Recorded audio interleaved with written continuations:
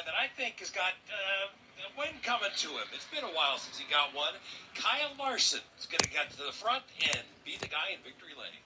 Now let's touch base one more time before the green flag with our turn announcers up in 1 and 2, Rob Albright. You know, Mark, one of my favorite parts of the Kentucky Derby is when they load those horses with their riders aboard into the stall at the starting gate.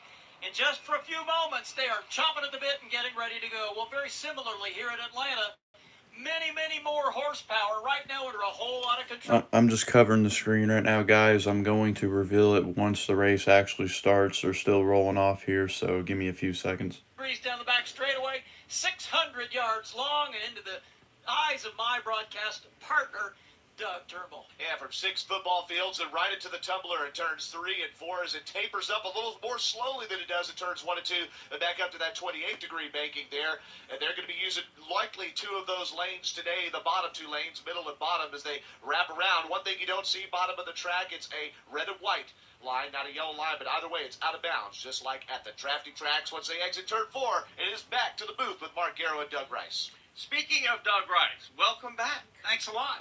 A lot of fun today. Been a full day, and you've been on the air for between 10 seconds here. So that was, you brought some heat there with the command. I had no idea how I was going to give the command. And the guy points at me, and I thought, well, here's what I got. So You had to have been practicing. Come on. I scared the dogs to come. Well, anyways, it was a great job, great honor. I saw the fans; they were kind of excited for you coming up through the grandstands. That was kind of cool. Yeah, they gave me a police escort, and the deputy sheriff really overvalued how good a shape I'm in because he's like running up the steps. You just go on. I'll get up here when I can. Wow, just left you. So right now, the field is about to be, I believe, taken down the pit lane so they can set their pit road speeds again. Here at Atlanta Motor Speedway, because of the configuration, it is different under green and under yellow as far as how they enter pit road or as far as the speeds are concerned. Under green, they enter in turn 3, and it is 90-mile-per-hour speed limit from turn 3, the bottom of turn 3, through the bottom of turn 4. At the exit of turn 4, when it gets to the straight part of pit lane, it slows down to 45 miles per hour. Under yellow, it is just a straight 45-mile-per-hour trip through that pit lane while the pace car is running 55 miles an hour. It is so unique that they allowed the teams pit practice after they got done qualifying the other day. There has been no practice, but they did allow them to go out after they qualified and practice these pit stops. Kind of funky. You're going from 90 miles an hour to 45, and again, you as a driver, you want to get all you can get because you can lose a lot of ground on pit road, but you can lose a lot because you get busted for speeding and have to do a pass through with this pit road setup. You're going to lose a lap, almost maybe 2. And what about a Joey Logano today? He's a guy that usually makes up time on pit road. Well, he's going to get an extra pit practice because he's got to serve that out for that penalty for the unapproved gloves today. 2 of the biggest, Mark, already back of the field with him and Chase Elliott. Of course, Logano has won here under this configuration. Chase Elliott has won here under this new configuration, which in 2022, that took place where they turned a relatively docile 1.5-mile racetrack into a 1.5-mile super speedway hybrid that kind of gives you the feel of a Daytona Talladega all packed into certainly a much tighter configuration. It'll be 1 to go when they come back to the start-finish line here at Atlanta Motor Speedway. By the way, Stage 1 today is brought to you by eBay. Burn rubber, not cash, by shopping on eBay Motors. ebaymotors.com. Again, want to remind you of our stages. Stage number 1 ends at lap 60, stage number 2 at 160, and then 100 laps more to 260 and 400 miles in the Better Health 400. Pace car speed, again, 55. Under caution, 45 miles per hour is going to be the pit road speed. The NASCAR starter today is Brett Dalton, the pace car driver, Jesse Delavu. And I don't know that we have a real feel for anybody because there's been no practice. You can't base it off of going out and turning one hot lap, I don't think, fairly. I think you can base it on what we've seen here the last couple of years and what we saw last week at Daytona. The Toyotas, not much speed in qualifying, but they raced really well. This week, Doug, they were better. They were quicker in qualifying, closer to the Fords and the Chevrolets. And if they race as well as they did last week, they could finally get their first victory at Atlanta since 2013.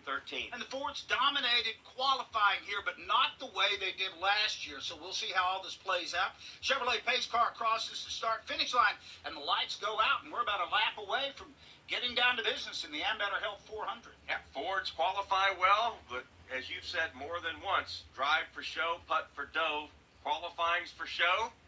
The race is the dough. I mean, that's where it gets paid. It's not for qualifying. I mean, that's a nice little small trophy, but if you want the big one and the check that goes with it, you got to last out 400 miles. I'm curious about strategy. Do you think we'll see the fuel-saving play again today? I think we will. I had a chance to talk to Carson Hocevar's crew chief, Luke Lambert, earlier. He doesn't think, however, if you got a guy out front and they're all up on the top side, they're kind of saving fuel. He said somebody's going to go like, no way. I'm dropping down the bottom. I'm going to take some folks with me. He said, then you get in front of those other guys, and then you start conserving fuel. So I think we'll see a little bit of both. And, Doug, with 100 laps in the final two segments, you're going to have to pit at least one time for fuel in those two segments. The fuel window, Luke told me, is about 70, 75. He said, we're not going to be able to get the 80, 83 or 4 that Austin Hill got yesterday to somehow win that Xfinity Series. And the other thing that we've seen, the highlight, at least yesterday in the Xfinity race, was the place to be. No matter who went down in the bottom, even if it was a group, they seemed to eventually lose pace. I think that had to do with the cars getting tight. Doug Turnbull, the lights are off. We're ready to get down to business. Yes, we are. This crowd is making some noise. Joey Logano put his car in the back as instructed, moving Kyle Busch to the inside of the front row, flanked by Michael McDowell. Rest of the top 10 are Kyle Larson, Todd Gilliland, Chris Buescher, and the Ryan Blaney machine, Chase Briscoe, and the two of Austin Cindric as they get ready to come toward the Geico restart zone and get going.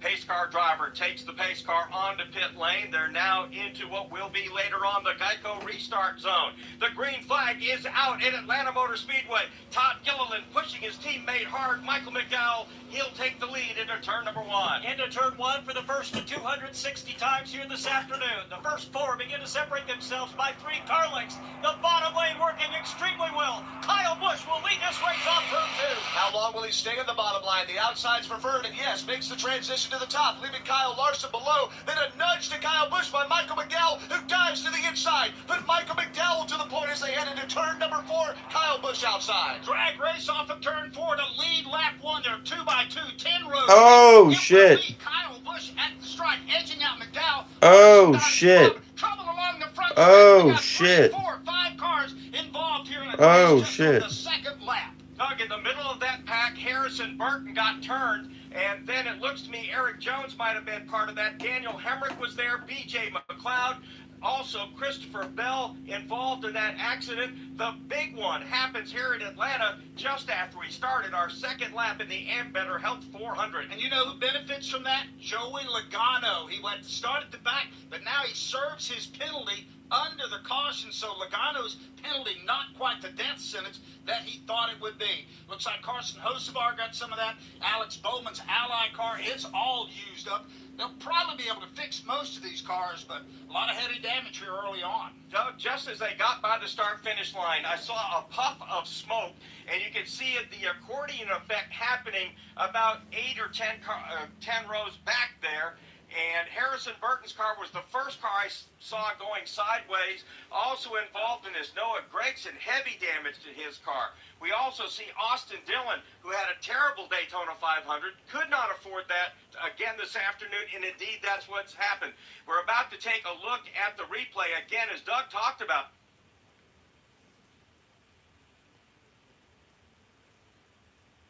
Again, as Doug talked about, there was 8, 10 rows, 2x2. As they came down to the start-finish line,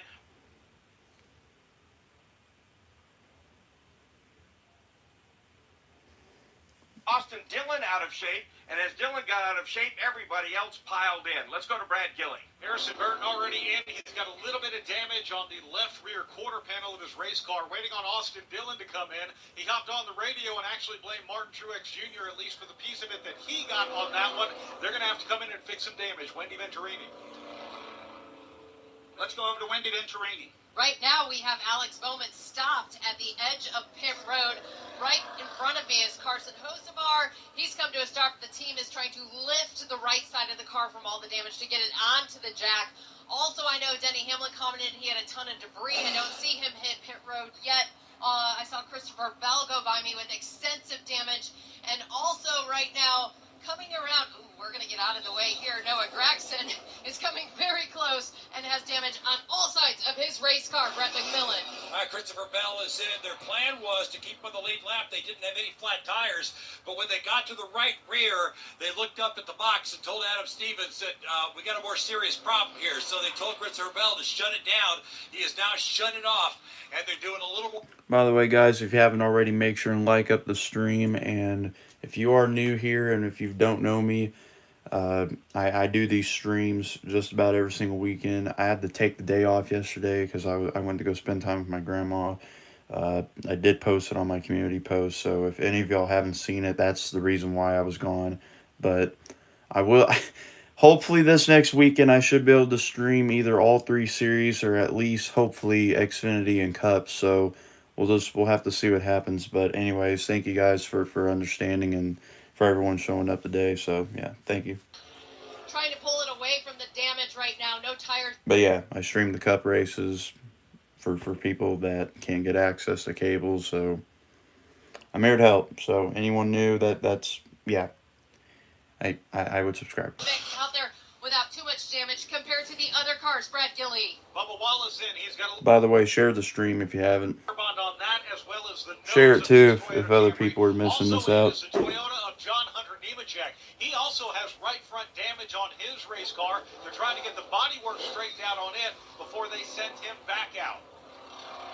So again, the big one at Atlanta Motor Speedway at the start of lap number 2, just after they passed the line for lap number 1, and a lot of tore up race cars. Mark, you mentioned that the wreck started well behind where it looked like it actually started. It culminated 4 or 5 rows behind where those first cars checked up. We'll take a break and be right back. The roar of our engines, the pump of our heartbeats, the pedal to our metal, the sparks that ignite us, the pistons that push us, the passions that drive us. From the feelings that move us, to the places that pull us, that car dead. that unite us. With nearly 6,000 stores and over 17,000 auto care centers, Napa has America's largest network of parts and care, here to keep you firing on all cylinders.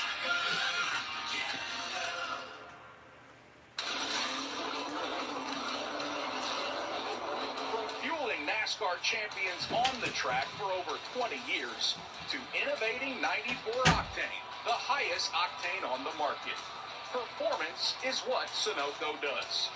All Sunoco fuel at the pump meets the same top-tier standards as the fuel used in NASCAR. From the track to your tank, you can trust Sunoco to help your vehicle perform at its peak. Throughout the week, you can get a daily dose of NASCAR news with PRN's Garage Pass with yours truly. It's sponsored by the great folks at Progressive Insurance.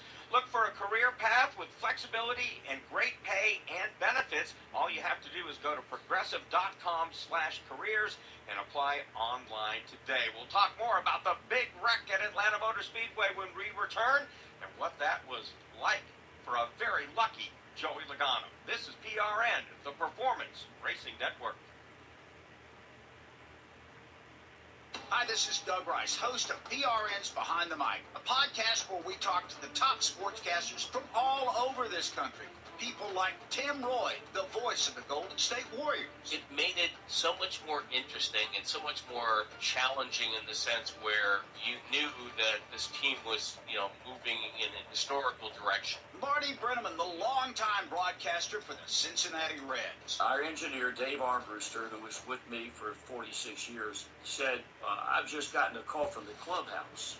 Lou wants you to put an open appeal out on the air and ask Tom Browning to come back to the ballpark. Ben Ingram, the play-by-play voice of the Atlanta Braves. Winning the World Series, that was so much fun. It was the most fun I've ever had in my entire life, and who wouldn't want to repeat that? Broadcasting is easier. What we do is easier when the team that we're covering is performing well. Remember to check out PRN's Behind the Mic and hear from the great voices of sports wherever you listen to your favorite podcast.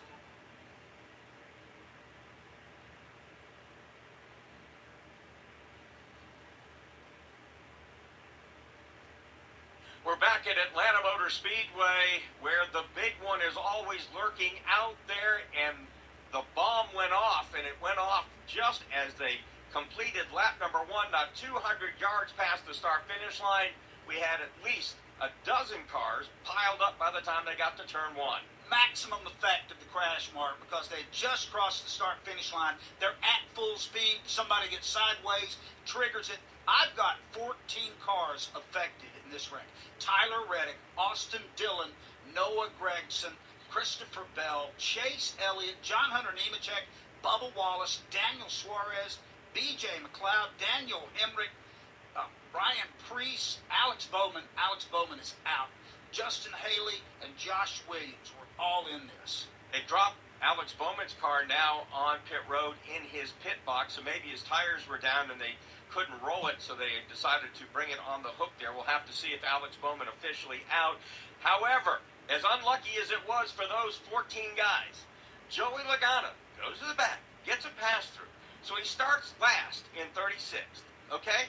By the end of lap number 2, Joey Logano was 20th, and even with the pass-through, is still on the lead lap. It could not have worked out better. Laid out perfect for him. I mean, he's the only guy that really benefited from this. Let's add one more car to the list.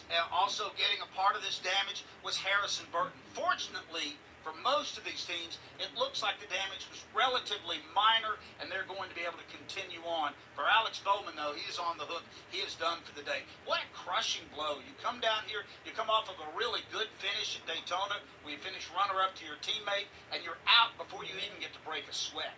And again, Doug, when you look at the drivers who had problems at Daytona, did not have to or did not want to back it up with another poor finish. Look at, again, I mentioned Austin Dillon, 37th at Daytona. We mentioned Tyler Reddick, 29th at Daytona. Again, you can't win the championship. You can't make the playoff in the first 2, 4, 5 races, but you can dig a deep hole. You can spend a good part of the year and into the summer trying to get out of if you have problems like this in the opening 2 races. For every amateur golfer that plays in the tournament where they allow you to buy a mulligan, okay, you don't want to use up your mulligan on the first hole or right. the second hole. You want to save that for later on. For these teams, they've used up mulligans already. They're behind. And again, for Austin Dillon, I can't get over how much he is in the wrong place at the wrong time. Again, pit road is open. We do have some takers. Let's go down to O'Reilly Auto Parts pit reporter Wendy Venturini. Brad Keselowski will be the first car to come to a stop along with Ross Chastain. Brad had locked up the brakes, but he had no damage to his race car. I also know there's a vibration on the 99 of Daniel Suarez, so they came down pit road again just now. No tires this time, but pulling the damage away. Also with toe that has been knocked off on the 45 of Tyler Reddick, so they're going to work on his race car a little bit more. Brett McMillan. Well, Christopher Bell was coming back down pit road. They sent him out. We believe the original problem was a broken toe link. He went back out and said, I really don't have any steering. He was coming back down pit road, but they told him to stay out because we're out of time. Remember, he's got to get back up to race speed before the clock resets on the crash clock. So, again, at Atlanta Motor Speedway, we've just completed lap number 7. 5 of those laps under yellow to start the Ambetter Health 400. Well, if you're thinking about saving fuel, you already are, so that may lessen that equation. Looks like Alex Bowman's going to finish last today. Josh Williams is also off the racetrack. Tyler Reddick is -3. Noah Gregson and Christopher Bell are all -3. Bowman's crew, though, Doug, still trying to make some repairs down there if they can beat the DVP clock and get him back out there. They put tires back on the Ally Chevrolet, and they're endeavoring to try to keep him in the competition. So we'll have to see if indeed that will work out. Next time the cars pass by the start-finish line, we'll be able to reset the field for you. Again, a 14-car melee just as they cross the finish line to complete lap number 1 of the Ambetter Health 400. They piled up 14 cars before they got to turn number 1. I can hear NASCAR through my headset, and they're going down the list of cars that are out. It's as long as the Gettysburg Address. I mean, it's taking forever to list these cars, not that are out, but to sustain damage. Right now, the count is at 15. Alex Bowman has brought the Ally Chevrolet back onto the racetrack, so he is going to be down at least 5 laps to start with, and of course with a damaged car, if you have any kind of body damage at all on a racetrack with this kind of speed, the aerodynamics come into play as much as they do here, that's just going to be a long afternoon of just riding and just trying to get what you can. Kind of crash you see at Daytona, but this track mimics Daytona and Talladega. Do you realize, Mark, that's more than a third of the cars in the field that are affected here on the lap 2 crash. It was barely lap 2. They just got past the start and finish line to start on the second circuit. All right, so let's give you the rundown as we currently have it. Kyle Busch is your leader, Kyle Larson second. The pole sitter, Michael McDowell, is now third. Fourth is Chris Buescher. Fifth is Todd Gilliland. Chase Briscoe sixth. Seventh, Ryan Blaney. Eighth is William Byron. Austin Cindric ninth. And 10th is Denny Hamlin. And it will be 1 to go when they come back to the start-finish line, by the way. Running 11th is Martin Truex Jr. Josh Berry is 12th. Kaz Grala 13th. 14th is going to be to Harrison Burton. Haley will be 15th. Bubba Wallace 16th. 17th, Daniel Hemrick. 18th, Ross Chastain. 19th, Brad Keselowski. And 20th will be Corey LaJoie. Zane Smith, 21st. 22nd, Ricky Stenhouse Jr. Joey Logano, 23rd on the lead lap. If he wins this race, I'm going to run down to victory lane, rub his head, and buy a lottery ticket. Ty Gibbs, 24th. 25th, John Hunter Nemechek. B.J. McLeod, 26th. Daniel Suarez, 27th. Then it's Eric Jones, 28th. 29th, Chase Elliott. Ryan Preece in 30th. 31st will be Carson Hocevar. Austin Dillon is being scored 32nd. I think he's being shown minus 2 laps. Christopher Bell, 33rd. He's minus 3. Tyler Reddick, 34. Minus 3 for Noah Gragson. The same minus 5 for Alex Bowman. And Josh Williams is being shown out of the race. Let's go to pit road and O'Reilly Auto Parts pit reporter Brett McMillan. Well, as you guys documented, Bowman is back in the race. And the issue with Bowman right now, most of the damage is on his right front. They've done the best they can to repair that. He's gone back out. They feel like the rest of the car is in pretty good shape. They'd like to put some more Barrett bond on it, but they don't have time right now. I think that's the thing, Mark. You're limited on time. You do the best you can. You got to still go out and make minimum speed. So I was a little quick to pull the handle on Alex Bowman, but when you come in on the hook, geez, it doesn't look good. It doesn't look good. It doesn't look good. Justin Haley just made a quick stop on pit road to make another repair to that car. Again, the lights are off the pace car. It'll be the Kyles. Larson to the inside, Busch to the outside, pacing the field to the Geico restart zone. We're going to restart this race at the completion of lap number 10. That's going to leave 50 laps before we get to the end of stage number 1 of the Ambetter Health 400. So again, as we look at turn number 4, the field stacking up 2 by 2. It's interesting, we've got 8 cars on the bottom, about 20 cars on the outside lane, as they've chosen those grooves here at the restart. It's the Ambetter Health 400. Healthy crowd on hand here today to at Atlanta Motor Speedway. Drop down in front of another Kyle Larson, who runs in second. Side-by-side fight for third. And then those Chevys transition to the top lane. They pick up Michael McDowell's car as Larson now dips to the inside in turn number 3. He went high, then he looks low, and Kyle Busch is left outside. Kyle Larson to the lead in turn 4. To the inside now of Kyle Busch, it's Chris Buescher as they come motoring out of turn number 4. Now Kyle Busch gets attacked from Michael McDowell. They're back in 1. Well, one thing we did not see at all last night in 2 races was moves on the inside of the racetrack. Already we've seen several. Kyle Busch back to the race lead as he bypasses Larson.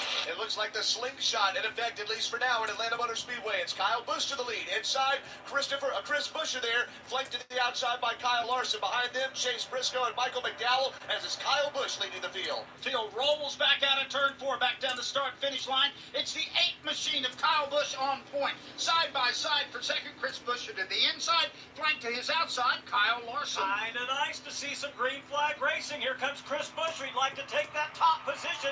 He gets dead even with Kyle Busch down the backstretch. And fitting the Submarines machine is on the inside line as Christopher Bell comes to pit road. Up front, Chris Buescher trying to look under Kyle Busch for the lead. Busch told me he's got speed dialed into that Cheddar Chevy, and it sure looks it off of turn 4. For a split second, Kyle Larson thought about splitting the middle between Buescher and Kyle Busch, decided against it. Now going 3 wide, Briscoe to the inside as they go to 1. Huge move by Chase Briscoe, as you say, 3 abreast into turn 1 off turn 2. Briscoe now will go after the second position as he's going to the with Larson. It's dueling blue and whites. Cars there, a Ford on the bottom of Briscoe, a Chevy of Kyle Larson up top. That's to the battle in the second position as Kyle Busch is in the lead. 3-wide battle at the back of the top 10 with Austin Cindric in the middle too. And dropping back outside of the top 10, a car that is on the move, Corey LaJoie. Right now he's riding in the draft of Ross Chastain with Keselowski pushing him around the track. He's picked up 15 spots. Corey LaJoie started this race in the 32nd position, already on a charge toward the front. Side-by-side race for the lead down the backstretch. Indeed it is. It looks like it's Kyle Larson looking to make that Chase Briscoe to the inside of Kyle Busch. Kyle Larson to Briscoe's outside there as Busch maintains the advantage. That high line just a little bit faster for the leader Busch. Kyle Busch with Kyle Larson drafting up behind him still has the lead to the inside of Larson as Briscoe. Rushing up into the fray now. McDowell and Blaney as they go to one. 2 and 3 wide racing down the front stretch and into turn number 1. New race leader sliding up to the top in front of the former leader Kyle Busch is Kyle Larson. Larson down the back straightaway there, gets to the outside line again. Kyle Busch gets a big run with a push from Michael McDowell. Kyle Busch right up to the rear bumper of Kyle Larson, but Larson to the lead. Chase Briscoe looking under Kyle Busch for second. The battle is for second. It's Chase Briscoe diving to the bottom of the racetrack, side by side with Kyle Busch. But here comes Michael McDowell charging to the outside. After starting on the pole, Michael McDowell yet to lead a lap of this race, but he's in position to perhaps do so pretty soon. Kyle Busch leads him off turn 2 with Larson in hot pursuit. Yes, Busch is slingshotting Larson there for the lead. Now Larson gets a push for Michael McDowell, the reverse of a lap ago. Now it's the top 4 cars that were, well, single file for a moment. Chase Briscoe to the inside in third position. Briscoe trying to slide up in front of Michael McDowell. Can't do it. McDowell slams the door behind him. Door to door, Buescher and Blaney. And into turn number 1, Michael McDowell will take the third position away from Michael McDowell will take it away from Chris Buescher. He'll now go up.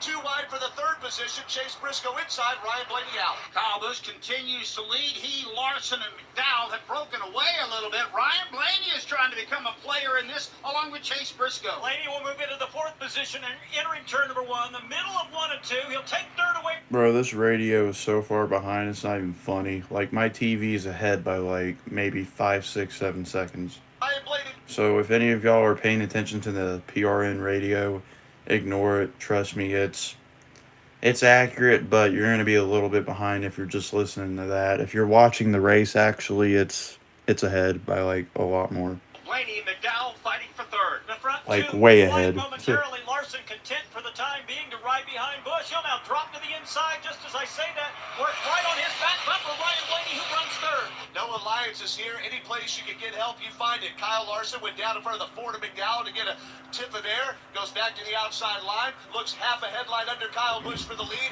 2-wide battle for fourth. Briscoe and Blaney. Briscoe on the inside line into the inside of Blaney. Behind him, 2x2. Ross Chastain's picked up a lot of spots. He's inside the top 8. Ross Chastain started this race from the 21st position, pitted under this most recent caution. He's now in the top 10. He worked to the inside of William Byron for position. And up front, another lead change. Kyle Larson just went around Kyle Busch. 2-wide battle for third spot. McDowell outside at turn 3. Blaney to the inside, hugging that red and white line. Then they fade up the track just a little bit as Blaney's getting a surge. Joey Logano restarted in 2030, just got by Ty Gibbs. Moved Logano up to the 14th spot as he tries to battle inside Todd Gilliland. And it's fierce back there among the top 15. We've got about 22 cars right now in that lead pack. Kyle Larson continues to set the pace. Ryan Blaney trying to wrestle second away from Kyle Busch. It's Blaney inside, Busch to the outside. Blaney gets a big push from Chase Briscoe. Briscoe tries to look under him for a moment, gets back in line. To the outside of Briscoe in that 5th position, it's Michael McDowell. Need to make note, Christopher Bell took his Toyota to the garage here. It is still Larson on point, side by side for second. It's Blaney and Kyle Busch. Huge lead for Kyle Larson. Huge at this juncture. 1 car length into turn number 1. Now closing that gap in second position, Ryan Blaney. Pretty soon we may have a new race leader. Blaney tacks right to his back bumper. Got a big surge off the exit of 2 and down the back straightaway. Blaney looks under Larson for the lead. They're 2 wide into turn number 3. It's the white and black Ford of Ryan Blaney to the point. He's going to finish the pass. pass at 4. Blaney slides up the racetrack. The slide job on Larson to take the top spot. For third, Briscoe and Kyle Busch now. Door to door in turn 1. Kyle Busch, after leading early, has slipped back to the third position in jeopardy of losing that. Chase Briscoe is inside, trying to pinch him down as Busch, as Kyle Larson goes after race leader Blaney. Yeah, Larson went inside, then outside, looking at Blaney again. He's going to enter turn 3. Oh, it looked like he was going to guide. Now he goes low. He pulls the move on Blaney, Larson does, that Blaney did 2 laps ago. Kyle Larson back to the front. Slides up in front of Blaney, almost cuts the nose off of that Ford. Larson back to the point. Then it's Blaney. Kyle Busch is in a battle back there with Chase Briscoe for third. Briscoe gives up that spot. Appropriating it is Kyle Busch. Now Michael McDowell, he finds himself under attack by the pole sitter Michael McDowell as they race door to door. And they're going to soon see lap traffic of Noah Gregson's damaged car in turns 3 and 4 as they enter 3 now. Ryan Blaney surges to the bottom in front of Larson again. Larson fades almost to the high line and trouble in turn 4. It's Chris Buescher going around right in front of William Byron. He puts it on the brakes. The caution is out as Buescher's going to slide into the pit road grass. Second yellow flag of the day, and really a lot of smoke, a lot of noise, but no harm, no foul for the most part, as we're under the second yellow of the day in the Ambetter Health 400. Tax Talk with Straight Talk. You give and you give. This tax season you get with Straight Talk Wireless. You get a reliable 5G network and unlimited data and a Samsung Galaxy A14 included when you buy an extended silver unlimited plan. So you can give your janky phone to your kid. Yeah! Switch to Straight Talk for plans starting as low as $25 a line per month for 4 lines. Find us at straighttalk.com. For network management practices, visit straighttalk.com. Device offer ends 4/14/24. Online only. Family plan discount with 4 lines, all on the silver unlimited plan. Taxes and fees apply. At Hunt Brothers Pizza, you can choose from 10 toppings at no extra charge. In a hurry, call ahead to place an order or grab a hunk of pizza on the go. Find the nearest location at huntbrotherspizza.com and follow me, Joey Logano, all season long. By downloading the free PRN mobile app, you can listen to all of our live race broadcasts anywhere. You'll also have easy access to all of our award-winning studio shows. Get all the latest racing information at your fingertips with the PRN mobile app. With nearly 6,000 Napa Auto Parts stores and 17,000 Napa Auto Care Centers, Napa is the fuel that helps drivers like you get up and go. Second yellow of the day, single car spin for Chris Buescher in turn 4. From Atlanta Motor Speedway, this is PRN, the Performance Racing Network. Buddy Baker is back in victory circle after just 5 tries in 1971. Your family and Buddy Baker have a history. Long history of Buck and my granddad racing against Buddy's dad. Buddy came to drive for my dad in 71, 72, right along there. Drove that white Dodge number 11. They always called him the Gentle Giant. And Buddy would come over to the house. Sometimes he would bring his son Brian, who was about my age, and we'd go motorcycle riding. Buddy Baker was a great motorcycle rider. We'd go out through the woods, and man, he would do some stuff. My dad would just putt along on that little motorcycle he had. Buddy'd have his on the back wheel and in the gas, running hard. Brian and my dad would ride together, and I would ride with Buddy because they would cut along, and I would ride with Buddy. But Buddy was just that guy who always was just so kind to me. Even when I started racing, and we'd go to Daytona, you'd go to Talladega, where he had lots of success. You could sit and talk to him, and he would tell you things, and you could pick his brain, and he tried to help you.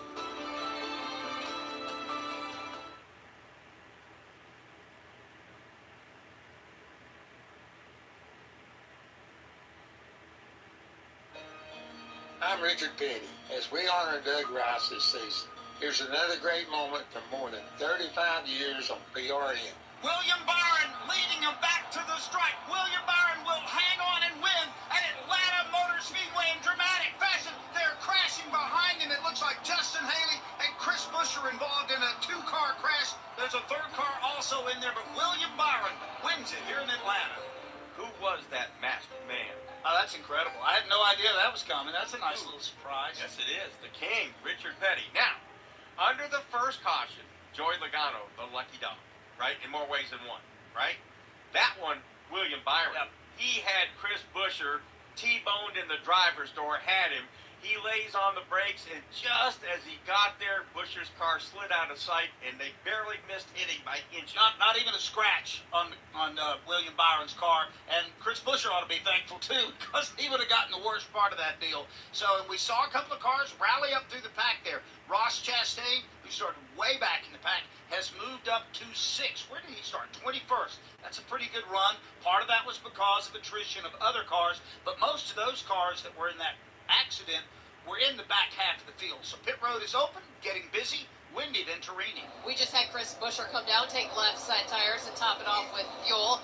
We do know that Denny Hamlin's been tight in traffic, but he's going to pass by coming down pit road this time. Also on pit road right now is Daniel Hemrick, who's had a little bit of damage so far, and also Brad K. Brad Keselowski said it's not bad in the center, but he's going to take 2 tires and just check for damage as the team spends more time on the right side of the race car. Brad Gilley.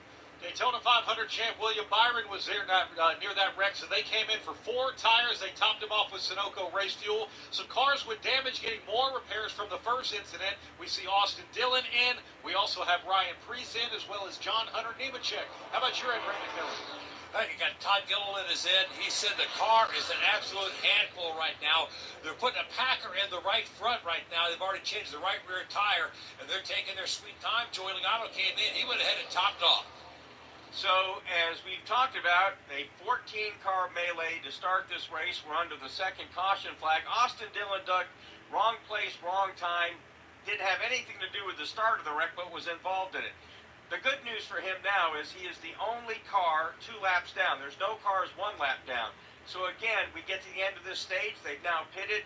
I'm going to venture to guess that he'll stay out, get 1 lap back as he gets the wave around, and then they'll try to fight back to the lead lap at some point. Let's go to Wendy Venturini. Well, the steering being off is a big issue for a lot of these drivers, and for Chase Elliott, you see him parked on pit road right now. He said this just pushing the nose right, especially down the straightaways, even down the front stretch, he said. So they came back down where they were working on the toe of the race car, working on the underside of the race car, trying to get it a little bit better steering for Chase Elliott. Brad Gilley? Give me an update on race leader Ryan Blaney. He says his car is a little bit tight, although if he moves up a lane, it gets a little bit free. He told Jonathan Hassler that he just needs the front end to work a little bit better. They're going to try and fix him up at the stage break. Kyle Larson says his car feels pretty good, says it's going to be much better if he can just get to free air, guys. Back on pit road is Alex Bowman. We had given him up for gone, but Blake Harris and that crew has patched that car back together. Now, he is in bad shape. He's minus 5 laps, but he is still out there. And Mark, this is all about just little steps now. It's just like we were talking about Austin Dillon. If you can get back on the lead lap and you hang around and get a good finish, he's a guy that doesn't want back-to-back disasters. Doug, a team like Hendrick Motorsports and Alex Bowman's team, they don't want a DNF beside their number at the end of the race. That's why they're out there fighting. And again, they could gain a few spots here and there at minus 5. If he can gain 4 or 5 more spots, that's 4 or 5 more points, and you never know how that will turn out. Let's set the top 20 for you as we get set to restart with 30 laps to go at stage 1. Ryan Blaney, your leader. Kyle Larson, 2nd. 3rd, Kyle Busch. Michael McDowell, 4th. 5th, Chase Briscoe. 6th is Ross Chastain. Denny Hamlin, 7th. 8th, Martin Truex Jr. Josh Berry, 9th. And 10th is going to be Bubba Wallace. Ty Gibbs is 11th. 12th, Zane Smith. Ricky Stenhouse Jr., 13th. 14th, Joey Logano. Corey LaJoie, 15th. 16th is Austin Cindric. 17th will be William Byron. 18th is Harrison Burton. They turned the lights back on, so we'll give you a full field rundown. And I can slow down. Kaz Grala is 19th. And 20th is Daniel Hemrick. Chris Buescher now 21st. 22nd, B.J. McLeod. 23rd, Justin Haley. Again, guys, if you haven't already, if you are new here, make sure and like up the stream. And if you, if you are new here, make sure and subscribe. That way you don't miss out on these races. For anyone that was wondering, anyone that was wondering where I was yesterday, I went to go spend time with my grandma. But I promise this next weekend I won't miss anything, hopefully. So, again, guys, thank you for understanding. And, again, if you are new here, make sure and subscribe. That way you don't miss out on any of these. Because, trust me, I'm going to try my hardest, stream every single Cup race at least. So, again, guys, I'm just trying to help people out. So, Yeah, but anyways, thank you guys. Seriously, thank you. Every time. eBay Motors, ebaymotors.com. Eligible items only. Oh yeah, and by the way, if anyone's bitching about the radio, I can't control what MRN does and what PRN does. It's just I've always supported MRN. MRN's like way better because they actually stay on track. PRN, it's like it's behind, but yeah, I don't know. It's behind. It's not really good, but it's what we got. It's what we got to deal with. So yeah. He chooses the outside lane. Flank to the Here we go. inside Green by Kyle flag. Larson. Row 2, Michael McDowell and Kyle Busch. Row 3, Ross Chastain and the See, like the PRN's already behind. Like they just started and they're still talking. Two NASCAR champions make up the front row. Kyle Larson to the inside. To the outside, the reigning champion. It's Ryan Blaney being They're so behind. Kyle Busch. Kyle Busch gives Blaney a little nudge in that high line to 1. The advantage to Blaney, compliments of Kyle Busch, as you acknowledged, that they come into turn number 2. Kyle Larson now will dip to the bottom of the racetrack and try to get alongside race leader Ryan. Again, guys, if you are just now coming in here, please ignore the PRN radio if that's what y'all are going to listen to. It's behind. It's way behind. If you're going to watch the race, that's probably your best option because it's ahead. So, yeah. We got a bump from McDowell, who got a bump from Ross Chastain. They remain locked door to door in turn number 1. Well, that battle on the top of the racetrack between Kyle Busch, who's running third or was running third, coming into turn 1. He gave a boot to the rear end of the machine. The rear end of the machine of Ryan Blaney. He'll try to take second away from Larson and go out. side, then tucks back in line, and a big move on the inside. Kyle Larson there's a look like Busch got loosened for. Kyle Larson and Kyle Busch have been racing around each other this entire event, but right now they're racing behind Ryan Blaney, and also Chase Briscoe's been a player here, Rob. He certainly has. He continues to run in that top half dozen. He'll work in the fourth position to the outside of Kyle Larson. Kyle Busch will take the lead off turn 2 from Ryan Blaney. Six inside, goes outside, but Blaney's going to give him a run down the backstretch. To the rear of Kyle Busch goes second place Blaney. Kyle Larson right behind him. They fade outside. Larson goes almost to the high lane, but Kyle Busch is your new leader. Digging hard on the bottom, Michael McDowell draws even with second place. Ryan Blaney to his inside also is the Ross Chastain machine as he continues to move forward. Unlike last night, as we documented earlier, the inside lane is strong here this afternoon. Michael McDowell, the pole sitter, he'll try to get second away from Blaney and go after race leader Busch. And that means McDowell's made a lead change. He started on the outside, but now he's to the inside of Ryan Blaney. That's too wide for the second spot. The field is too wide, about 10 rows back. Kyle Busch managing both lanes and keeping the lead. Pole sitter Michael McDowell's got a nice ride going. He is side by side for Blaney for second. Behind them, side by side, Chastain and Larson, they're fighting for fourth. Absolutely nobody appearing to have a dominant race car here this afternoon. Kyle Busch, this time rather than the top, he'll select the bottom lane as he hustles off turn 2. And what we see is one large pack, unlike yesterday's race. The only trailing cars are way behind and damaged up front. Kyle Busch leads both rows. He ducks to the inside, picks up a draft for McDowell. Then he's going to scoot to the outside of the exit of 4 and keep Blaney at bay. Kyle Busch single file out front, everything else behind him, 7 rows, 2 by 2 stacked up behind him as they again rumble to turn number 1. With these somewhat restricted engines, momentum is key here at Atlanta Motor Speedway. The guy that doesn't have to roll out of the throttle. Here comes McDowell. He wants second. He certainly does. That green, number 34, looking to Kyle Busch on the inside, but Busch blocks him off. Leading the outside lane is Ryan Blaney with a push from Kyle Larson and given to Ross Chastain in the 5th position on the inside. 37 laps down here in Atlanta. Kyle Busch has led 22 of them. Let's pause 10 seconds for station identification. This is PRN, the Performance Racing Network.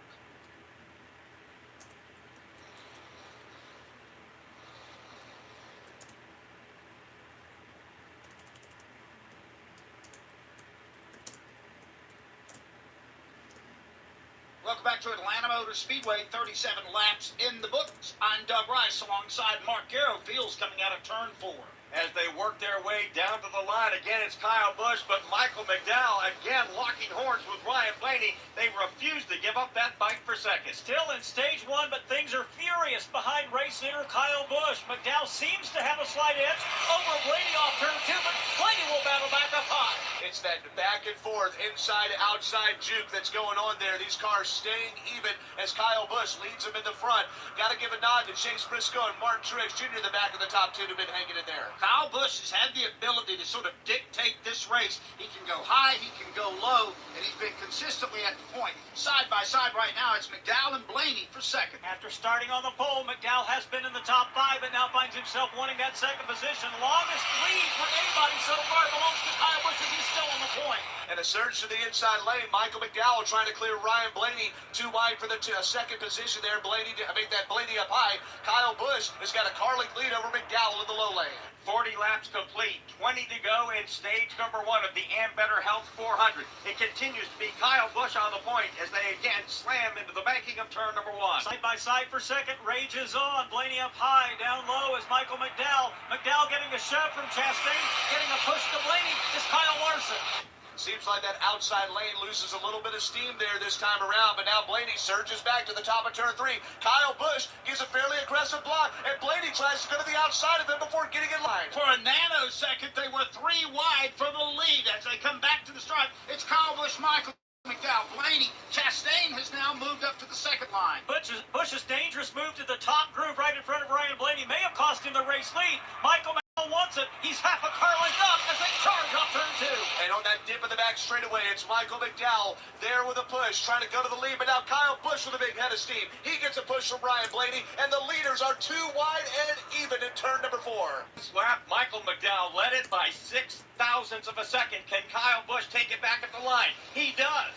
He takes it back by 28 hundredths of a second. They're back in 1. Now up to the third position is Ross Chastain. He'll try to draw even with Kyle Busch. Chastain started 21st. He's now battling for runner-up.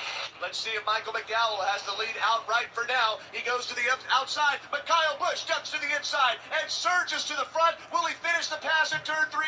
Yes, he will. Kyle Busch sinks back to the outside lane into the lead. Kyle Busch's Chevrolet swings around the Ford of Michael McDowell. He's back on the point. Blaney is third.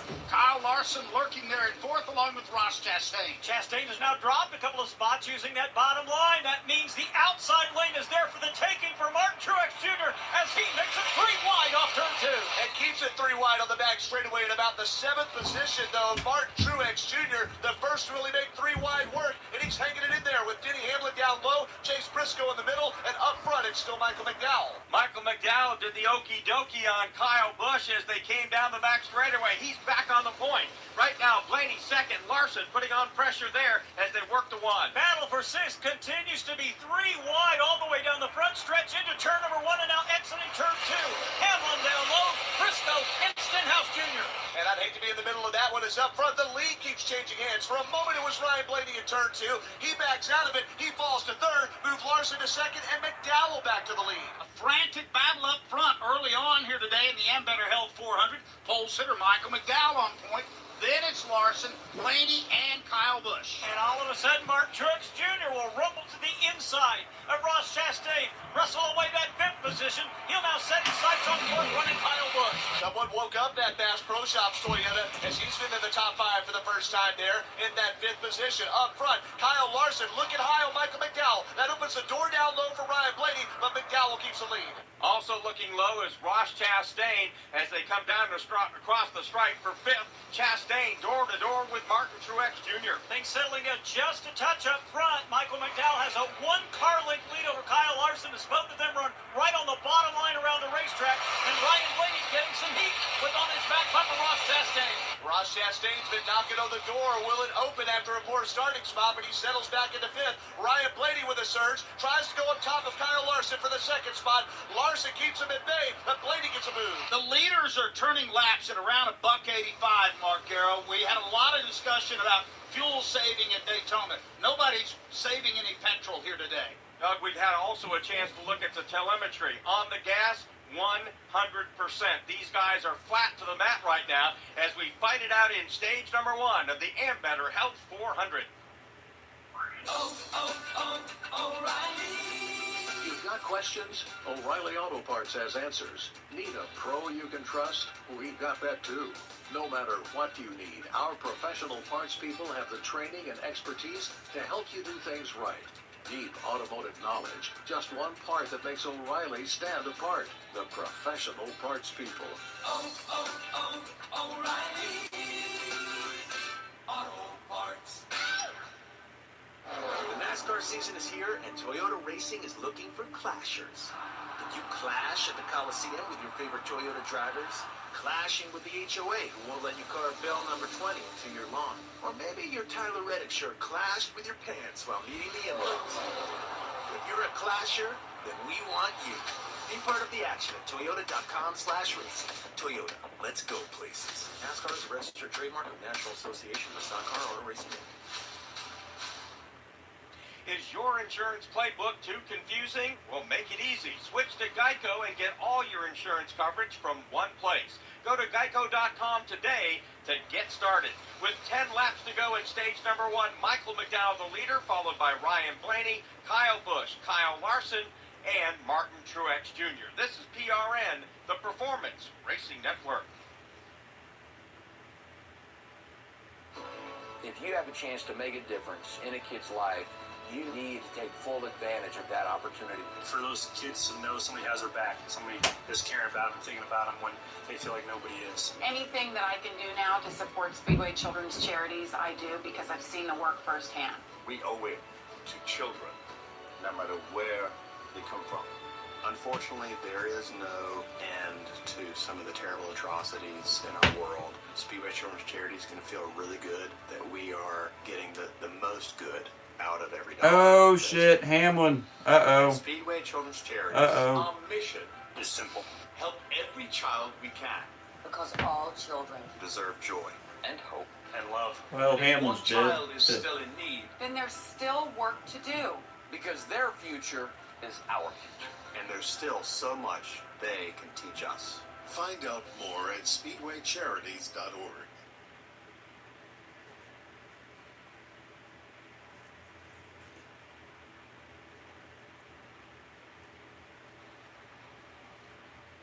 With 8 laps to go in stage 1, the third yellow flag is waving at Atlanta Motor Speedway, being shot out of the pack sideways right at the start-finish line. Denny Hamlin in the FedEx Toyota, he turned sideways, went across the apron into the grass. He lands down in turn number 1 in the grass. Somehow, Hamlin did not hit anything, will live to fight another day.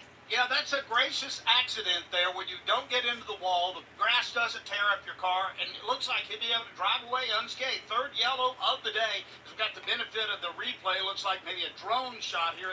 Mark, he got out of shape, but like you said, he's going to drive away from this one. Every yellow flag we've had today, I can say, man, there's one driver's been so lucky. Logano the first time, then William Byron the second time. This time, the fact that Hamlin did not damage his car and went flying across the grass at 180 miles an hour, that's a big deal. I got one more replay of here. It's Denny Hamlin racing close to Kyle Busch, and they got together a little bit. I don't know if Denny came down or the classic did Kyle come up, but Denny went flying, but he will resume. Bro, the Elliott fan's happy. Tell that bitch to shut the fuck up. Somebody tell that dumb blonde bitch to shut up. Oh wow, Hamlin wrecked. Wow, so happy. Get your bitch ass out. Far, it looks like for Denny Hamlin.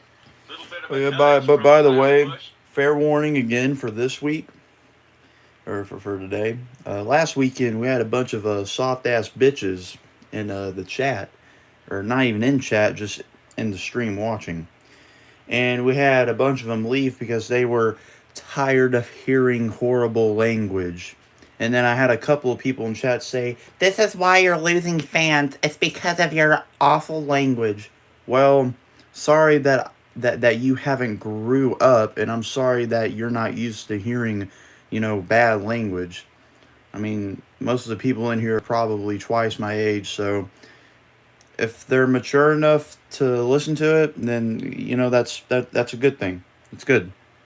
But if you can't handle the smoke, you are allowed to leave. Just saying. On a 1.5 mile track. But in all short summary, let me just tell y'all this: don't be a bitch, okay? Don't be a crybaby bitch. Don't be an Austin Dillon. Okay, just don't act like a bitch. If you can't handle the smoke, if you can't handle the truth, if you can't handle reality, you go ahead and leave. That's on you.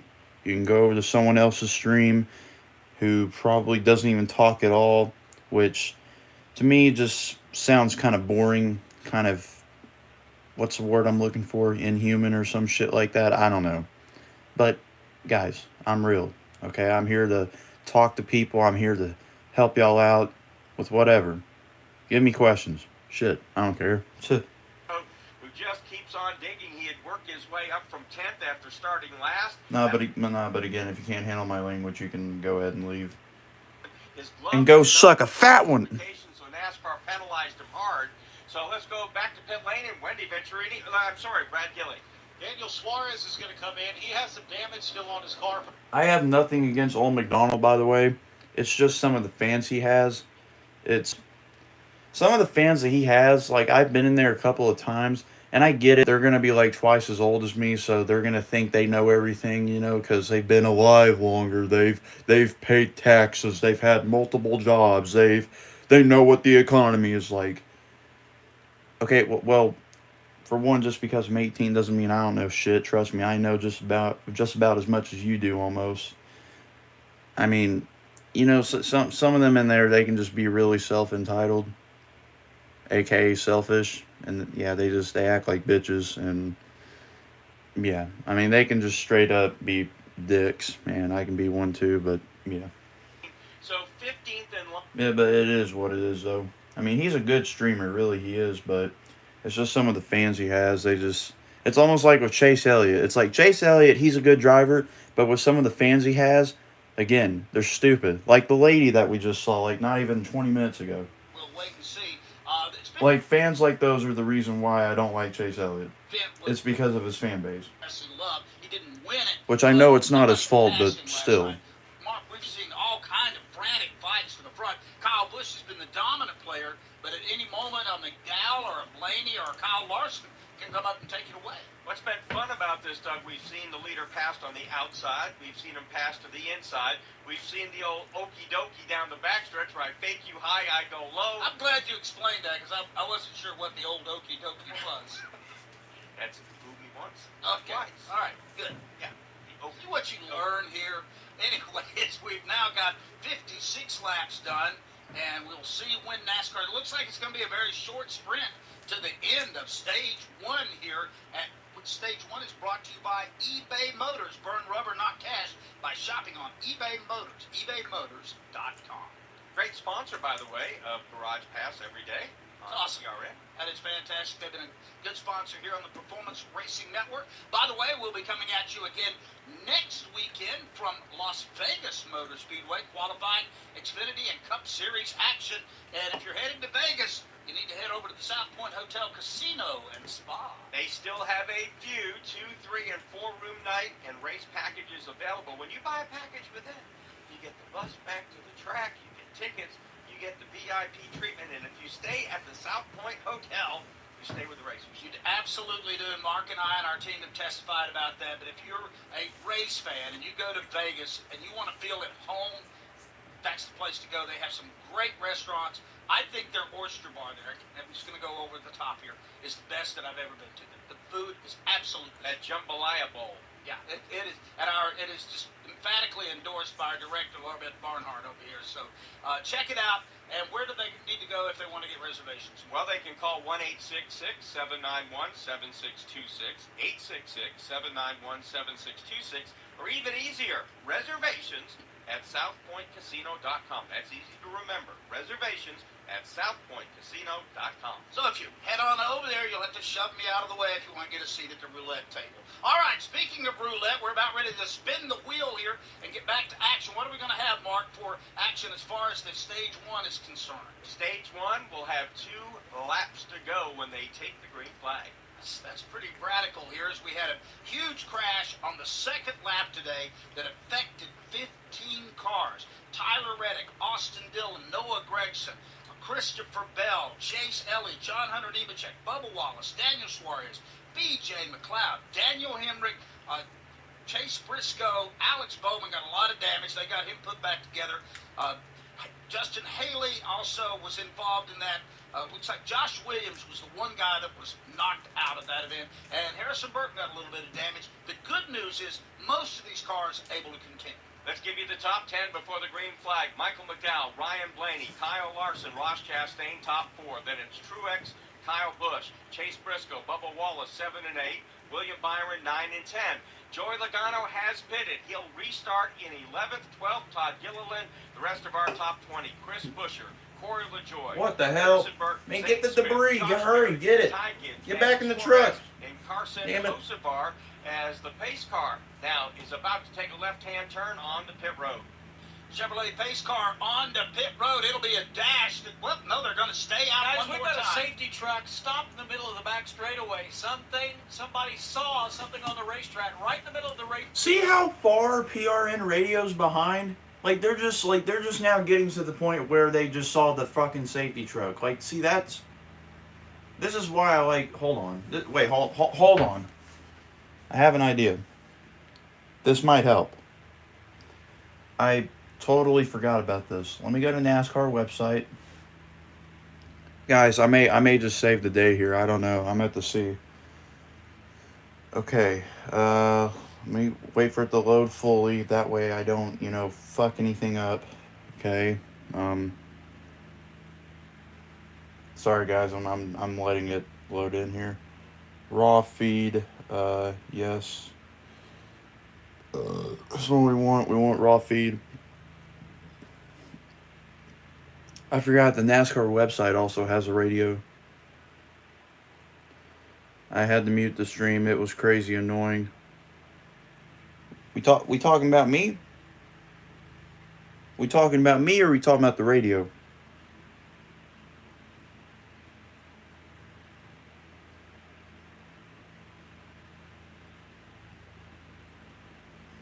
I don't know who we're talking shit about, but oh. I thought y'all were talking about me, and then one of y'all said a dog, and I'm like, a dog? I don't have a dog. Anyways, green flag back in the air. Hold on, guys. I'm gonna have the radio back on here in a second. I'm figuring something out here. I may have just saved the day though if I figure it out. Okay, it's scanner audio. That's what it is. Okay. Man, look at that. McDowell in the lead. Getting pushed from Chastain big time here. Okay, guys, radio's about to come back on. I'm gonna figure this out.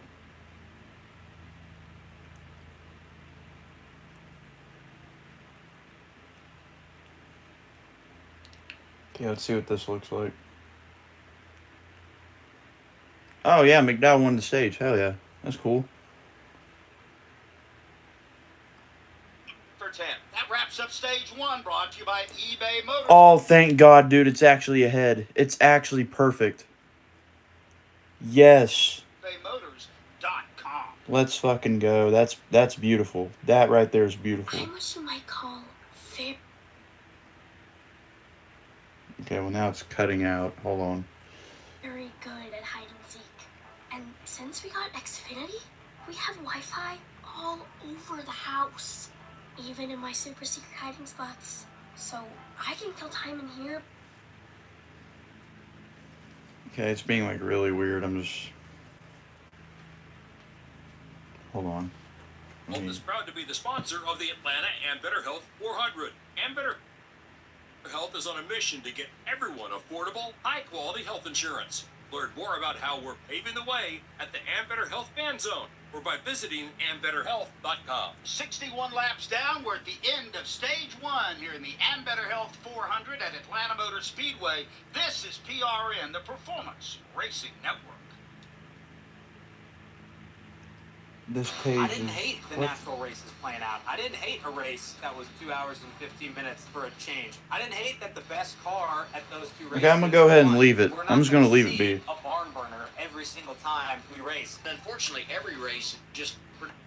Oh shit, no, that's the wrong button. My bad. I do, though, like the reset and having a pause point at the end of each stage. The O'Reilly Auto Parts Pit Reporters on the Performance Racing Network.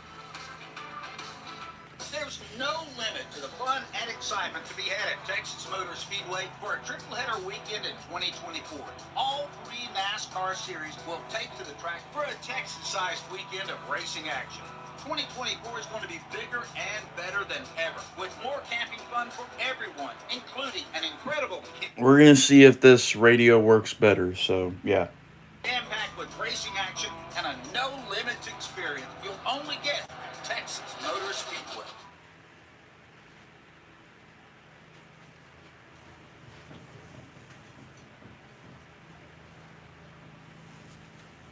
Welcome back to Atlanta Motor Speedway. Stage 1 break is being executed right now. A wild Stage 1 with 3 cautions. The first one, as we told you, involving 15 cars, most of them able to drive away.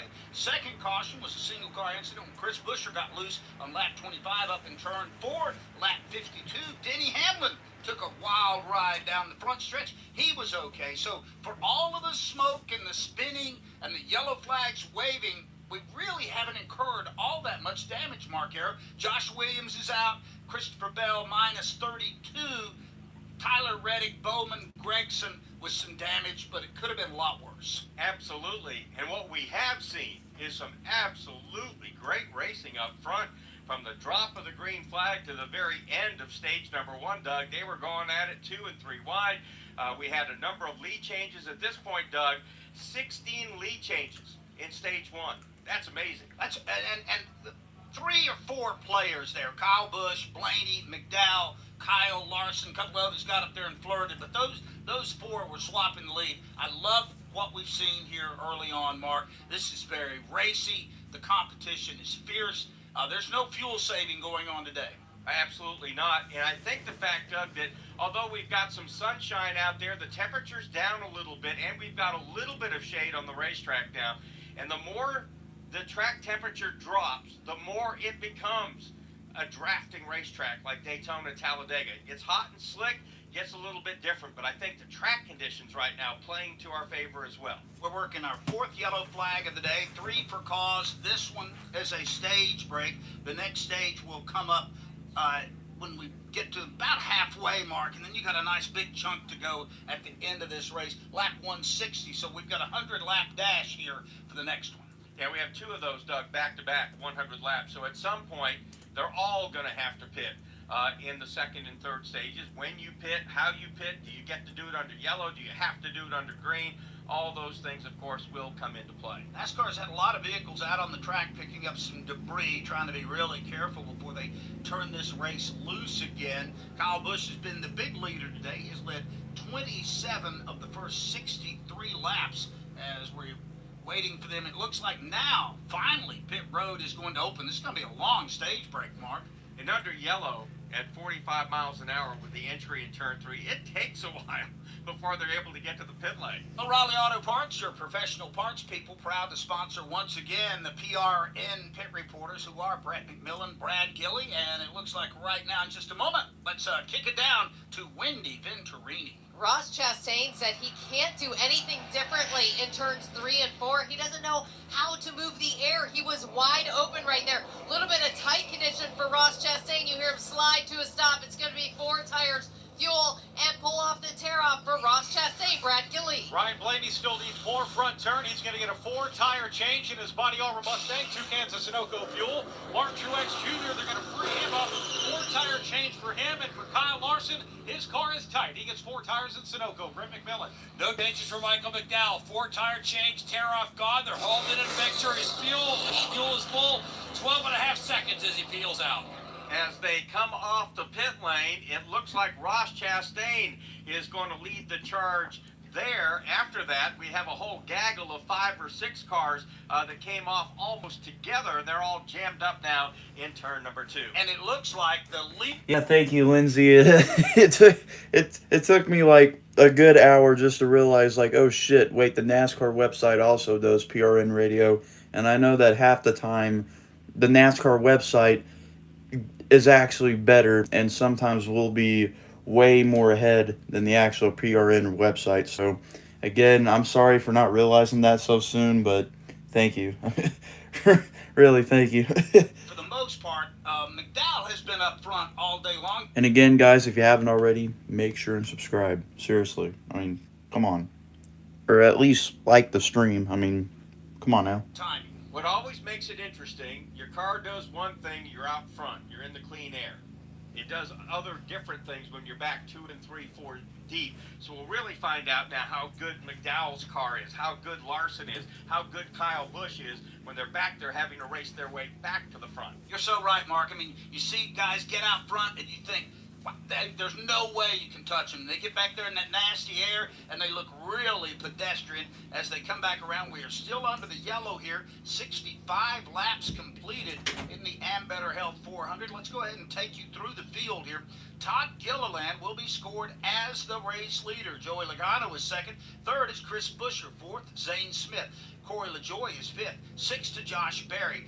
It'll be Harrison Burton. He's moved up to 7. Austin Cindric 8. Daniel Suarez 9. And 10th is going to be Ty Gibbs. Justin Haley 11th, 12th Brad Keselowski. Danny Hamlin after that wild slide across the front straightaway apron into the grass, undamaged, and now 13th. 14th, Chase Elliott. Kaz Gralla 15th. 16th, Ross Chastain. Michael McDowell 17th. Kyle Larson 18th. 19th, Ryan Blaney. 20th is Bubba Wallace. 21st will be Ricky Stenhouse Jr. Martin Truex Jr. is 22nd. 23rd to William Byron. Chase Briscoe 24th. 25th, Carson Hocevar. B.J. McLeod is 26th. 27th, Kyle Busch. Daniel Hemrick 28th. 29th will be Ryan Preece. And 30th will be John Hunter Nemechek. Eric Jones is going to be 31st and then scored 32nd. It looks like Doug back on the lead lap is going to be Austin Dillon. Was down 2 laps after being involved in that 15-car crash at the end of lap number 1 as they headed off to turn number 2. So he's fought his way back to the lead lap in 32nd.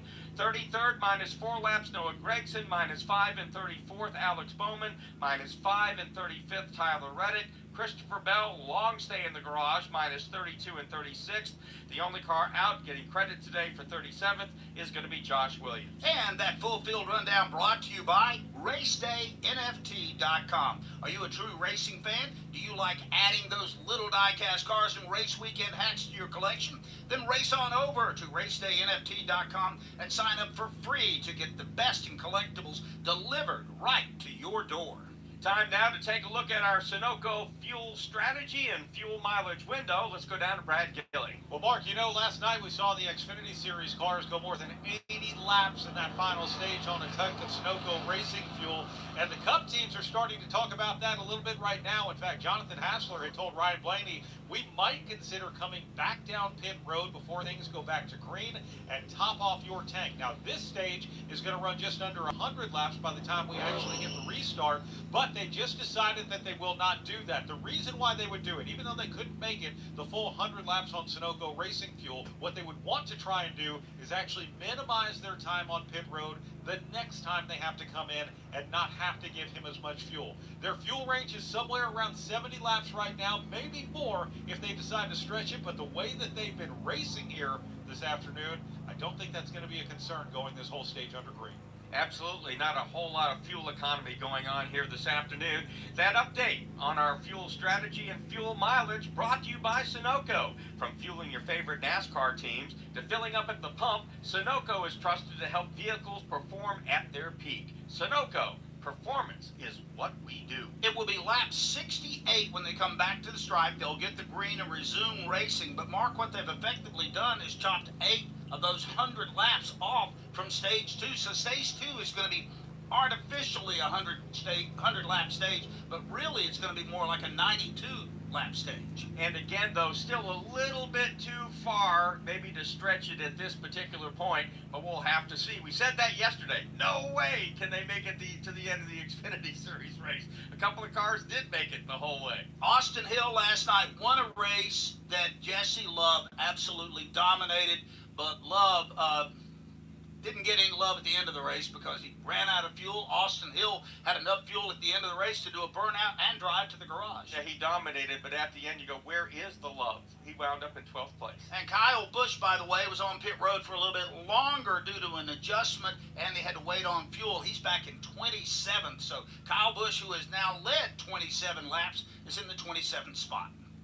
Up in front of Doug Turnbull. Pack is tightening up. How about it? Todd Gilliland, who ran well here last year. He's up front, chooses the inside line. Joey Logano overcomes his early race penalty to start next to him. And then it's look out. Zane Smith and an earlier spinner, Chris Buescher, on row number 2 as they come to the green. A pair of Fords now easing into the Geico restart zone. Green flag is back out at Atlanta Motor Speedway. Corey LaJoie bumps Todd Gilliland on the inside, trying to nose him to the lead in turn number 1.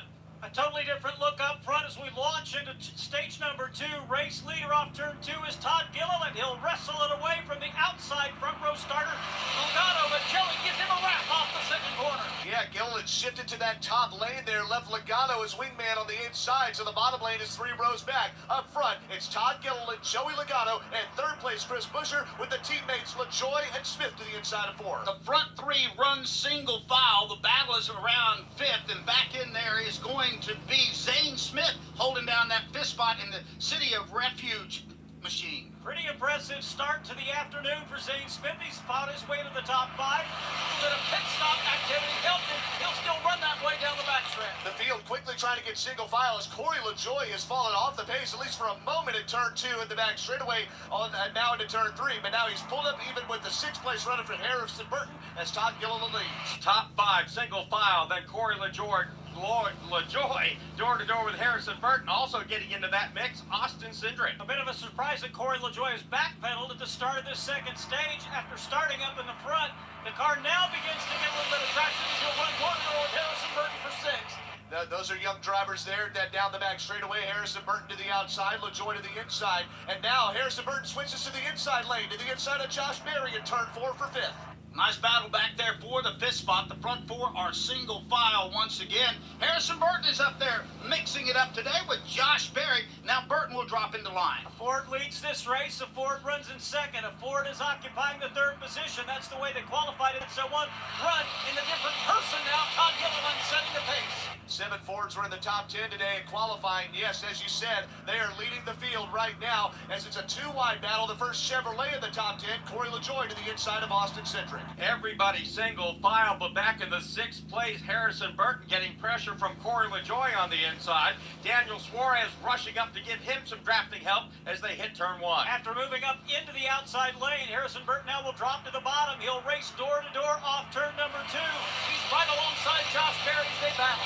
The field looked like they were getting in single file, not so much. Chris Buescher to the inside in 3rd place. Who's up high? Zane Smith. Joey Logano goes up to block him, and Zane Smith is into the wall. He scrapes the wall there as they go out of turn number 4. Actually, that's LaJoie. And the field needs to be happy that Zane Smith kept it up on the wall. He scraped the right side paint off the car, Rob, but he still maintained speed. He did a nice job, and he maintains some speed, but he again gets into the wall in the middle of 1 and 2, ever so slightly. I'm sure he's picked up some bad stuff off the racetrack on his tires. Again, he hits the wall after the exit to turn 2. Good run, gone bad. Zane Smith heading to pit road. Up front, Todd Gilliland leads Logano, Josh Berry, and the 3rd place car is actually Chris Buescher. As they race back to the stripe, it's still Gilliland, Logano, Buescher, and riding in that 4th spot right now. Good early run here today for Josh Berry. Josh Berry rides in the 4th position. Now the first to drop to the bottom.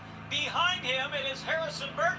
Looks like he'll easily bypass Berry. He'll go after Buescher. What a move there. Harrison Burton by himself, trying to get in front of Berry, gets even now with Chris Buescher for 3rd, and then drawing into that battle, it's going to be the Austin Cindric machine and several others in tow as they're still battling hard. Don't look now, but George's favorite son, Chase Elliott, now is on the prowl. He looks inside of Berry as they fight for 5th in turn number 1. Chase Elliott, a former winner here on this configuration. He'll pick up a spot. He's all the way up to 4th. Now he takes a peek to the inside of the 3rd place car of Chris Buescher. He was involved in that first caution there, had heavy damage, long pit stops, and look at it. Pit strategy puts Chase Elliott 3rd. They're in turn number 3, even door handle to door handle with Chris Buescher. Up front, it's Gilliland. Watching the crowd here at Atlanta Motor Speedway, they know Chase Elliott is clawing toward the front. They are standing in mass here. Elliott right now tied for the 3rd spot. And the group of cars that came on pit road that led this race to the end of stage 1 still mired back in heavy traffic. Off turn 2, Gilliland, half a car length over 2nd running Logano. For now, the inside lane has lost some steam as Chase Elliott's got to get back in line at about the 7th position. The lap car of Zane Smith to the bottom. There's the field, has to whoa up in turns 3 and 4. Top 4 or 5 are single file. Chase Elliott nearly ran over the Zane Smith machine at the entry of turn number 3. Barely missed him. He'll now tuck in line behind Denny Hamlin. 6 cars, now perhaps 7 single file up front. To the bottom of the racetrack goes Michael McDowell. He's trying to work his way back up through traffic. He's the best running so far of the cars who came on pit road during the stage break. And he'll settle into that 6th spot with Chase Elliott pushing him there. As McDowell goes to the inside, it's going to work on 5th place Denny Hamlin. Chase Elliott now has Austin Cindric inside for 6th. 77 laps in the books here at Atlanta Motor Speedway, and Todd Gilliland is your race leader. Why do challenge flags only exist in football? Think how useful they'd be in real life. Like when you're positive it's not your turn to walk the dog. Challenge flag. The neighbor's kid says it wasn't their ball that dented your car door. Challenge flag. Your friend paid you back, but you definitely don't remember that? Boom. Challenge flag. Imagine settling a disagreement with an instant replay. Why isn't the world like that? I guess it's because it's technically impossible. You know one thing no one would ever challenge? Protecting your home and auto with Progressive. Progressive Casualty Insurance Company, affiliates, and other insurers. Not available in all states. eBay Motors is here for the ride. Go ahead, feel your engine. Admire that perfectly installed exhaust. Your vehicle's moving along this freeway like it was made from fresh installs and a whole lot of love. With eBay Motors, you get over 122 million parts to keep it running. And with eBay Guaranteed Fit, they'll be the perfect fit every time. Plus, at these prices, well, we're burning rubber, not cash. Keep your ride or die alive at ebaymotors.com. Eligible items only. Exclusions apply. Here at Atlanta Motor Speedway, 80 laps to go in stage 1, 180 in all left to go in the Ambetter Health 400. Michael McDowell has fought his way back up to the 4th spot. So again, with 80 laps to go in stage 2, Todd Gilliland, your leader, followed by Joey Logano, Chris Buescher, Michael McDowell, and Denny Hamlin. This is PRN, the Performance Racing Network. Hey there, it's Kathy Martindale and Paul Shad on C-Max Racing Country Classic. Hey, we're back. Come on to Nashville. It's Kathy and Ben Skill. Who do you find it hardest to keep up with, musicianship-wise? I just feel like an adequate guitar player compared to some of the people that I just love and admire and really think are spectacular. The majority of the people that I learned to play the instrument from are still around. C-Max Racing Country Classics. I've been driving trucks for a long time. Safety is my #1 priority. I know that my truck has huge blind spots. That's why I remember to check my mirrors often for smaller vehicles. Everyone can help keep our roads safe. Next time you're behind the wheel, try to avoid lingering in those blind spots. It could be dangerous. Let's all plan to share the road safely. Learn how at www.sharetheroadsafely.gov.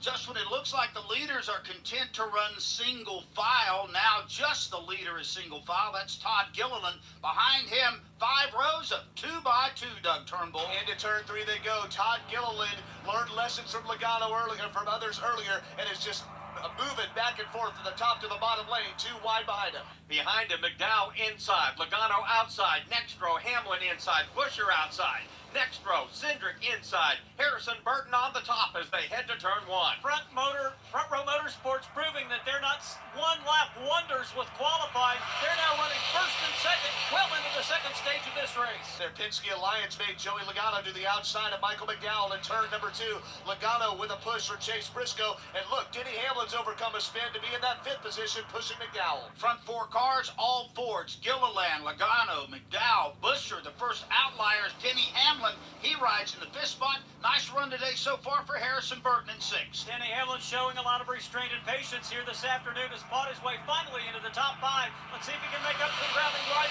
on the back bumper of Michael McDowell. McDowell. And to the inside of Chris Buescher he is. As Denny Hamlin there fighting for that 5th and 6th position in front of the Joey Logano and Michael McDowell holding 2 wide. Todd Gilliland still in control at turn 4. It looks like a restart as they work their way out of turn 4. You have Gilliland out front, everybody else stacked up 2 by 2 as again they rumble off to the banking in turn 1. Not only is it a bit of a surprise that Todd Gilliland continues to lead this race, he's doing it at the bottom, and no leader so far this afternoon has preferred that bottom lane. He's making it work right now. Outside the top 10, looks like Kyle Larson took several 3 wide, but up front, Joey Logano shaking loose of Michael McDowell there. 2nd position is all his as Logano chooses the outside line with push from Buescher. Gilliland brings the whole field down the first kink of the double dog leg here. Then it's Logano, Chris Buescher, Michael McDowell, Harrison Burton still hanging out in the top 5. McDowell not able to stay on his teammates' back bumpers, giving up a couple of spots as Logano is appropriated 2nd, Buescher is 3rd. But as I say that, again, McDowell looks to the inside of Buescher. And does so without a lot of help. McDowell just pulls right out of line to the inside of Buescher.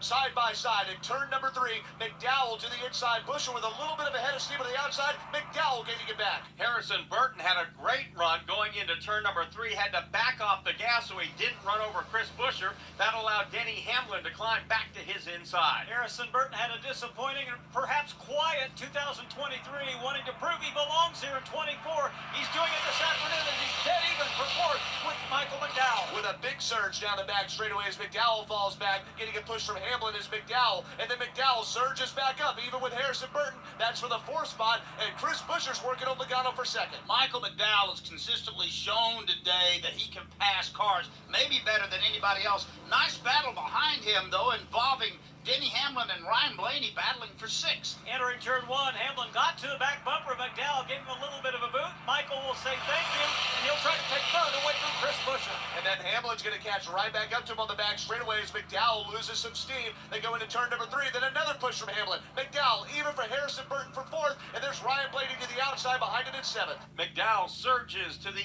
inside now of the Buescher machine. Can't make it happen again. Harrison Burton bumping on the back bumper of Chris Buescher. Pretty aggressively into turn 1 was Harrison Burton, and momentarily took the 4th spot back away from McDowell, but on the exit of 2, McDowell has the advantage.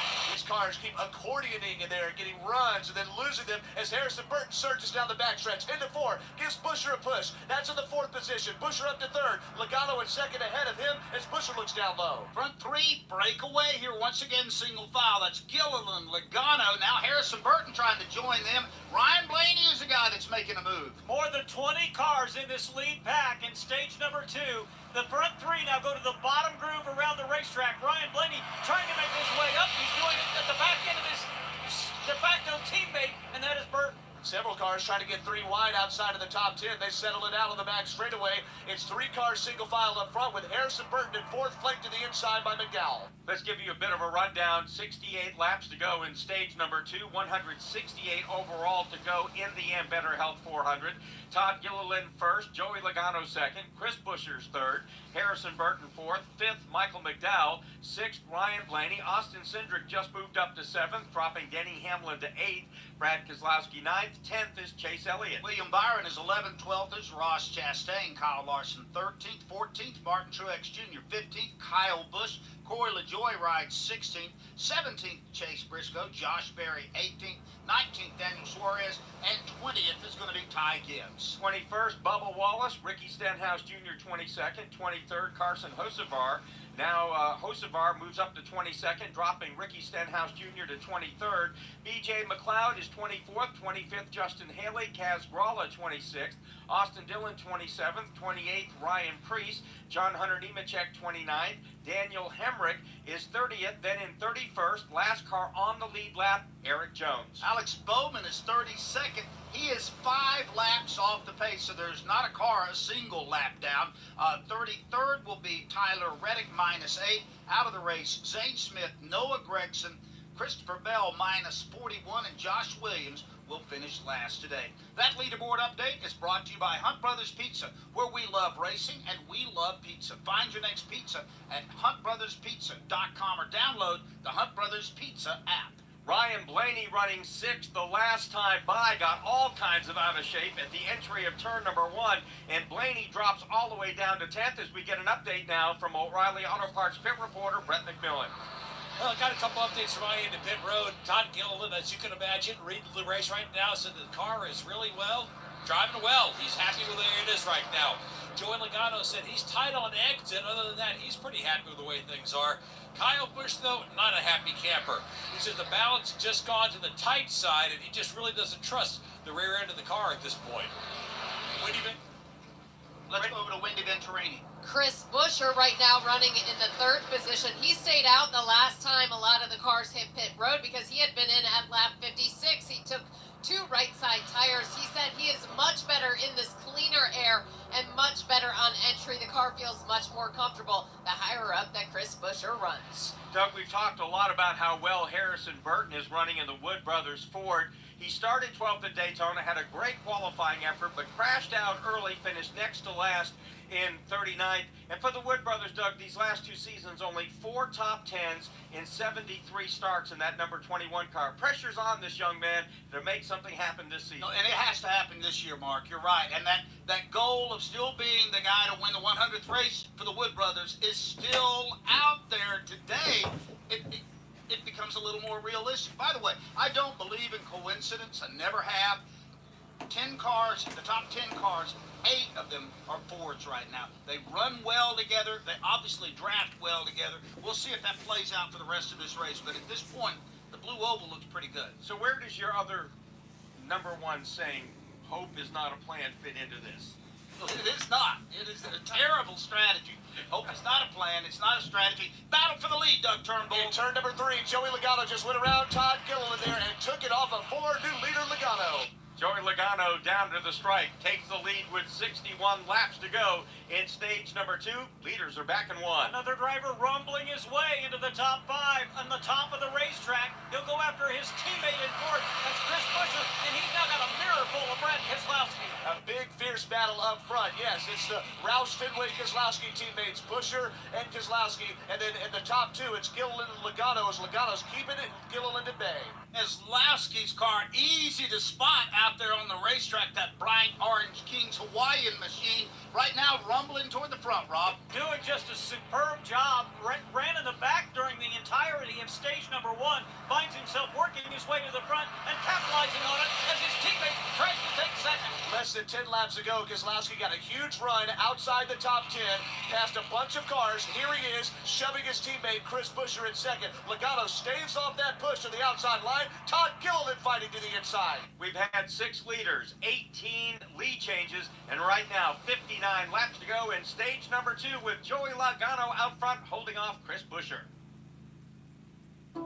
Some people just know the best rate for you is a rate based on you with Allstate, not one based on Carol. She's more focused on hitting a high note than the car in front of her.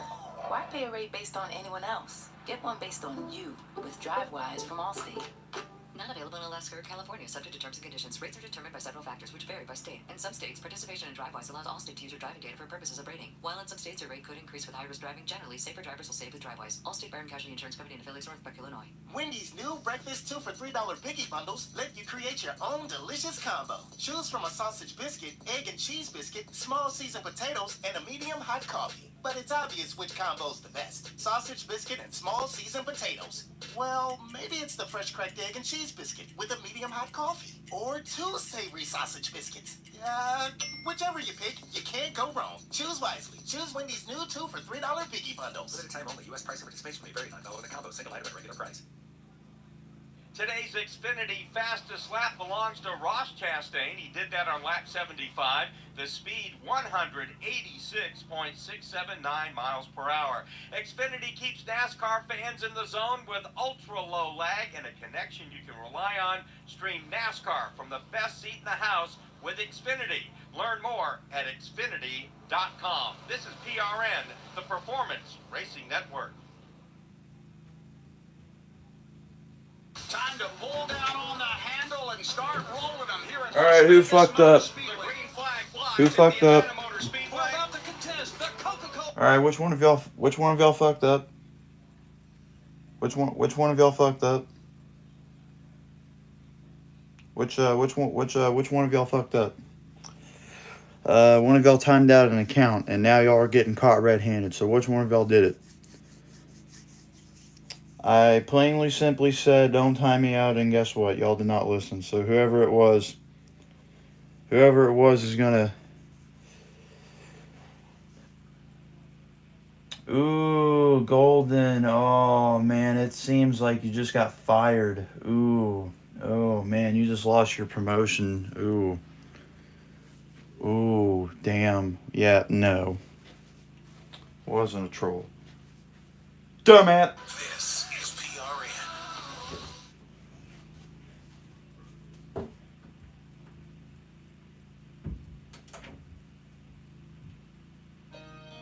I'm Richard Petty. As we honor Doug Rice this season, here's another great moment from more than 35 years on PRN. If you believe in numerology, this is Kevin Harvick's third Winston Cup start. There are 3 laps to go. Kevin Harvick has pulled away to an 8-car length advantage as they rocket into turn number 1. It looks like problems for Dale Earnhardt Jr. A right front tire is down. He is limping onto pit road. Can Kevin Harvick hold off Jeff Gordon this time by? As they go by, it's the white flag. 1 lap to go. Kevin Harvick with a single car length advantage over Jeff Gordon as they race into turn 1. Hey, Doug, 35 years is a long time to be around, so have a happy retirement. Nice message there from the king. He ought to know. You know, that cat's never retiring, by the way.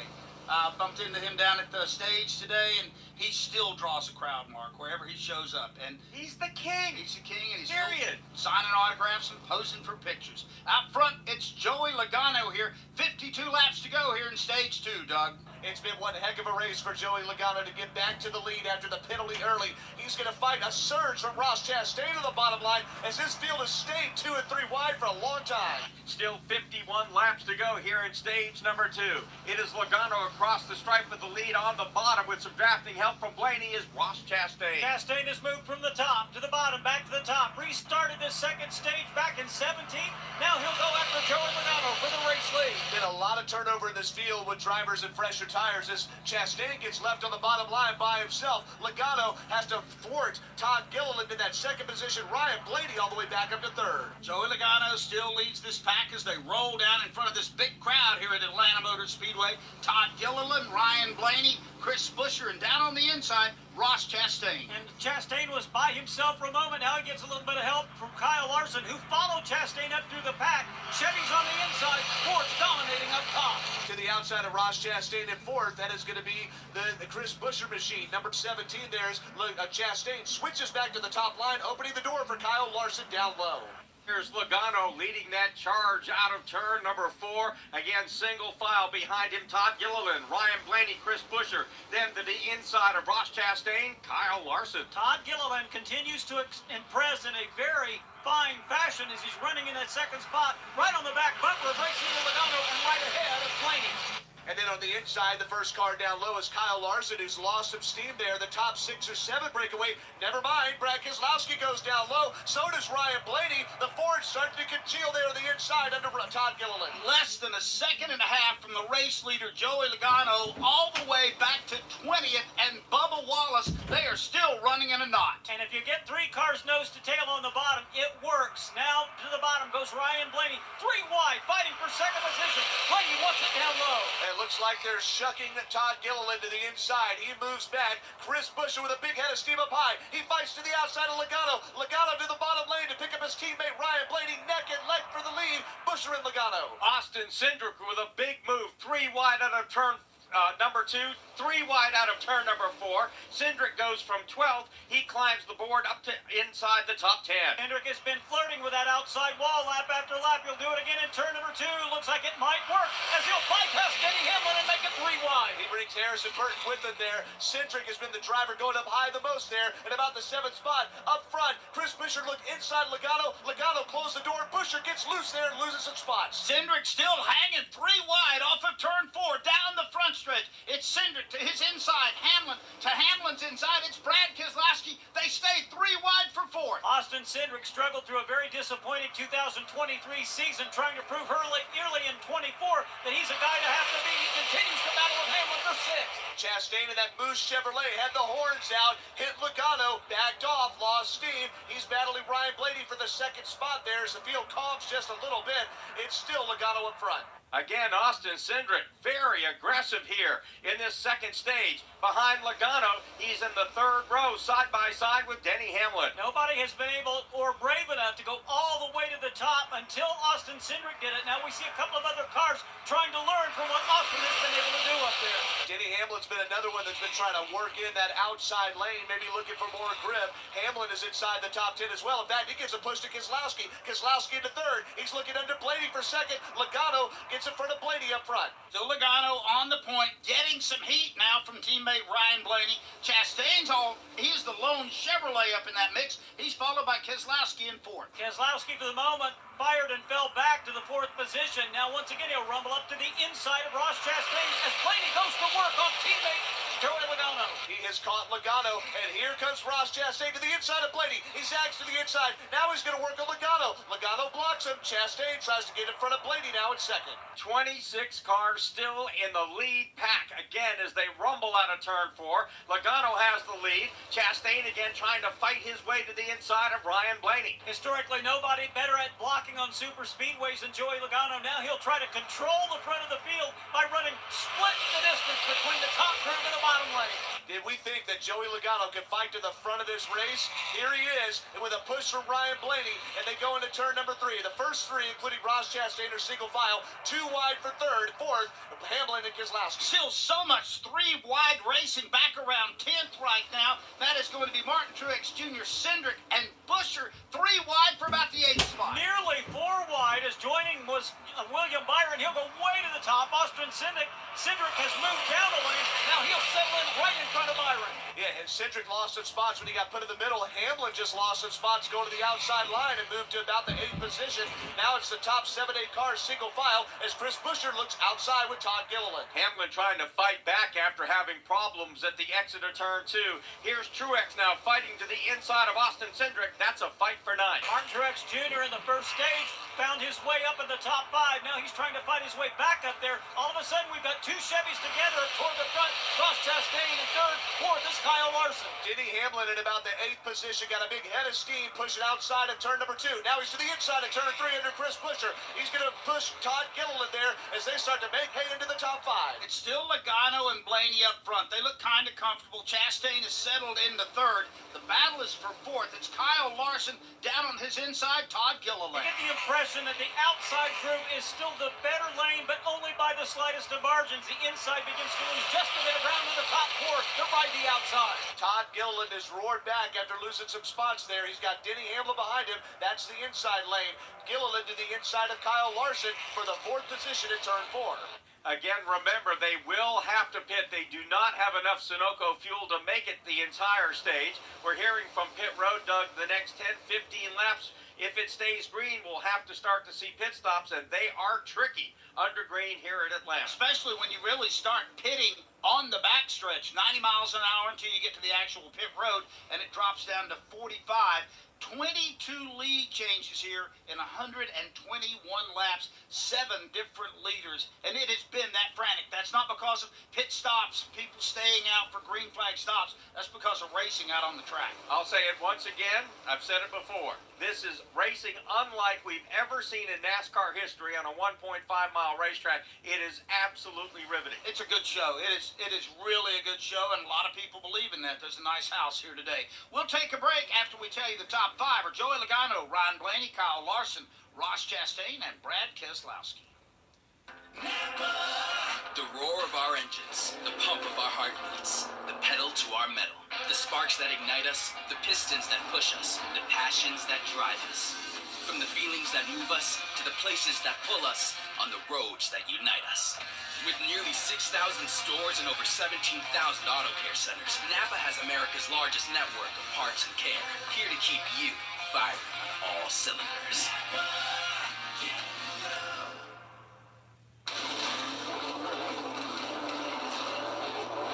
Fueling NASCAR champions on the track for over 20 years to innovating 94 octane, the highest octane on the market. Performance is what Sunoco does. All Sunoco fuel at the pump meets the same top-tier standards as the fuel used in NASCAR. From the track to your tank, you can trust Sunoco to help your vehicle perform at its peak. Here at Atlanta Motor Speedway, 35 laps to go in stage number 2 of the Ambetter Health 400. Joey Logano is still on the point. Ryan Blaney second. The rest of our top 5, Brad Keselowski, Kyle Larson, and Ross Chastain. This is PRN, the Performance Racing Network. Hi, it's PRN's Brad Gilley. Did you know you can take PRN with you anywhere? That's right. By downloading the PRN mobile app, you can listen to our live race broadcast from anywhere. Make sure you don't miss a second of the action from the track. Download today for station listings and on-demand access to your favorite studio shows like Fast Talk, Pit Reporters, or Garage Pass. Get all the latest racing information at your fingertips with the PRN mobile app. Available in the Apple App Store and on Google Play. Hey, I'm Corley Joy for Speedway Children's Charities. The mission for Speedway Children's Charities has remained true since its founding almost 40 years ago, to care for children in educational, financial, social, and medical needs in order to help them lead happy and productive lives. So many children have benefited from our group in the past, but we need your help now more than ever. There's so much we can do when we all join together, so let's start today. Visit speedwaycharities.org to learn more. I thank you in advance for your help.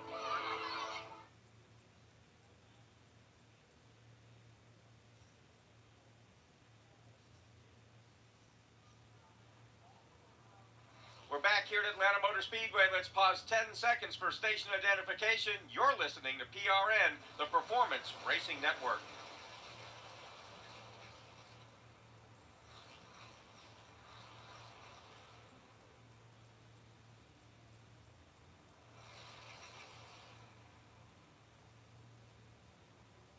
Green flag pit stops have begun. Ryan Blaney on pit road just ahead of Joey Logano, who now moves into his pit lane. Let's go to Brad Gilley.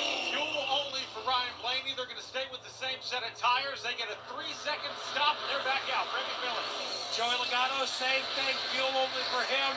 For him, it's a 4.7-second stop. So again, they have to enter in turn number 3, going from 180 to 90. They get to the front of pit road, down to 45. Todd Gilliland, who's been running very strong for Front Row Motorsports. Let's go to Brett McMillan again as Gilliland brings his car here in under green. Yeah, once Todd got out of the lead and fell to the bottom line, it was not quite as good for him, but all they're going to do is fuel him as well. As you see with the Penske cars, they get a little bit more than everybody else got so far, 5.3 seconds worth of fuel. And except for the little bit of practice they had here yesterday, there is at no time during the year that you get to practice what's kind of a convoluted pit stop here, Mark. So if you're really good at making pit stops and buying time, you might lose your mojo here. Again, at Atlanta Motor Speedway, you're going full speed about midway down the back straightaway. You start to whoa down. You get to Section 1, you got to be 90. You get to Section 3, you got to be 45. Austin Cindric, who's had an outstanding run this afternoon, he's on the pit lane as he brings that Penske Ford in front of Brett McMillan. And as you guys talked about earlier, he's looking for a bounce back here. Very disappointed with the way things went for him last year. His crew is at the ready. He's making his way down pit road and making a hard left turn into his pit stall. And he also is going to get fuel only. And once again, they're counting him out. And he goes out at 4 seconds of fuel for Austin Cindric. The field goes thundering by Austin Cindric as he makes his way off the pit lane at 45 miles per hour, now getting up through the gearbox and getting up to full speed once again. Looks like, Doug, there may be other cars preparing to come down pit lane. Keselowski now dives out of the lead onto the pit lane. He's got some folks coming with him, and I believe one of those might be Harrison Burton. Also, Chase Elliott is in that group as well. Chastain is also one of the cars. You've got about 5 cars that are down on the bottom of the racetrack right now. Now they're creeping at 45 miles an hour, where they'll wind up in front of Wendy Venturino. Ross Chastain, Brad Keselowski, Chris Buescher, all pitting together. They're all going to go to work. It's going to be fuel only on Chris Buescher, right side tires only for Chastain, fuel only for Brad Hayes. The gas man on Chris Buescher just slid about 4 feet on his feet, went skidding. Close call. Also a little bit of a slow stop for Brad Kay when he came down pit road. We're going to check in what happened there. And there was also some sort of hiccup on Chastain's car, Mark. It lurched forward, and then all of a sudden, he stopped for a little bit. And Ross Chastain too fast on pit road, so he's going to have to come through for a drive-through penalty. Let's go back down to Wendy Venturini. 2 right side tires for I had Denny trouble at turn Hamlin. number 3 here. Several cars just spun out entering pit road. It looks like William Byron is one of them, but they're stopped at the bottom of the track. And yeah, Michael McDowell is the other one there. And Brett McMillan has an update on pit road. They got Josh Berry's come in, and they're giving him right side tires in addition to fuel. Also in, we had Kyle Busch is expected as well, Brad Gilly. All right, so we just had Martin Truex Jr. come in. Both he and Harrison Burton took fuel only. Daniel Suarez is coming in for a fuel-only stop right now. Here comes Ty Gibbs. He's going to bring his boy under the service of his crew. Looks like he's going to get fuel only as well. Wendy Venturini. Chase Elliott came down, and as that spin was happening, and going by me right now are Michael McDowell and William Byron headed down pit road. Again, after that spin down on the apron, the entry of pit road, the green flag remains out. Josh Berry penalized, too fast on pit road. Over to Brad Gilly. William Byron front-end damage on that Raptor High Heat Camaro. They did come in and change only right-side tires and topped him off with Sunoco race fuel, but the front end of his car pushed in slightly. Brett McMillan. Michael McDowell took 4 tires during this stop, so he's set to go for a while as his fuel is now topped off as well. Kyle Busch now has gotten a penalty as well. So again, as you talked about, Doug, very tricky to get all you can get without breaking the speed limit here under green. Let's go to Wendy Venturini. We saw Ross Chastain just do his drive-by penalty, and Corey LaJoie just hit down pit road by Brad Gilly. Ricky Stenhouse Jr. during this exchange of green flag pit stops has led a lap. Now Bubba Wallace is on the point. Right behind him, Ryan Preece. No shortage of lap leaders today. We've had 10 different leaders. We have had 27 lead changes. This is our first cycle of green flag pit stops. So we have seen, though, a myriad of penalties coming out on these race cars. And Mark, for some of them, it could be a penalty that takes them completely out of this event. Doug, I believe when we cycle through all this, it'll be Austin Cindric on the point, and behind him, Joey Logano. Let's go back down to Brad Gilly. Bubba Wallace just came in for a splash of fuel. William Byron radioed into crew chief Rudy Fugle that the splitter is shaking very bad. They're going to try and make it to the end of this stage. As his car just went by the start-finish line, you can see the front-end damage on the nose of his race car, and now the splitter is pointing down and dragging the racetrack. They told him to hang on to it. They're going to try and make it to the end of stage 2. Kyle Busch is now coming down pit road to serve his penalty. It looks like Ricky Stenhouse Jr. and also Eric Jones have a penalty for being too fast on pit road. So here we go. The lead cars are coming down to the stripe right now. 21 to go. Cindric, Logano, Blaney, McDowell's fourth in line, but he's a lap down behind him on the lead lap. Teammate Todd Gilliland. 3 Penske cars running at the front of this pack. Austin Cindric has found his way to the front. Finally, hanging in there is Gilliland's machine. He's got the lock machine of his teammate in front. Even though some of them pitted on different laps, they're out of the track right together. Austin Cindric leading Joey Logano. Just in front of them exiting for William Byron, who had spun to the pits before. And a bad day just got worse for Josh Berry. Apparently, when he came in to serve the penalty, too fast again on pit road. Oh, wow. And it looks also like maybe Bubba Wallace is going to get a penalty because they're going to give him the penalty flag here next time by. So, Mark, a lot of teams really getting bit hard in the penalty situation of speeding too fast on pit road. Doug, and I think you and I both knew somebody was going to have a problem with this because, again, they didn't get a lot of practice. It's unlike anything else they ever do. Again, you're running 180. You got to get down to 90.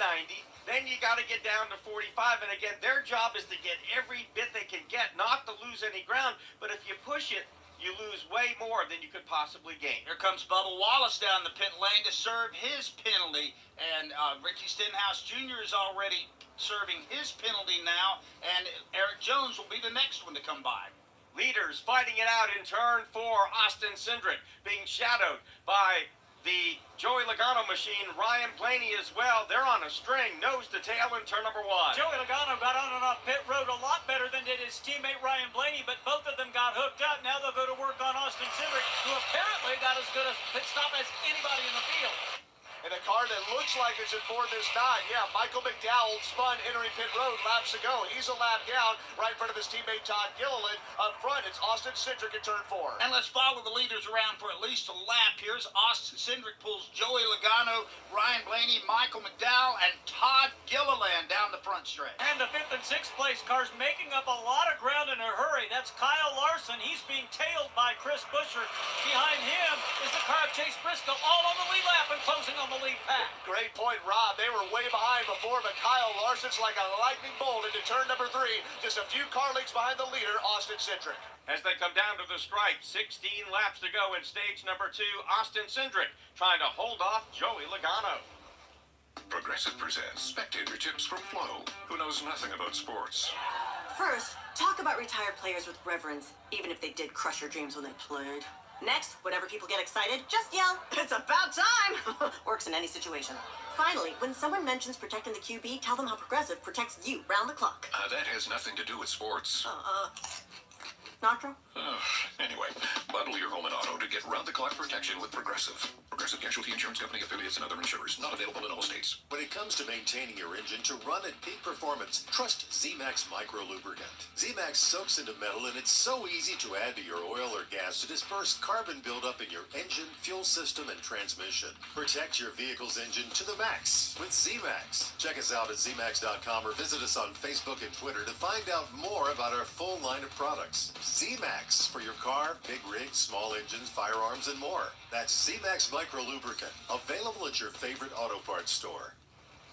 14 laps to go in stage 2 here at Atlanta Motor Speedway. The race leader is Austin Cindric from AMS. This is PRN, the Performance Racing Network. A NASCAR moment with Doug Rice and Kyle Petty. They established the Hall of Fame. First two people that get in, besides your dad, is Bill France Sr. and Bill Jr. Now, I'm thinking that your time behind the wheel overlapped with Bill Jr. Yes, for sure. For sure. I was called to the truck many times while Bill Jr. was in there. What I remember about Bill Jr. as much as anything was him sitting and talking to my granddad. You'd sit down at the racetrack and they would talk about where the sport was and where the sport was going. You know, I'll never forget we were doing some stuff and I was called to the truck and I was reminded gently by Bill France Jr. that this was his sport. And if I would like to participate in his sport, that I needed to kind of change my ways. And I changed my ways so that I could participate in his sport. But I think the vision that Bill Sr. had for where the sport could be, Bill Jr. looked at it and said, we're there.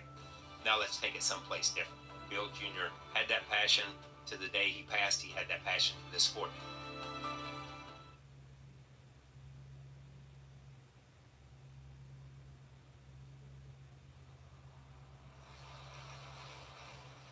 Laps to go here in stage number 2. Let's go ahead and set these cars that are one lap down. Michael McDowell right now rides in 23rd. Yellow comes out of the stage ends. He gets his lap back. He spun coming onto pit road. So did William Byron spinning coming on pit road. The rest of these drivers are all a lap down because of penalties. That includes Bubba Wallace, Kyle Busch, Ricky Stenhouse Jr., Ross Chastain, Josh Berry, he sped twice. B.J. McLeod, Eric Jones also got popped, -4 laps. So the penalties were being handed out. This is like small town speeding tickets, Mark.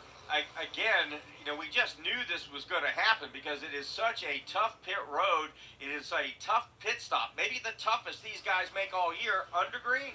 It just is. And they did reach up and bite them. We're watching right now. Michael McDowell's got a very fast race car. And if he can hold on, he can get back in this mark. He's got a car very capable of winning this race. And again, as you talked about, Doug, he will get back on the lead lap. They flash across the stripe. It's going to be 10 to go in stage number 2. They're back in 1. And I'll tell you, they're really racing hard for the stage win. I'm talking about teammates Austin Cindric. He's the race leader, but precariously so because he's gotten a couple of shots in the back bumper from Logano. When the pit stop cycled through, Kyle Larson in 4th was about a straightaway behind those Penske leaders. He's in 4th and keeps diving to their inside and trying to make a move. Right now, he's single file on the outside line. Austin Cindric leads the pack off of turn 4 back to the line. It's Cindric, Joey Logano, Blaney, Kyle Larson, Todd Gilliland, Chris Buescher. There's a dozen of them in this front pack of cars, including Michael McDowell, the only one of them that is a lap down.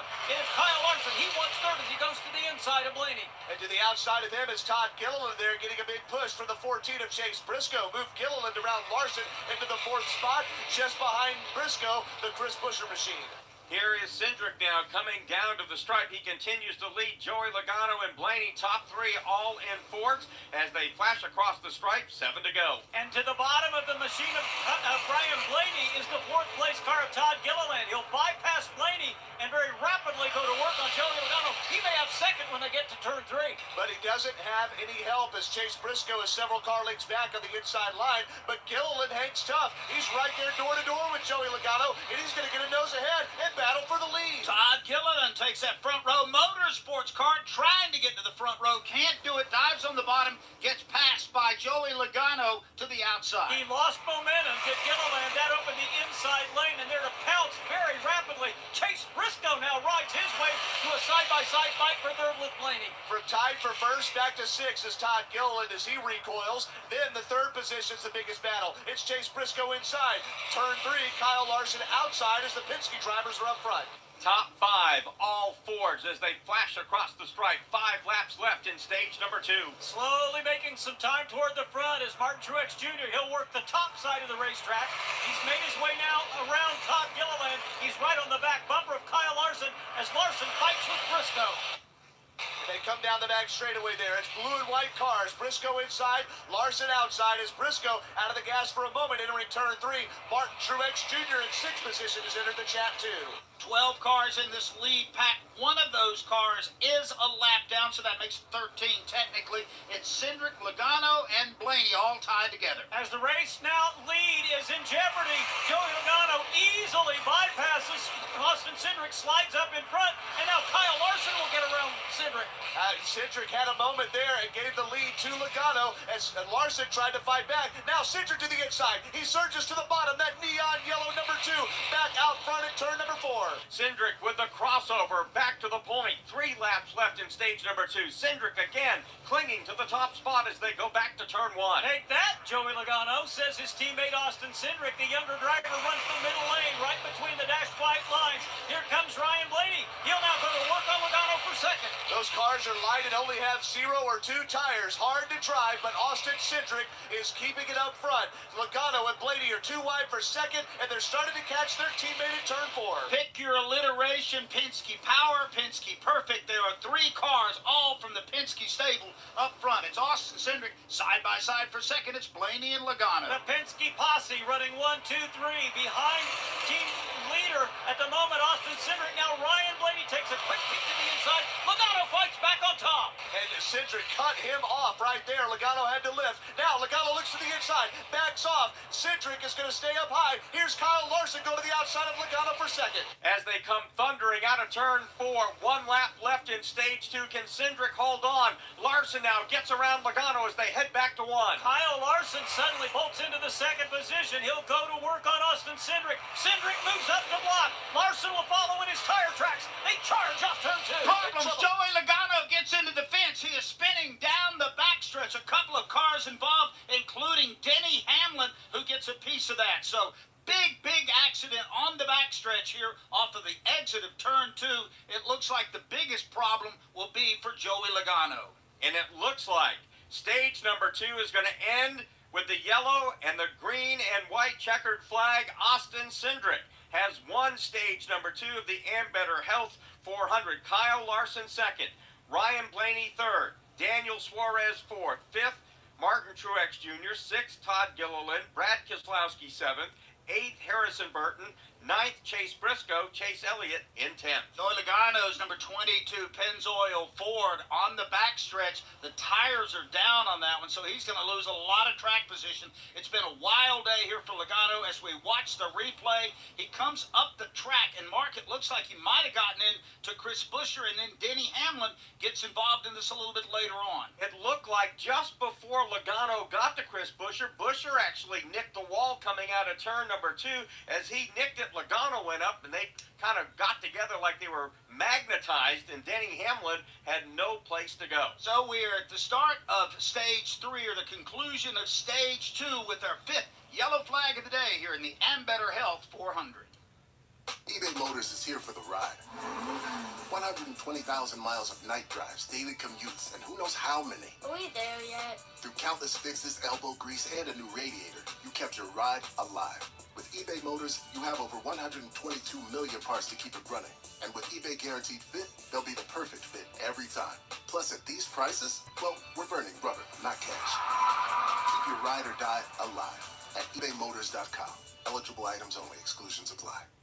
There's no limit to the fun and excitement to be had at Texas Motor Speedway for a triple-header weekend in 2024.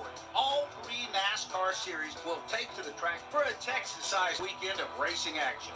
2024 is going to be bigger and better than ever, with more camping fun for everyone, including an incredible camper shindig like only Texas can do. 3 days jam-packed with racing action and a no-limits experience you'll only get at Texas Motor Speedway. Is your insurance playbook too confusing? Well, make it easy. Switch to Geico and get all your insurance coverage from one place. Go to geico.com today to get started. You're listening to PRN, the Performance Racing Network. Hi, I'm Ryan Blaney, a third-generation race car driver.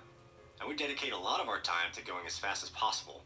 But when my grandpa was diagnosed with Alzheimer's, it was a very unexpected bump in the road for us. It's important to notice if older family members are acting differently, experiencing problems with their memory, or having trouble with routine tasks. Early detection of Alzheimer's can give your family time to explore support services, make a plan for the future, and access available treatments. If you or your family are noticing changes, it could be Alzheimer's. Talk about seeing a doctor together. Here's Christopher Bell. My Toyota Camry TRD race car isn't cheap to build and prepare. I have a pit crew that maintains and fixes my equipment. I have a spotter high above the track watching my back, talking me through turns and potential dangers on the track. I physically train to handle the stress of driving. And I have software helping my crew chief and engineers make the right strategy calls. And with all this, I never take my eyes off the road, and neither should you. One distraction can change everything in one instant.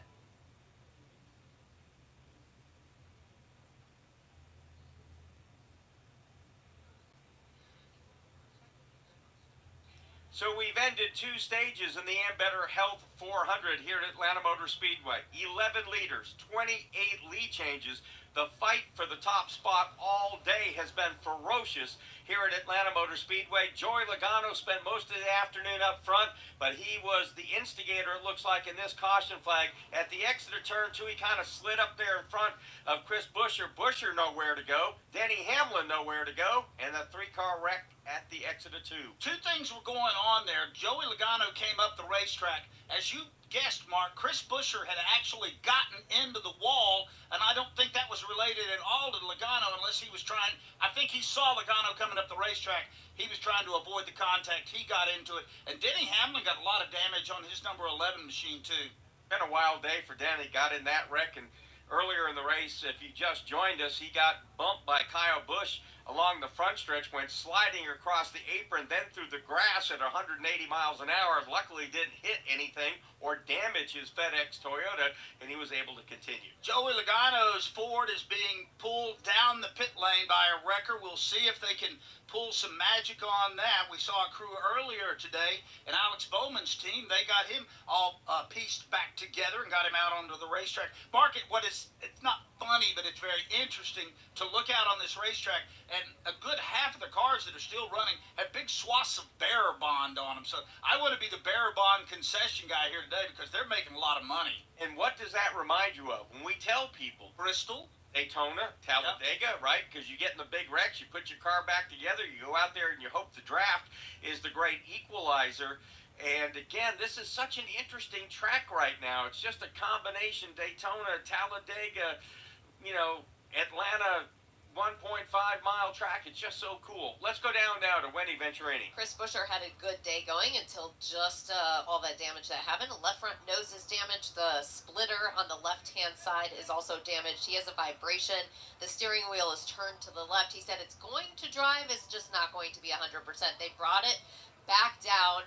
The tow link is good, so that's what the main concern is. He is parked right in front of me right now with the left front tire off. the car, but they are have the engine turned off. They're adding some Barabon, just securing everything. The important thing was that toe length they wanted to check to make sure it was good. They're going to put the left front tire back on for Chris Buescher. He's going to go out. He's just not 100%.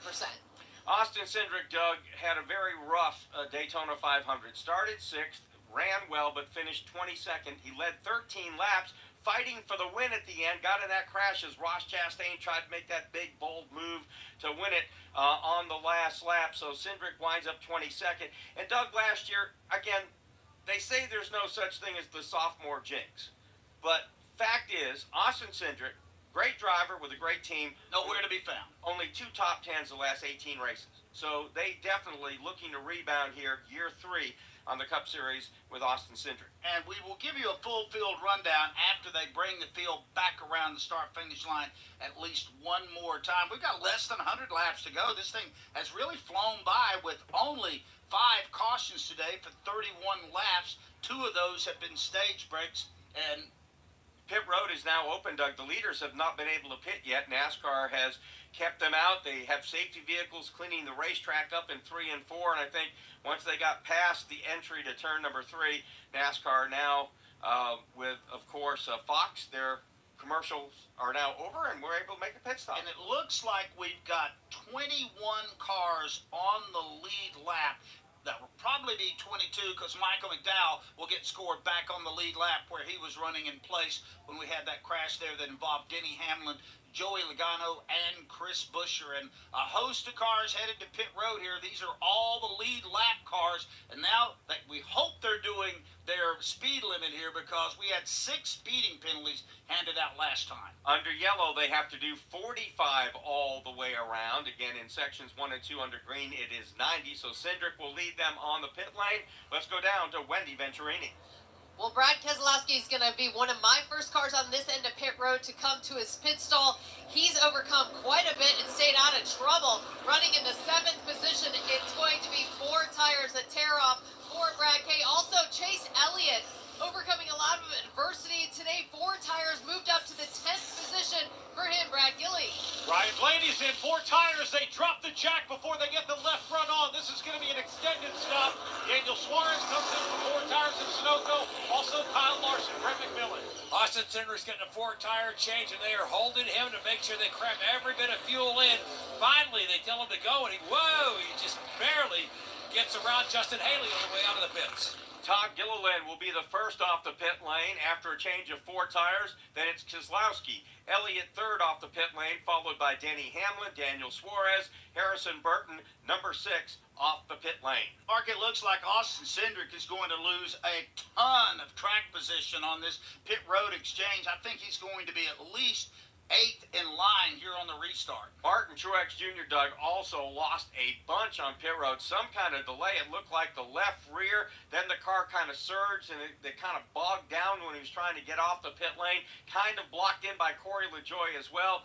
Tough pit stop for Martin Truex Jr. as well. You can make up time here today. We have seen that, but now we're running out of time. You've only got 95 laps to go. And Mark, you and I have said this 100 times. If you're going to have a mistake, do it early. Give yourself the opportunity to get that mistake corrected. If it happens now, it's going to be a lot harder.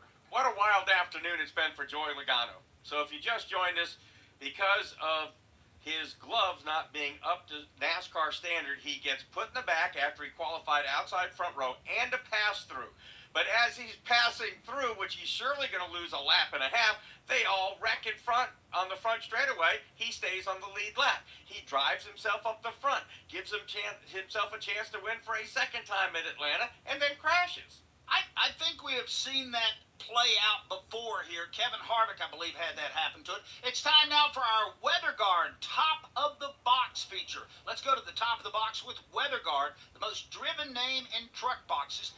Over to Wendy Venturini. And I am with crew chief Matt McCall, crew chief for Brad Keselowski. These Fords are very tough today, very strong, and Brad has overcome a lot. What do you think you guys have going into this final stage? Yeah, I mean, he's pretty happy right now. Obviously, we started off pretty far. We missed it to start with, so we'll just have to keep managing fuel. That'll be the biggest thing. That'll be the next sequence we got to play out. How is his emotions in the car as a driver for Brad Keselowski, and how much do you have to manage that? He's calm all the time. He's as easy as they come. Like, he's just sitting on kill all the time, but super calm. Much like you, that's Matt McCall, the crew chief for Brad Keselowski. Thank you, Wendy Venturini with the Weather Guard top of the box. Race fans know that there's no letting up, even when you're leading the field, and the front runner in the truck boxes knows this too. So when it comes to durability, security, and innovation, the folks at Weather Guard aren't taking their foot off the gas anytime soon. Learn more at weatherguard.com. While we've got a little break in the action here, I want to let real life invade our broadcast for just a moment. We want to send best and well wishes to two folks we care an awful lot about. One of them is Tracy Rice. Tracy has been a long-time member of PRN behind the scenes, a very valuable part of our engineering crew. Tracy's going through her own fight right now with cancer. Tracy, get well soon. We miss you here at PRN. The news has been pretty encouraging. Get well, get back here at the racetrack. We'd love to see you again very soon. And the other, I think a lot of folks already know about this, is Holly Kane. Holly is a veteran writer and reporter for NASCAR and a lot of other series. She's been at this a good while. Holly also going through her own battle with cancer. Holly, they held your spot down at Daytona. They want you to be back in that chair by the time that the circuit comes back around. We miss you here at Atlanta. So get well quickly and soon to Tracy Rice and Holly Kane. And if you're the praying type, I'm sure they'd welcome a few prayers too. Doug, I was just going to say, the two of them can rest assured there are a lot of people inside the NASCAR community praying for Tracy and Holly. Yeah, so get well. We want to see both of you back here at the racetrack. To Tracy Rice, no relation to me, by the way, and to Holly Kane. So get well to both of them. Stopping off here, this guy's got to be happy because he's looking at a full house today. He runs the show here at Atlanta Motor Speedway. Brandon Hutchison. Brandon, thanks a lot for dropping by. Thank you for having me. I tell you what, you're right. Chamber of Commerce weather. It's been a great day, and we're excited. The Ambetter Health 400 has been amazing to this point. It's racing like we're in awe of this.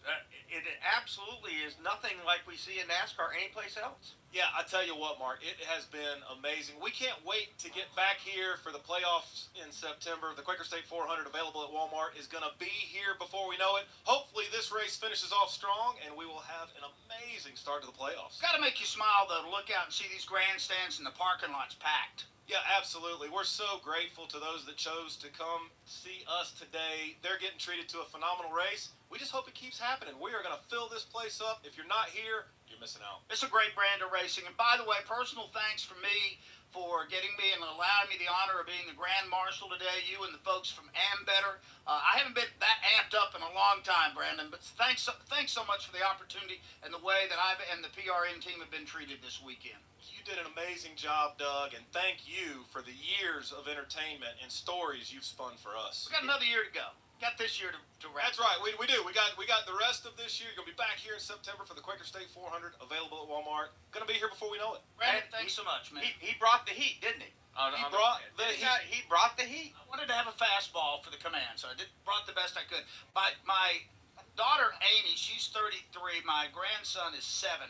And she kind of explained to him, she goes, Papa's retiring. He goes, what's that? She goes, it means he's not going to be working as much. And so I'm on the phone with Holden, and he goes, Papa, you're retiring? I said, yes. He goes, does that mean we're going fishing? So, wow, absolutely. I guess I'm going fishing, folks. Yeah. And do you do it the old-fashioned way with the worm and the hook and all that, or? I'm doing whatever Holden wants to do. Okay. Grandson's going to be in charge of that. You can use M80s, just saying. Just saying.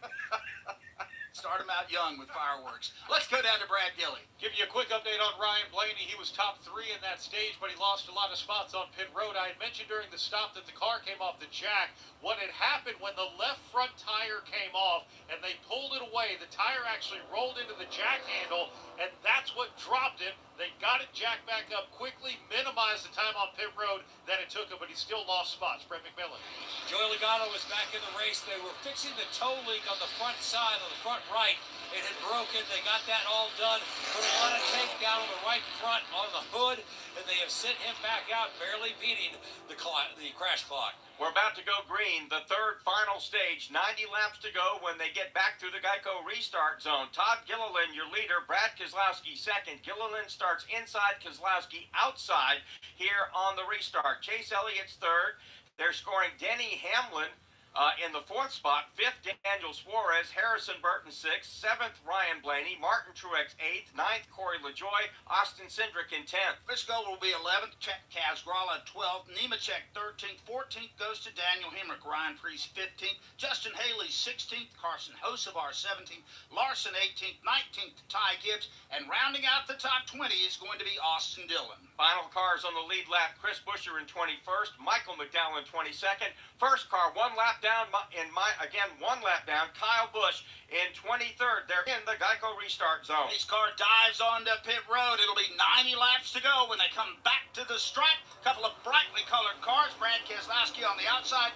Gilliland down to his inside. Denny Hamlin deciding who he wants to dance with. We thought Denny Hamlin was surely going to sustain some damage in that incident with Joey Logano, but here he finds himself in the second position off turn 2, and he'll charge after the race leader, Todd Gilliland. And it's the inside line with the momentum as Ryan Blaney jumps to the outside. So does Hamlin. Gilliland tries to fight him off, but dives inside. He's picked up Blaney. Hamlin leads the outside charge with Keselowski in tow. Here's Gilliland now sliding up to the outside of the racetrack in front of Denny Hamlin. Inside of Hamlin, it's Blaney. Behind them, Truex and Keselowski door to door. Chase Elliott in the mix as well. He's had significant damage to his car, but it still runs well. Truex goes to the inside of Brad Keselowski as they'll fight for the fourth position down the back straightaway. It's a big-time fight there for that second spot. Ryan Blaney down low. Kenny Hamlin up high. Hamlin a push from Keselowski. Blaney a push from Elliott. Todd Gilliland keeping his car masterfully up front. Denny Hamlin giving his damaged Toyota a nice ride here. The nose of that car was pushed in, but right now he's second to his inside, battling him hard as Ryan Blaney. Sometimes a little bit of damage makes the car more aerodynamic. Maybe that was the case for Hamlin. He's fighting on the top of the racetrack, battling on his own, but he's in that third position. And Ryan Blaney gets in front of Denny Hamlin for that second spot. He was down low and then shucked into the top lane. Todd Gilliland picked him up. Now Blaney goes down low. Hamlin up high. He's pulled away from Keselowski in the fifth position. As soon as Blaney went down low, Denny Hamlin used the draft, popped up beside him as they fight for second. Keselowski now trying to find the way by those two cars. They work to one. Brad Keselowski pushing Denny Hamlin into turn number 2. That gives Hamlin a slight advantage, about a fender length over Blaney, but Blaney now battles back on the low side. He certainly does there. He is door handle to door handle with Hamlin. Now he loses some steam as Truex gives Blaney a shove. Todd Gilliland's out front. This pack is staying tightly formed together. 6 rows deep there, side by side, except for the leader, Todd Gilliland. He rides solo. Next in line, it's Denny Hamlin's Toyota and the Ford of Ryan Blaney, followed by Keselowski and Elliott. Michael McDowell's gotten a lot of press of late. We got a car out of shape in turn number 2. Looks like one car got into the machine of, I'm trying to determine which one it is. It's a 15 machine, and that is the car of Kaz Grala. He got tapped by Kyle Busch. He spun, and that brings out a caution flag. 6th caution flag of the day here in the Ambetter Health 400. Will they find a home? Sponsored by Geico. Sarah wants a yard. My own little paradise. Brad, however, hates yard work. The only thing I hate more than cutting the grass is paying someone to cut the grass. Compromise is tough, but these two won't have to compromise when they bundle home and car insurance with Geico. It's easy, and they could save even more. In the end, Sarah and Brad found a great home with a yard. A very, very small yard. Time to get it done. And I'm done. Bundling without compromise at Geico.com. When it comes to maintaining your engine to run at peak performance, trust Z-Max Micro Lubricant. Z-Max soaks into metal, and it's so easy to add to your oil or gas to disperse carbon buildup in your engine, fuel system, and transmission. Protect your vehicle's engine to the max with Z-Max. Check us out at zmax.com or visit us on Facebook and Twitter to find out more about our full line of products. Z-Max for your car, big rigs, small engines, firearms, and more. That's Z-Max Micro Lubricant, available at your favorite auto parts store. Back here at Atlanta Motor Speedway, 6th caution flag of the day involving Kaz Grala spinning off of turn 2. This is PRN, the Performance Racing Network. Racing country, music from the fast lane. Hey, it's Kathy Martindale and Paul Shad on Racing Country. Hi, I'm Christopher Bell, and this is the fastest 2 hours on the radio. Racing Country. I still have a lot to prove to compete at the level that I want to compete at. We have more to accomplish in the sport, and we want to do better than what we've done the last 2 years. Racing Country, music from the fast lane.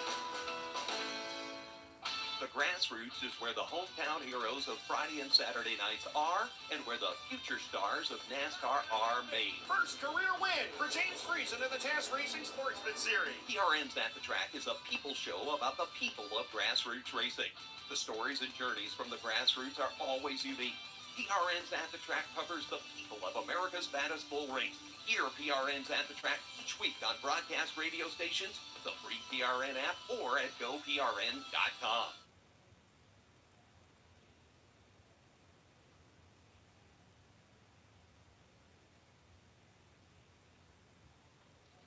Pit Road is opened here at Atlanta Motor Speedway with 84 laps to go. And Mark Garrett, a little bit of chess game here. I'm going to elevate this past checkers. This is chess to decide if you want to pit now, do you want to try to stretch it out, and how does all of this play out?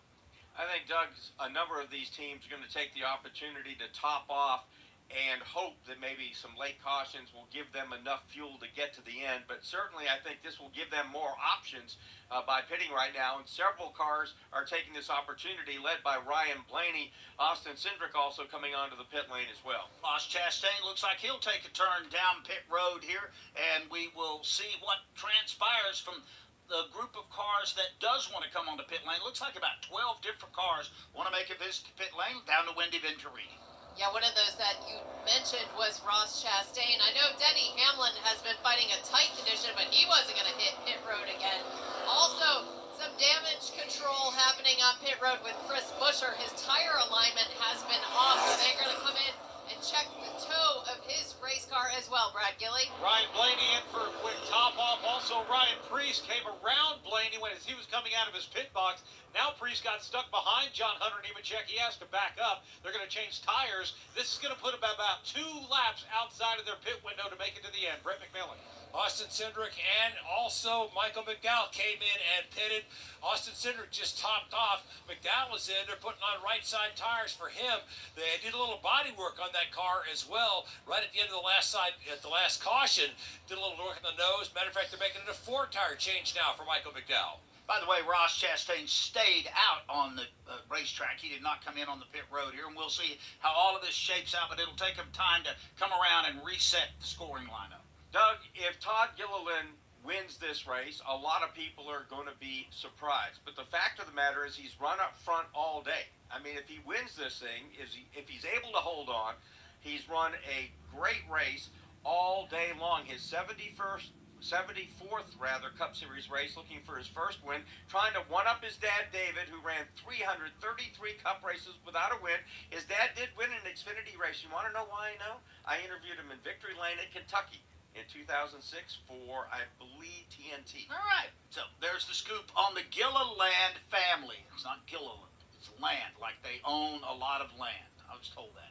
Todd Gilliland being scored the race leader as they come by the start-finish line here. We're still under the caution, 82 laps to go. Let's give you a Napa leaderboard here. Todd Gilliland is the leader. Denny Hamlin rides second. Martin Truex Jr. third. Fourth, Brad Keselowski. Chase Briscoe is fifth. Sixth is Daniel Suarez. Harrison Burton is seventh. Eighth, Kyle Larson. Ninth, Ryan Blaney. And 10th is Chase Elliott. Ross Chastain, by the way, has just pitted. Austin Cindric now listed 11th.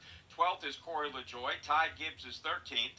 14th, Daniel Hemrick. 15th, Carson Hocevar. John Hunter Nemechek is 16th. 17th is Ryan Preece. Kyle Busch getting the free pass is back to 18th on the lead lap. Michael McDowell 19th. 20th is Chris Buescher. The rest of the cars on the lead lap. Justin Haley 21st. 22nd, Austin Dillon. Kaz Gralla 23rd. Bubba Wallace is 24th. He is being now shown the first car 1 lap down. He got a speeding penalty. That's what put him back a lap down. William Byron is 25th. 26th will be Ricky Stenhouse Jr. Ross Chastain 27th. 2 laps down, Josh Berry. He got a couple of back-to-back speeding penalties. B.J. McLeod 29th. And 30th is going to be Eric Jones. He's -4. Alex Bowman, who got caught up in the big wreck that happened at the end of lap number 1, where 15 cars were involved. He is -5 in 31st. Joey Logano now -8 after bouncing off the wall in turn 2 as he collected Chris Buescher and Denny Hamlin. Tyler Reddick 33rd. Christopher Bell, after a long stay in the garage area on the racetrack in 34th, -45 laps. These other 3 drivers are out. Zane Smith will get credit for 35th. Noah Gregson 36th, and Josh Williams 37th. With nearly 6,000 Napa Auto Parts stores and over 17,000 Napa Auto Care Centers, Napa is the fuel that helps drivers like you get up and go. Let's get up and go to Brett McMillan. I'm here with Ryan Brigetti, the crew chief for Todd Gilliland. Your kid's doing a heck of a job out there. Can he stay in front the rest of the way? Yeah, I think so. I mean, everybody's done a really good job on this team tonight. You know, I don't think the mess is over yet. So we're playing a little bit of a fuel game here to keep track position and hopefully get a splash and go here and race for the win at the end. Good luck. Thank you, sir. I don't think the mess is over yet. Let's put that in quotes. Famous last words. I tend to agree, by the way, as we're watching the field flash down the backstretch here. Sun, we got about another hour of daylight here, so we had to end it under the lights last night here for the Xfinity race. Just in case, they have just turned on the lights at Atlanta Motor Speedway with the sun setting over turns 1 and 2. All right, Doug Turnbull, hope you're having fun out there today. Oh, absolutely. The wind has picked up a little bit, as has the intensity. And not only have the lights come on, but these new LED pit signs that are static images of the sponsors are on the pit boxes now. So I get to watch that in front of me. And then to my left, the field lining up. Todd Gilliland vying for his first career win is going to start on the inside. Denny Hamlin outside. Row 2, Martin Truex, Brad Keselowski. Row number 3, Chase Briscoe. And hello, Daniel Suarez. And row 4, it's Kyle Larson and Harrison Burton as the pace car hits the pit road. Pace car driver Jesse Delavu takes that car to the pit lane. They're in the Geico restart zone. 80 laps to go in the Ambetter Health 400. Green flag is back out. Truex now trying to push Todd Gilliland to the point. Keselowski pushing Hamlin on the outside. 3 Fords and 2 Toyotas occupying the top 5 for the moment. A big shove to the car of Todd Gilliland comes in the person of Martin Truex Jr. Gilliland will lead off turn number 2. Denny Hamlin has slipped back to 4th behind Chase Briscoe. A lot of orange cars stuffed in that top 10, but the top 2 break away, and that's Gilliland and Truex Jr., whose highest he's run today. Truex all squirrely behind Gilliland, trying to find a lane. Now he loses a little bit of ground, dives down to the bottom of the racetrack. That allows Gilliland to scoot away by about 2 car lengths. Truex is going to be second. The battle will be for third, and Brad Keselowski and Hamlin. Chase Briscoe rides alongside the car of Denny Hamlin as they fight for third. Right behind them, it is Kyle Larson on the inside, Brad Keselowski up top. Larson coming out of nowhere there, pushing the blue and white Chase and Briscoe machine, and that's going to be for the inside of the 4th position. Denny Hamlin solid in the top 3. Gilliland still leads. Gilliland trying to win his first race. Martin Truex Jr. trying to go to victory lane for the 35th time. Again, they flash across the stripe and head back to 1. Chase Briscoe showed some strength early. Now he's showing some strength late. He wants the 3rd spot. He wants the 2nd position. He'll take 3rd away from Hamlin. He'll go after the machine of Gilliland for 2nd.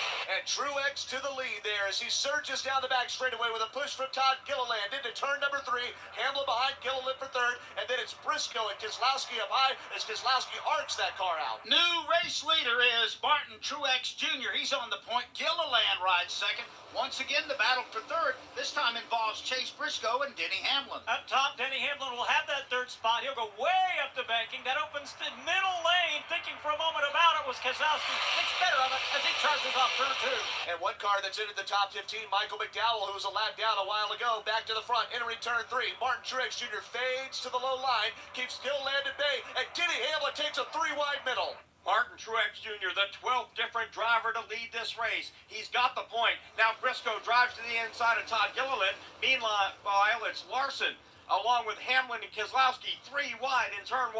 As Martin Truex Jr. leads side-by-side fight for the 2nd spot. Down the bottom of the racetrack, Chase Briscoe. To his right is Todd Gilliland. And Todd Gilliland surges ahead of Briscoe. Now he's going to zag under Truex Jr. for the lead. Todd Gilliland and that Georgia Peanuts Ford going to the front at Atlanta Motor Speedway off of turn 4.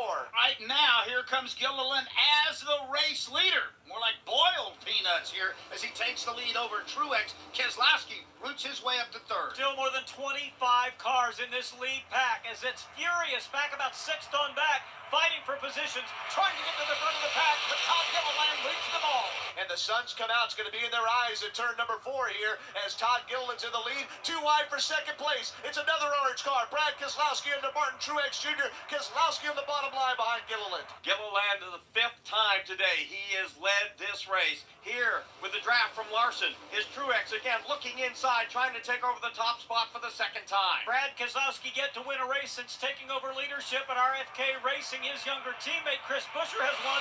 Keselowski very much in the thick of things as we get to the closing stages. And he's side by side inside Kyle Larson for the 3rd position as Larson fades a bit up the track. Keselowski loses some steam down low as Chase Briscoe pushes Keselowski in 4th. Gilliland remains the constant in the 2nd spot. Truex rides up front. Then it's Larson who's been hanging out in the high rent district all day. But you made a great observation, Doug, and that is the fact that Todd Gilliland, the second half of this race, has consistently been at the front as much or more than anybody else. Now he's got his work cut out from him to get around Truex. And he goes to the inside of Truex. Well, looked at for a second, but Truex blocked him, so Gilliland stays in line. Now Kyle Larson surges to the bottom lane under Gilliland for 2nd. He's working on Truex, who stays the leader. 72 laps to go, still a ways here in Atlanta. Larson now putting on the heat. Top 5 single file in 5th now. Making noise once again, Chase Elliott. Denny Hamlin right ahead of Elliott. Went very high in 3 and 4. He'll do it again in 1 and 2. However, Kyle Larson slides up in front of him, nose to tail down the backstretch. And veterans up front, Truex Jr. and Keselowski, who looks under the Truex for the lead. Make that. That's the Gilliland machine. Gilliland again has gone around Martin Truex Jr. in turn 4. Todd Gilliland swings back to the point. He will have led 55 laps here at Atlanta with 72 to go in the Ambetter Health 400.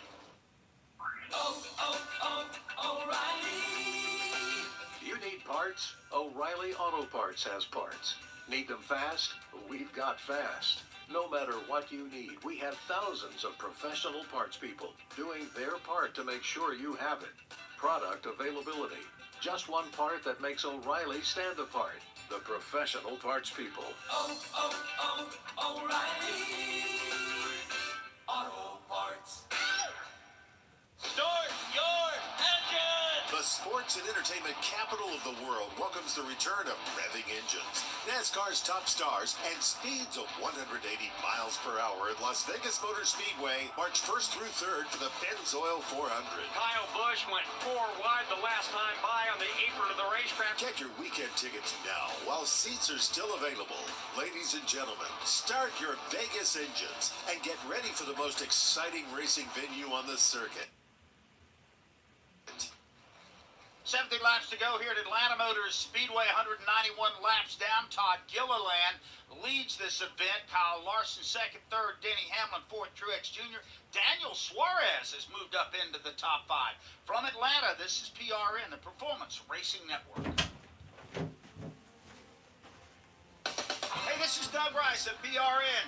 Make Monday night your appointment listening right here on Fast Talk. I don't believe we will see the likes of a Kevin Harvick, a 60-plus race winner. I don't think we'll see that again. We're in an era now where guys will win 30, 40 races, and that'll be a huge career. These guys going out and playing in these other cars during the offseason. If I'm Rick Hendrick, no. We invest millions of dollars and hundreds of thousands of work hours in you. And if you're going out Thursday night in some sprint car deal that's going to pay $1,000, that is the absolute ultimate selfish act. That's where the prestige is. You know, there's so much tradition at Indianapolis Motor Speedway, and yes, it's cool to race there in any iteration, but the tradition and the heritage is on the oval. That's Fast Talk, right here on the Performance Racing Network.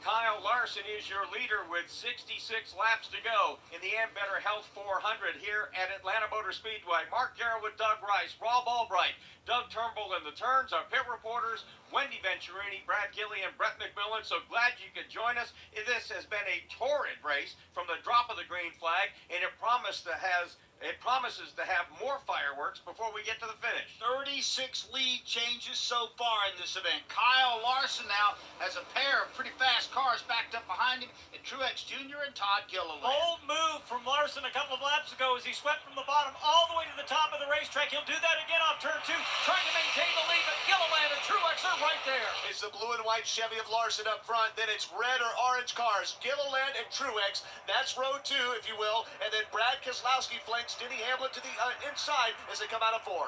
Working their way to the stripe. 64 laps to go. 3 wide again. LaJoy, Elliott, Cindric. They're door to door to door in turn 1. The most fierce battle on the racetrack right now is for the 9th position. 3 wide in turn 2, and it includes Austin Cindric trying to work his way back to the front after a poor pit stop. And he's got cars. His inside looks like Chase Elliott, and Ross Chastain's lap machine was part of that 3 wide battle before he backs out, trying to fight for that free pass. Up front, Martin Truex Jr. sliding around Larson for the lead. Battle for the lead, but Larson battles back to the outside. Coming back down to the line. Ooh, I think Truex wins it by about 6 inches. Keselowski is right in that mix, too. Truex and Larson lost just a little bit of momentum off turn 2. That enabled Keselowski on the bottom and Gilliland up top to close right in behind him. 4 rows deep, 2 wide.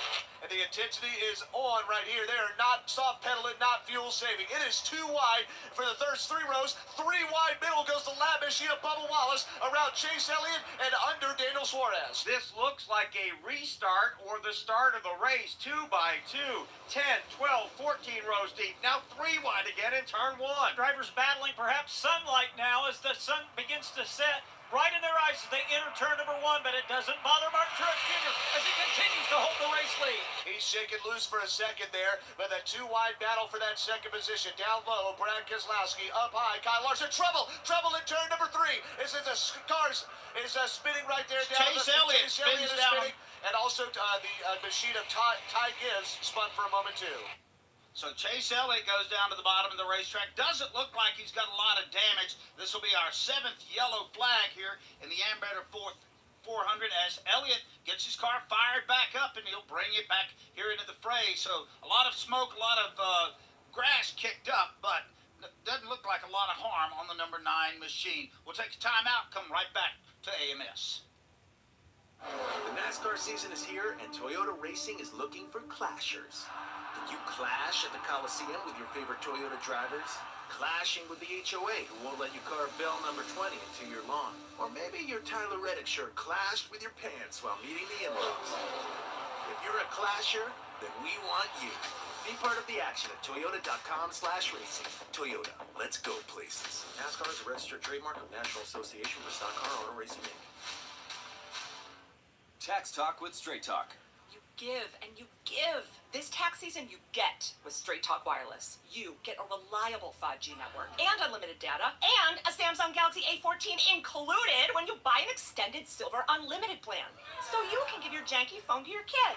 Yeah! Switch to Straight Talk for plans starting as low as $25 a line per month for 4 lines. Find us at straighttalk.com. For network management practices, visit straighttalk.com. Device offer ends 4/14/24. Online only. Family plan discount with 4 lines, all on the silver unlimited plan. Taxes and fees apply. Chase Elliott had some help. A bump from Ross Chastain sent him spinning on the bottom of the racetrack in turn 3. Free pass is going to go to Bubba Wallace. This is PRN, the Performance Racing Network. Your family's there, your friends are there, and you celebrate with them in victory lane. Like, that is just the coolest moment. We were scrounging back in 22nd, 24th in points, something like where we're at now. That's a parking lot. I should bulldoze it, but we go there anyway. Come out here and race and try to do the best we can every week. Definitely a little bit bittersweet, but mentally I've been prepared for it. If it's happening in NASCAR, you'll hear it on PRN's Garage Pass. Check us out at GoPRN.com. Hi, this is David Stiles from the Performance Racing Network. Each week, I join JC Fickenshire on JC's Garage. Kyle Busch, he was really competitive with the Toyotas when they switched over to Chevy this year. They've been slow. They don't really have a competitive guy out there every week. And I think he's ready to kind of move on from that point in life, owning a team right now and focus on his personal life and the Cup side. He's still very competitive in the Cup Series. That's JC's Garage, wherever you find your favorite podcasts.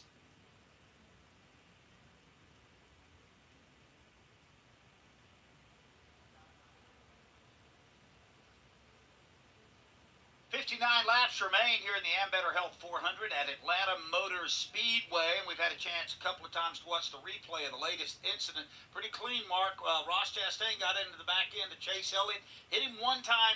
The second time upset Elliott's car. Elliott spun. Didn't look like any big damage. Came down on the apron and was able to drive away. But that was the cause of that one. That was a great save by Chase Elliott. Exactly You get right. turned sideways on the bottom and you're hooking the apron at the same time. That really was. And Bubba Wallace gets the free pass. Bubba had fought his way back up into the pack and was running probably about 7th in line. So he earned the free pass there to get back onto the lap, as we've got only 59 laps to go. Let's pause 10 seconds for station identification. This is PRN, the Performance Racing Network.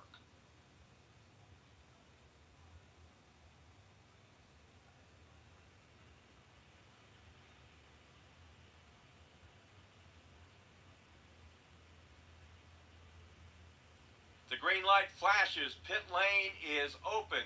Most of the leaders are on the pit lane.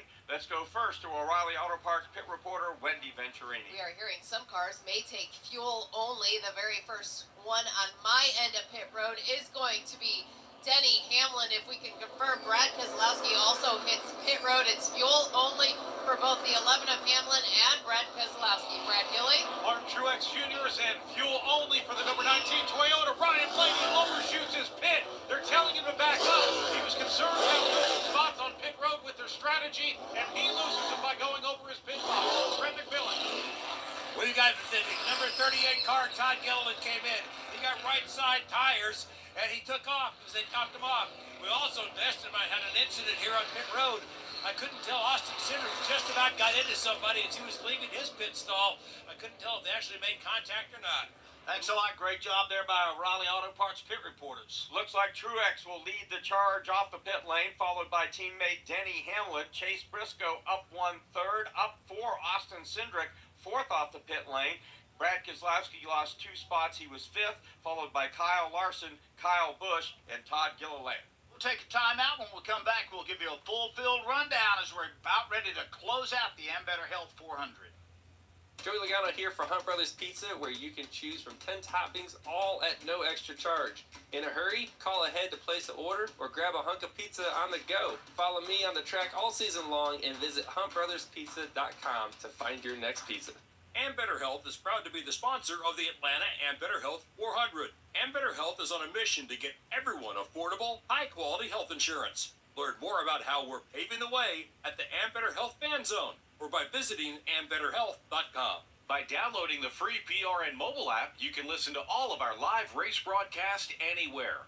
You'll also have easy access to all of our award-winning studio shows. Get all the latest racing information at your fingertips with the PRN mobile app. Working the 7th caution flag of the day, single car spin involving Chase Elliott. This is PRN, the Performance Racing Network. Greg goes right to the bottom of the racetrack. Chastain tries to hold on the outside. Truex on the inside, Byron in the middle, Chastain up high. Hamlin now beginning to come to the front. He's got the edge now. He'll take the lead away. Ryan Blaney sliding down into the grass. There was a lot of bumping and grinding, and Blaney noses into the infield retaining wall. Ross Chastain doing a great job. Truex right there, big in his mirror as they race down the backstretch here. Harrison Burton is spinning down the back straightaway. Everybody going to the top side. Here comes Kyle Larson. Larson dives to the bottom of the racetrack. He wants to lead all 4. Chris Buescher has the Trouble. advantage and a spin off of turn 4. Yeah, we've got a ton of cars that are in this one, and Larson is certainly one of those cars. Trouble coming out of turn 4. Hamlin is sideways. The car spins down on the apron of the racetrack. Byron takes that brightly painted number 24 to the front. He gets a big shove from Daniel Suarez. This is PRN.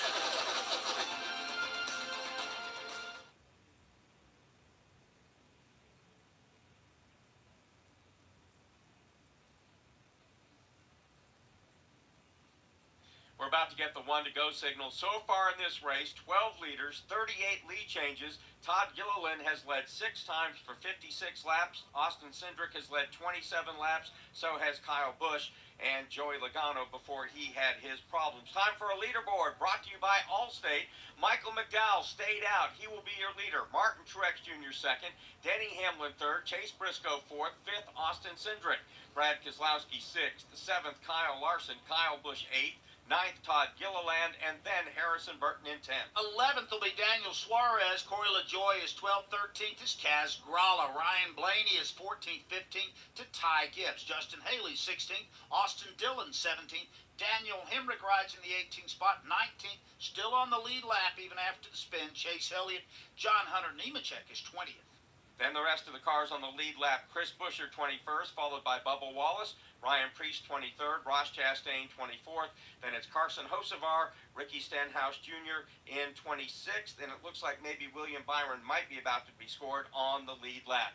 Again, that leaderboard brought to you by Allstate. Some people just know the best rate for you is a rate based on you with Allstate, not one based on anyone else. Visit allstate.com or call for a quote today. Might be worth noting, Bubba Wallace had a pretty fast car there. He got back on the lead lap. He pitted late here, took on 2 tires. We'll see if that plays any kind of advantage for the driver of the 23 machine. It'll be 55 laps to go here in the Ambetter Health 400 when they come back to the line. And the front row is going to be made up of Michael McDowell and Martin Truex Jr. They are into the Geico restart zone. Green flag is shown, the crowd on its feet. Side by side, they rocket down the front stretch. A little bit of advantage to McDowell. Let's see if Truex rallies back on the outside. Michael McDowell started on the pole, ran up front for a while, went a lap down after spinning on pit road. Now he finds himself in front once again, and he's getting some help from behind by Denny Hamlin. To the outside is Martin Truex. Big shove down the back straightaway on the inside. Michael McDowell with a toe from Hamlin, and look up top.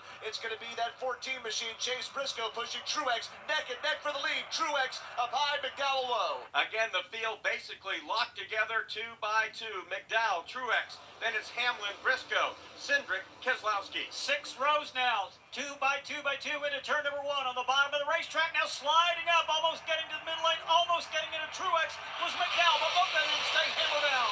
As the sun begins to set here, night setting in, gonna crown a winner soon. Michael McDowell to the inside at turn number 3. Up high, Martin Truex Jr. with a push from Briscoe. McDowell's got the advantage for now, but loses his help in Hamlin. Michael McDowell, bottom of the racetrack to his outside. It's Truex. They fight back to the start-finish line. Truex by 3 feet. The next row is going to be Briscoe and Denny Hamlin. Hamlin's still a head scratcher. A lot of damage to the front of that race car, but it remains fast. He's very much in the hunt. He'll come to the inside of Truex as they fight door to door for second. And Rob McDowell, the leader, has a little tape on his right front as well after his spin earlier. He's got the lead now by himself, but here comes Truex fighting to the outside. McDowell fades up a lane and keeps him behind. New leader Michael McDowell. 2 JGR Toyotas fighting frantically for that number 2 spot. Behind them a pair of Ford. Cindric inside, Briscoe on the outside. Michael McDowell has the lead, but it's less than half a car length as Truex gets a slight advantage over teammate Denny Hamlin. Those 2 Toyotas go side by side as they try to track down McDowell. Saw Chase Briscoe in about the 5th position, step high out of line and lose some ground, but he gained it back, pushes Truex in the 2nd spot, who's neck and head with Hamlin in 2nd.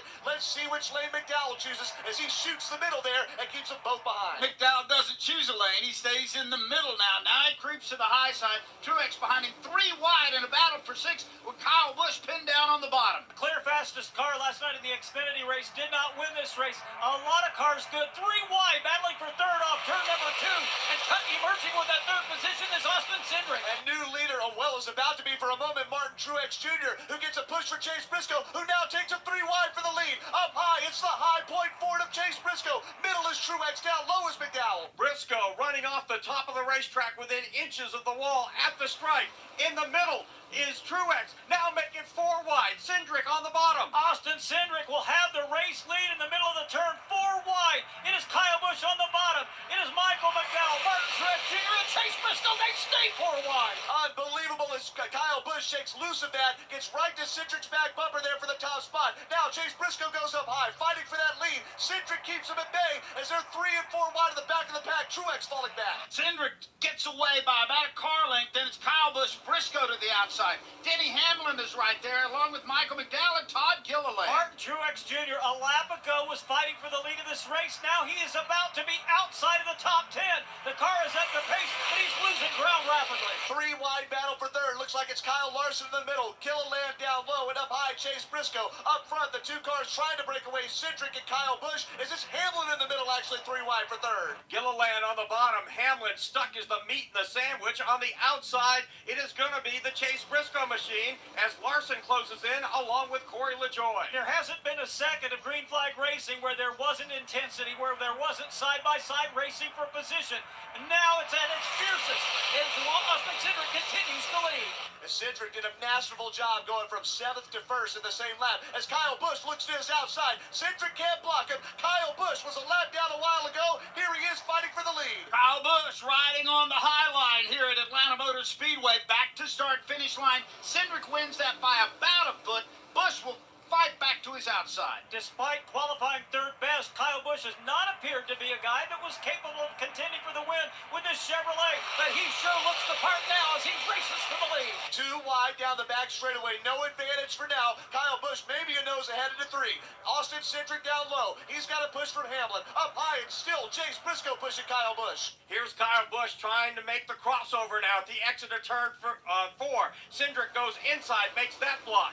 Busch looks outside. Again, Cindric with the block. And Chase Briscoe tries to get to the inside of Kyle Busch. Busch blocks him. That moves Briscoe to the top of the racetrack, opens the inside lane for Denny Hamlin. Hamlin right around Briscoe down the back straightaway. Now he's to the inside of Kyle Busch for second place. Hamlin down low. Cindric cuts him off. They stay in single formation for the top 2 spots. Fascinating racing here today at Atlanta Motor Speedway. Austin Cindric will lead them back to the line. The battle is for second between Denny Hamlin and Chase Briscoe. Kyle Busch is right there too. He's led 27 laps today. Briscoe loses a position in turn number 1. He'll try to get it back in the second corner. He goes to the inside of Denny Hamlin with Kyle Busch to his outside. And somebody's woken up Brad Keselowski. That King's Hawaiian number 6 Ford is up there in the top line as Denny Hamlin to the top side. He's battling for the lead on top of Austin Cindric. They exit 4. How good is this race? There's 44 laps to go. The crowd's on its feet. They're not about to sit down the rest of the way. Hamlin, Cindric take the lead. Battle into turn number 1. I wonder if you get a partial refund if you don't use your seat, because most of them haven't been used most of the afternoon this afternoon. It is still side by side for the race lead. Hamlin up high, Cindric down low in that neon-colored car. Chase Briscoe's behind Cindric, Kyle Busch behind Hamlin, and then there was 3 wide battle back at the top 10 a moment ago, as right now Cindric the advantage up front. All kind of stories here. You've got racing royalty like Denny Hamlin and Kyle Busch up front, and you got Cinderella stories like Chase Briscoe and Austin Cindric. They're back into 1. Briscoe had been working the bottom. He moved to the top. He picked up the second position. Off turn 2. He has the measure of Denny Hamlin. Hamlin battles back. It's door to door. He couldn't finish the pass, so Hamlin keeps the top side. Now a big-time push for the number 8 of Kyle Busch, shoving Hamlin into the lead. Briscoe's the first car on the bottom line, right in front of Cindric. Brad Keselowski to their outside. Brad Keselowski now trying to rumble on the outside around Chase Briscoe. Cindric taps Briscoe. He gets out of shape, able to correct it as they head back to 1. After running in the top 5 for a good portion of this race, Brad Keselowski had fought back or fallen back somewhat. Now he's once again in the mix. Closes in behind Hamlin, who'll battle Kyle Busch for the lead. And it's a 3-wide battle for the second position. Briscoe in the middle, Cindric down low, Keselowski up high. Now Larson pushes Keselowski right to the rear bumper of Hamlin, who's on the outside of the lead. Trouble! Brad Keselowski sideways in turn 4. It noses Kyle Larson into the wall. Behind them, Corey LaJoie gets a piece of it, and the caution's out here with 42 to go. Something happened to Brad Keselowski. He was up against the fence, and the car jerked to the right and into the fence. Also, big-time damage for Kyle Larson. And now backwards on the front stretch is John Hunter Nemechek as Keselowski now rights his car, brings it onto pit lane as, again, we're under yellow. It is the 8th time the yellow flag has flown this afternoon at Atlanta Motor Speedway. Hear that? The sound of your antique fountain pen gliding across linen paper as you journal in the park. And if you were here, you'd be inspired by the warm breeze. But you're not here. Because your self-care happens out on the road, riding your motorcycle protected by Progressive. And the wind in your face on the road is all the inspiration you need. So if you ride, get a quote and see if you could save with Progressive, America's #1 motorcycle insurer. Now that's inspiring. Progressive Casualty Insurance Company and affiliates, not available in all states. Whether your engine runs daily or only when you need it, Z-Max Micro Lubricant is the force you need against carbon buildup that can damage your engine. Combustion causes carbon and other harmful deposits to build up on your engine, fuel system, and transmission. And carbon is like sandpaper rubbing against your engine's internal parts. You don't want that. You want Z-Max Micro Lubricant. It soaks into metal and keeps your vehicle running at peak performance. Find out more at zmax.com or visit us on Facebook and Twitter. Protect your engine to the max with Z-Max. Josh Berry, who picked up a couple of back-to-back speeding penalties earlier, just got the free pass to get back on the lead lap. Kyle Larson's damaged car on pit lane. Let's go down to Brad Gilly. Lots of right side damage to Kyle Larson's car. They have the right front off right now, but you can see where it was actually a big tire rub as well. The hood is buckled up on the right front, and the crew has a sawzall out. They're trying to actually determine exactly what it is that they need to cut away and get away. They are under the DVP clock right now, and extensive damage to the right side of Kyle Larson's car. Wendy Venturini. Brad Keselowski will be done for the day, according to crew chief Matt McCall. It is a toe link that they broke in that accident. He has extensive damage, of course, on the right-hand side of the car, but with the toe link broken, it's unfortunate. So they're going to take it back to the garage and maybe try and fix the toe link, but of course, there's only about 40 laps to go. Two big players here out of the mix here late in this race in the person of Kyle Larson and Brad Keselowski. Brad Gilly mentioned the damaged vehicle policy, the DVP. That's 8 minutes here today at Atlanta Motor Speedway. From Atlanta Motor Speedway, this is PRN, the Performance Racing Network. Hi, this is Doug Rice, host of PRN's Behind the Mic, a podcast where we talk to the top sportscasters from all over this country.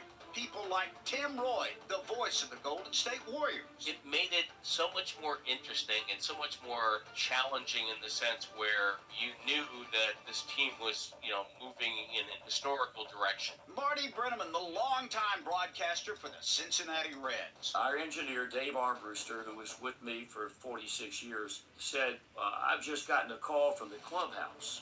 Lou wants you to put an open appeal out on the air and ask Tom Browning to come back to the ballpark. Ben Ingram, the play-by-play voice of the Atlanta Braves. Winning the World Series, that was so much fun. It was the most fun I've ever had in my entire life. Who wouldn't want to repeat that? Broadcasting is easier. What we do is easier when the team that we're covering is performing well. Remember to check out PRN's Behind the Mic and hear from the great voices of sports wherever you listen to your favorite podcast.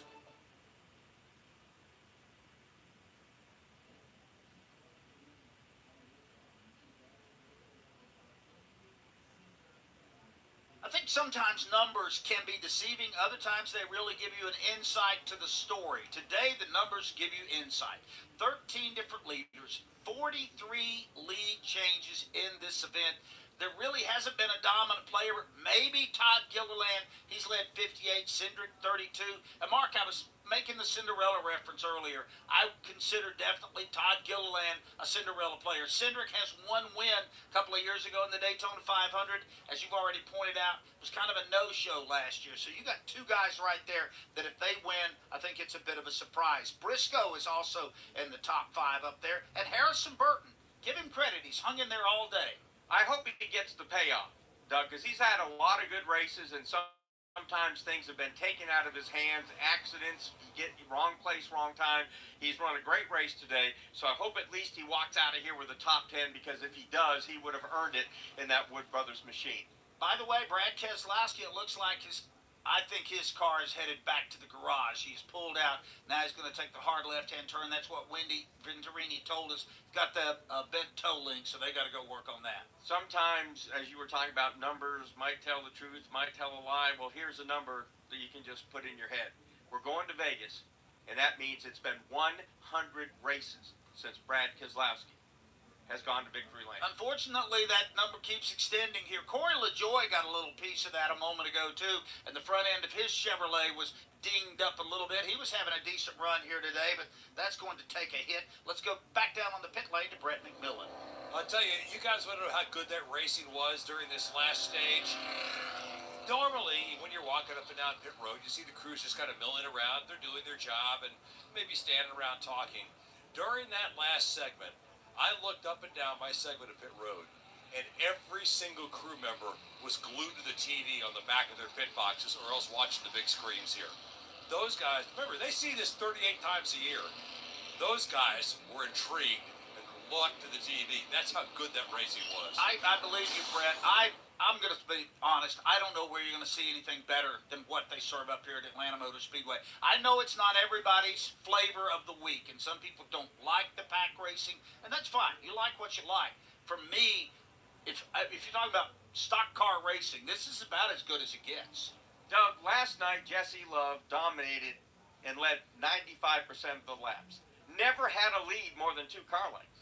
And if you've led this race today, you don't get any breathing space. You don't get a moment to kind of sit there and go like, okay, let's just ride. It hasn't happened. These guys have been going 2, 3, and that last segment, as Brad talked about, as we talked about, 4 wide, and they made it happen. Let's give you a leaderboard brought to you by Hunt Brothers Pizza. Denny Hamlin is the race leader. Kyle Busch is second. Austin Cindric third. Chase Briscoe fourth. Fifth will be Todd Gilliland. Martin Truex Jr. is sixth. Harrison Burton having a good run today. He's seventh. Ryan Blaney eighth. Justin Haley, we've not talked about him much. He's in 9th and 10th to Ty Gibbs. 11th is Bubba Wallace. 12th, Daniel Suarez. Daniel Hemrick, look at that. He's running 13th. Carson Hocevar for Spire Motorsports in 14th. 15th, Ricky Stenhouse Jr.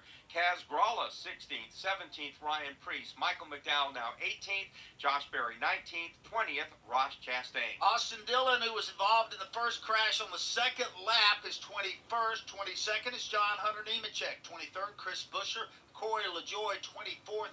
25th, the last car on the lead lap is Chase Elliott. William Byron is stuck 1 lap down in 26. Now, they changed that. Put Chase Elliott, the last car on the lead lap, but he's in 25th. William Byron, 26th, 1 lap down. Kyle Larson, 1 lap down in 27th. BJ McLeod is 28th. 29th is Eric Jones. He's -4. Alex Bowman, 30th. Right now, Brad Keselowski being scored 31st, Joey Logano 32nd, Tyler Reddick 33rd. The rest of these drivers are out. Christopher Bell gets credit for 34th, Zane Smith 35th, 36th, Noah Gragson, Josh Williams 37th. Watching right now as Kyle Larson is headed back to the garage, and he is on the damaged vehicle policy, so we'll see if he is able to return to action here at Atlanta Motor Speedway. It'll be late anyway. That car's got a lot of damage. Doug Turnbull lights off on the pace car. I had a Denny Hamlin fan just text me and say what a day it's been, up and down for him, but here he is. He chooses the inside lane as the leader. And to his outside is going to restart Austin Cindric, row 2. Kyle Busch, Chase Briscoe, row 3. Todd Gilliland, Martin Truex Jr., and row 4, Ryan Blaney. And hello, Harrison Burton. Pace car takes a hard left turn. It's on pit road. Leaders now in the Geico restart zone. Green flag is out again, and it is Kyle Busch just ramming on the back bumper of Denny Hamlin on the inside, trying to push him by Austin Cindric. When this race is over, we'll see fireworks to celebrate the winner. But right now, fireworks on the racetrack. The final stages here in the Ambetter 400. It is Denny Hamlin being shoved to the race lead by Kyle Busch. As much as you can push someone here on this 1.5-mile track, Kyle Busch into Denny Hamlin, and they enter turn 3, breaking away a tad. Then it's Austin Cindric fighting top and bottom lines of Chase Briscoe and Ryan Blaney as Briscoe almost hits the wall. Two of the best in the business lead here at Atlanta. That's Denny Hamlin, followed by Kyle Busch. A 3-way battle here for third as Briscoe dives to the bottom of the racetrack. Chase Briscoe continues to be very aggressive on restarts down on the bottom of the racetrack. He'll take that third position, but in no hurry to give it up is Ryan Blaney. And Briscoe right there behind, getting a push from Todd Gilliland on the inside line. Ryan Blaney with his teammate Austin Cindric up high. And turn 4, Hamlin leads Kyle Busch. As they come down to the stripe, only 33 laps to go. Don't go anywhere. This one is not over yet.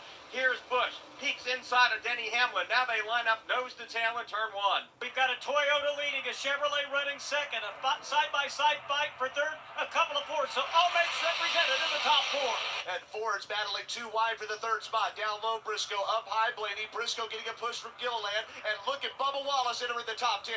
He pushes Gilliland there from about the 7th spot. Bubba Wallace has 2 fresher tires than everybody else out there. We'll see if that's going to be a factor. Leading him back to the line line, it's Denny Hamlin, followed by Kyle Busch. And side by side, it's Briscoe and Blaney. Bubba, another driver involved in that turn 2 crash, but he's in the mix. He's going to pick up a spot around Truex. He'll run the bottom, trying to push the car of Todd Gilliland. Lane change. Todd Gilliland jumps to the top to push Ryan Blaney, leaving Briscoe down low. They're battling 2 wide for the 4th spot as Blaney shoots by himself into 3rd and come out of turn 4 with Hamlin in the lead. Bubba Wallace rushed up to the back bumper of Chase Briscoe to try to give him some drafting help. Now he tucks back in line just behind Todd Gilliland and just in front of Austin Cindric. Chase Briscoe continues to do things the hard way for the most part, finding himself by himself. Now he gets some help from behind. That is Austin Cindric as that twosome tries to get to the front. And Kyle Busch got a heck of a run off of turn number 2, right up to the back of Denny Hamlin, but Hamlin keeps the door closed there. They stay single file, 2 wide for 3rd, Briscoe down low, Blaney up high, then it's 2 wide about 5 rows back. 30 laps to go in the Ambetter Health 400. It's Denny Hamlin, Kyle Busch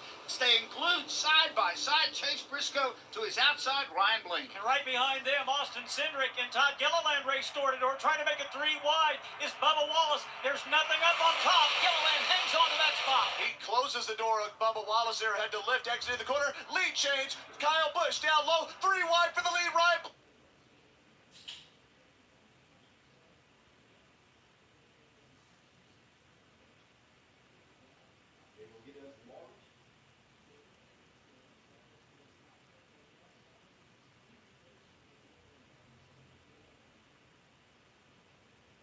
Second, they're side by side. And Busch gets some help because Gilliland gets a run. Right to his back bumper, pushing the 8 car into turn number 3 down low. Ryan Blaney up high, and Busch noses ahead there. Blaney trying to pick up his teammate Austin Cindric for help. Fierce battle for the lead. Blaney to the outside. Kyle Busch down on the bottom of the racetrack. Drag race down the front stretch.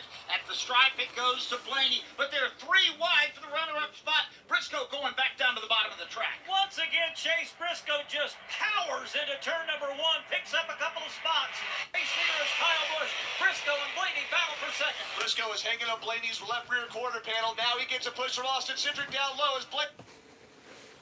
Okay, why is it being like this? What's going on? What is going on? Why is it...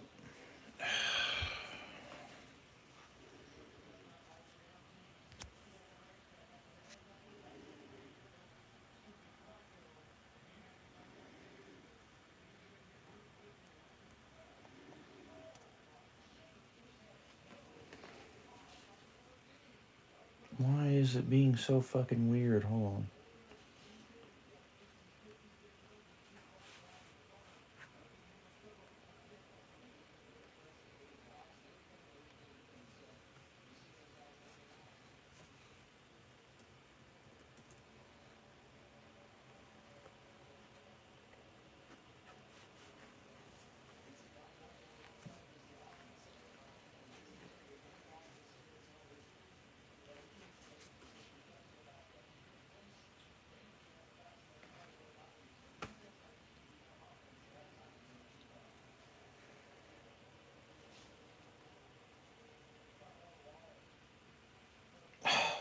My fucking eye. Of course, that's why. Jesus. Jesus fucking Christ. This stupid ass fucking laptop, I swear. There's my reason. Damn.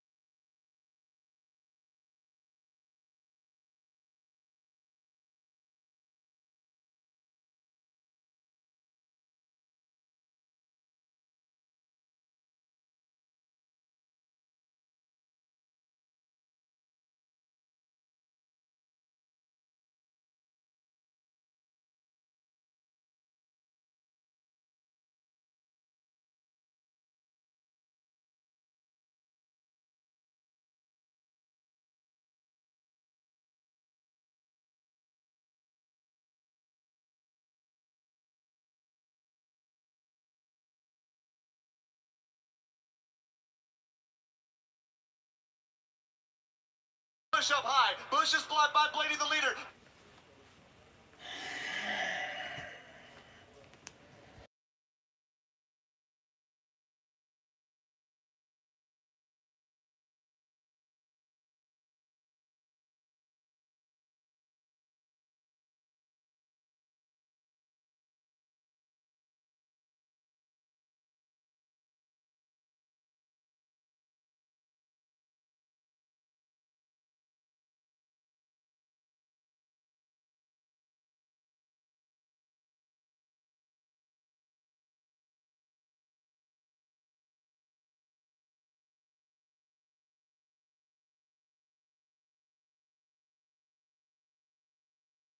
The caution's out again here with 20 to go. Ninth yellow flag of the day here in the Ambetter Health 400. We've been talking about the great run by Chase Briscoe, and it evaporates in a heartbeat down in turn 4.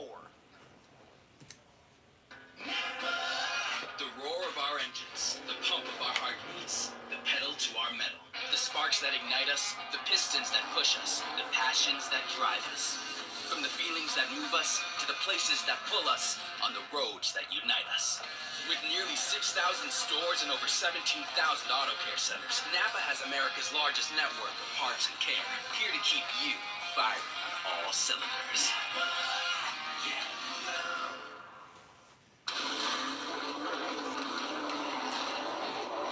Fueling NASCAR champions on the track for over 20 years to innovating 94 octane, the highest octane on the market. Performance is what Sunoco does. All Sunoco fuel at the pump meets the same top-tier standards as the fuel used in NASCAR. From the track to your tank, you can trust Sunoco to help your vehicle perform at its peak. Back here at Atlanta Motor Speedway, Chase Briscoe out of his car and out of the race as he was racing 3 wide out on the track. He got sideways. Denny Hamlin was down below him. Hamlin took a shot, looks like from Josh Berry. Hamlin's car's got a lot of damage, and Chase Briscoe is just out of this event. Also spinning down to the inside were a couple of other cars. Justin Haley was involved in that, and I think Harrison Burton, but it looked like Burton and Haley were able to drive away with minimal damage. Looked like 4 wide momentarily. They just ran out of real estate. Denny Hamlin making slight contact with Chase Briscoe. Again, hardly no room to maneuver there at all. And they've been doing this 3 wide stuff all day long here. A couple of times 4 wide here at Atlanta Motor Speedway. We are working our 9th caution of the day. 19 laps to go. This is PRN, the Performance Racing Network. Buddy Baker is back in victory circle after just 5 tries in 1971. Your family and Buddy Baker have a history. A long history of Buck and my granddad racing against Buddy's dad. Buddy came to drive for my dad in 71, 72, right along there. Drove that white Dodge number 11. They always called him the Gentle Giant. And Buddy would come over to the house. Sometimes he would bring his son Brian, who was about my age, and we'd go motorcycle riding. Buddy Baker was a great motorcycle rider. We'd go out through the woods, and man, he would do some stuff. And my dad would just pud along on that little motorcycle he had. Buddy'd have his on the back wheel and in the gas, running hard. Brian and my dad would ride together, and I would ride with Buddy because they would pud along, and I would ride with Buddy. But Buddy was just that guy who always was just so kind to me. Even when I started racing, and we'd go to Daytona, or you'd go to Talladega, where he had lots of success. You could sit and talk to him, and he would tell you things, and you could pick his brain, and he tried to help you.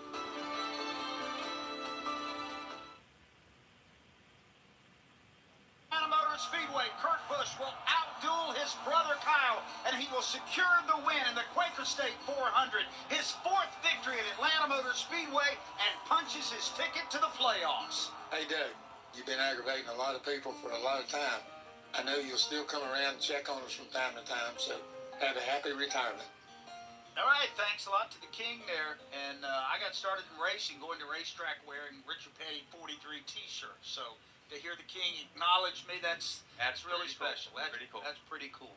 We're under the red flag here at Atlanta Motor Speedway after a crash up in turn 4 that looks like it has eliminated Denny Hamlin and for sure Chase Briscoe. So NASCAR decided not to burn a lot of the race up using caution, and they have put out the red flag here. So they withdrew the yellow and displayed the red. And Mark, there looks like there's a lot going on down on the inside of turn 4. Doug Turnbull, you probably have a better look to see what's happening there than we do. That's correct. Well, Chase Briscoe, after nosing the outside of the turn 4 wall, crept to the inside of the racetrack, tried to nurse that car to pit road, and because he hit head first into the wall, left a bunch of oil down there. So they're putting that speedy dry down on the apron, and maybe it's just they don't want to use a lot of caution laps here with only 19 to go.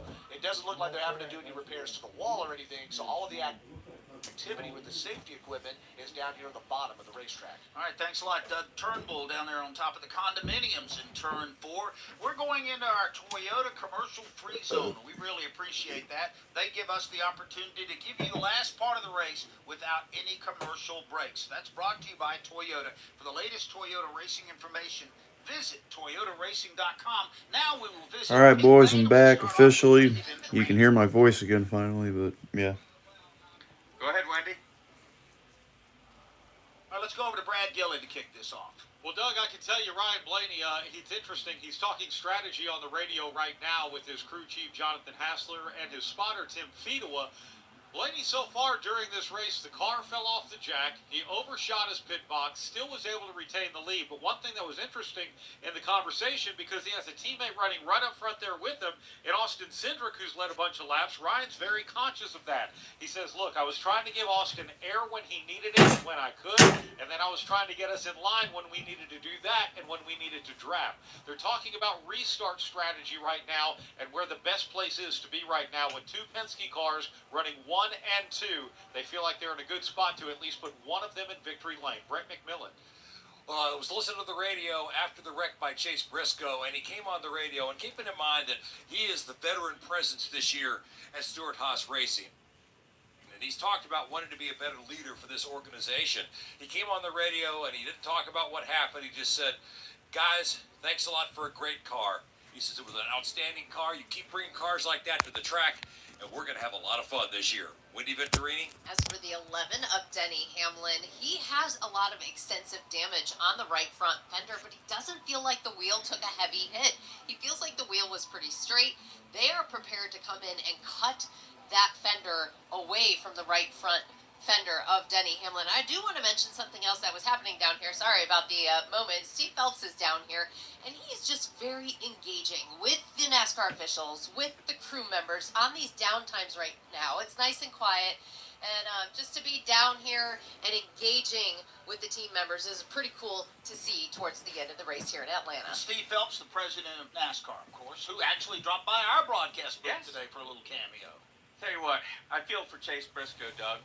He grabbed his first career win at Phoenix, first race of 2022 after 40 starts, and you thought, okay, floodgates are open. But it's been 69 races since that last one for Chase Briscoe, and he had a chance today.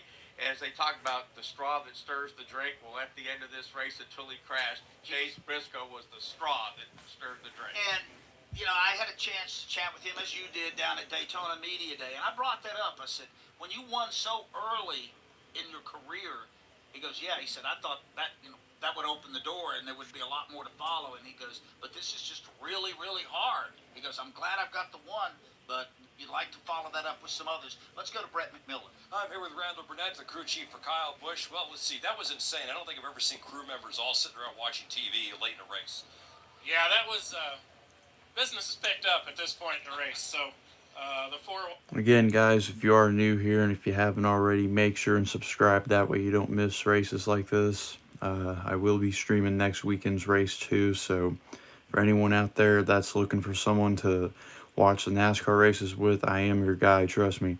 There are some others out there, but lately I have been watching some of the streams, and it seems like I've been ahead than most of them, depending on quality or, you know, just the race itself. But anyways, thank you guys so much for stopping by. And again, if you are new here, make sure and subscribe. That way you don't miss out on these races, because I will be back next weekend. So, yeah. we're in position. It's just And continue to like the stream too, dude. This is insane. 139 likes right now. This is insane. out there on the front row. I'm sure they're gonna, be hard to pass both of them. Don't have a whole lot of Chevys. I can't guarantee that I'll do all the trucks, but Xfinity and Cup is more of a possibility at this point, because if trucks are going to be every Friday, that might be an issue. But if it's Saturdays, I could work with that. But yeah, as of right now, I'm kind of looking towards more Xfinity and mainly Cup. So yeah, but we'll see what happens. It's best up there, so glad to have him on board too. Good luck rest of the way. Yes, sir. Thank you. That's Kyle Busch's crew chief. Kyle Busch, 63 Cup Series wins, 60 of most of those with Joe Gibbs, 3 with RCR, 9th on the all-time win list, 3 ahead of Kevin Harvick, 13 behind the By the way, any kind of language is allowed in here. I approve it, 230th. no matter how out of cap it is. You got some cars out there that have racked up a lot of wins, but also inside the top 10, you got people that have never won or have only won a very small amount of races. Blaney, obviously the current NASCAR Cup Series champion, 10 wins. Austin Cindric, 1 win. Daniel Suarez, 1 win. Then you got the big egg and the snake here, Kyle Busch with 63 wins. Bubba Wallace, a couple of wins. Mark Truex Jr., pretty good career, 34 wins. Josh Berry, 0 wins. Stenhouse, I think, 3 wins. Carson Hocevar, 0. Ross Chastain, 3 wins. So that's a real dichotomy of the number of times that people have gone to victory lane. We could have another person that you'd have to consider a surprise. Cindric, Suarez, all go in that column. Obviously, Josh Berry. So who's the hungriest in that group, do you think? Austin Cindric's got to be starving, and Daniel Suarez too. Daniel Suarez has only got the 1 win and didn't have a great season last year. No victories. So I think he hears the whispers. You're at a powerful organization. You got to show some results. So, and a win fixes a lot of things, Mark. 57 races since Suarez won in his 195th Cup start at Sonoma back there in 2023. So we are under the red flag here. NASCAR trying to clean up down on the inside of turn 4. We had a lot of fluid come out of the Chase Briscoe car after he crashed, and so that's why we're just waiting in line here at Atlanta Motor Speedway over to Wendy Venturini. And since Steve Phelps is down here on pit road during our red flag, you are the people's people, because you are roaming pit road, engaging with not only the officials, the race fans, the crew members, a lot of dignitaries down here. What is it that's different about your leadership style, Steve, so important for you to be down here? Well, I wouldn't say it's my leadership style, Wendy. I think it's really just, I'm a race fan at heart, right? And this is so awesome to be here. Like, any race fan would want to be right here watching this amazing race, because it's just phenomenal what happens here at Atlanta Motor Speedway now. It's phenomenal. I was just telling you, the crew members were on their feet. We were 4 wide. It has been some crazy racing and very exciting racing. You have to be really proud of that product that we're seeing tonight.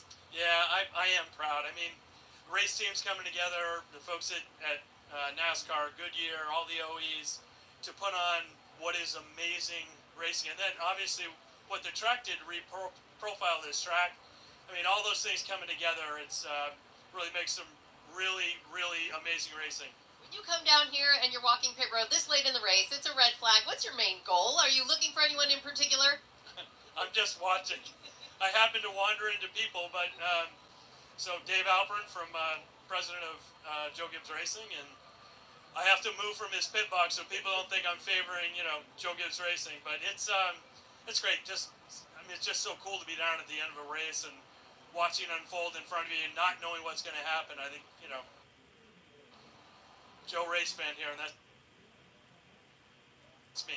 All right, that's super cool of you, Steve Phelps. Thank you for taking the time with us. We appreciate it. We are positioned in the pit-in area, which is the first pit stall where Denny Hamlin, that's why he was speaking about Joe Gibbs Racing. But Steve Phelps down here in his tennis shoes, in his Adidas shoes, very casual, and always engaging with all the people here on pit road. Super cool to see tonight. Thanks a lot, Wendy Venturini, and I will second that. I like the leadership that Steve Phelps has presented here in NASCAR. He's done a lot of good things under sometimes with big headwinds to face. By the way, we're going to wrap up here at Atlanta Motor Speedway probably in about 15 minutes. They're going to refire the engines here, and next week we're out to Las Vegas Motor Speedway, and you know what we're going to say. If you head to Vegas, make sure you make plans to stay at the South Point Hotel, Casino, and Spa. It's where the racers stay. You can buy race day packages that not only give you a room, but you can buy packages that give transportation and tickets to the race,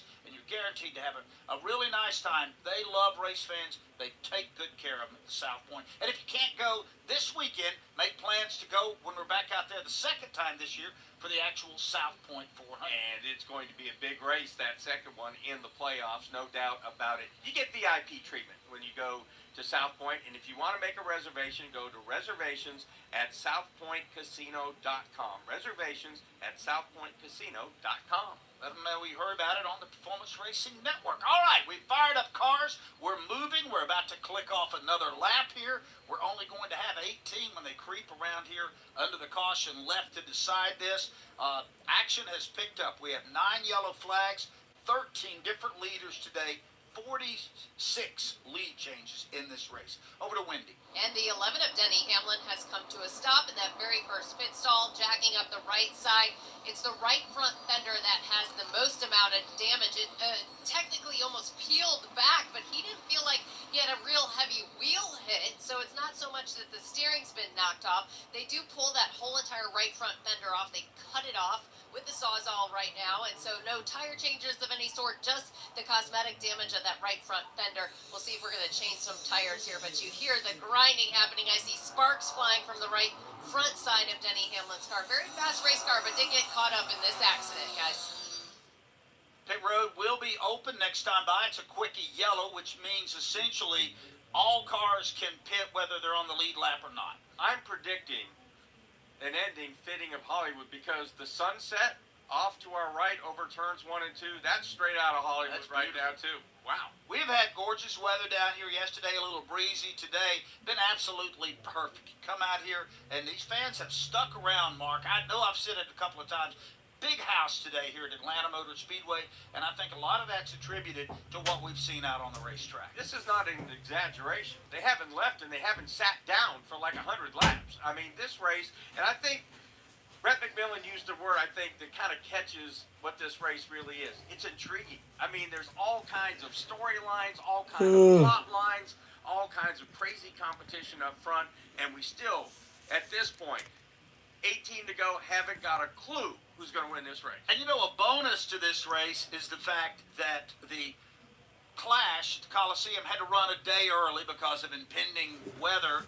Daytona got pushed back another day, so on the third day, we get a race on the actual day that it was scheduled to be executed. Yeah, so there you go. So here we are in the later stages of this event. A handful of cars diving onto pit road here and getting some late race service. Most of these are cars that are a lap down in the event here. So we have now clicked off another lap here. It'll be 16 or 15 to go when we come back around. One of those cars, Doug, Todd Gilliland, who's led 6 times for 58 laps. They're taking on 4 tires, it looks like, Brett McMillan.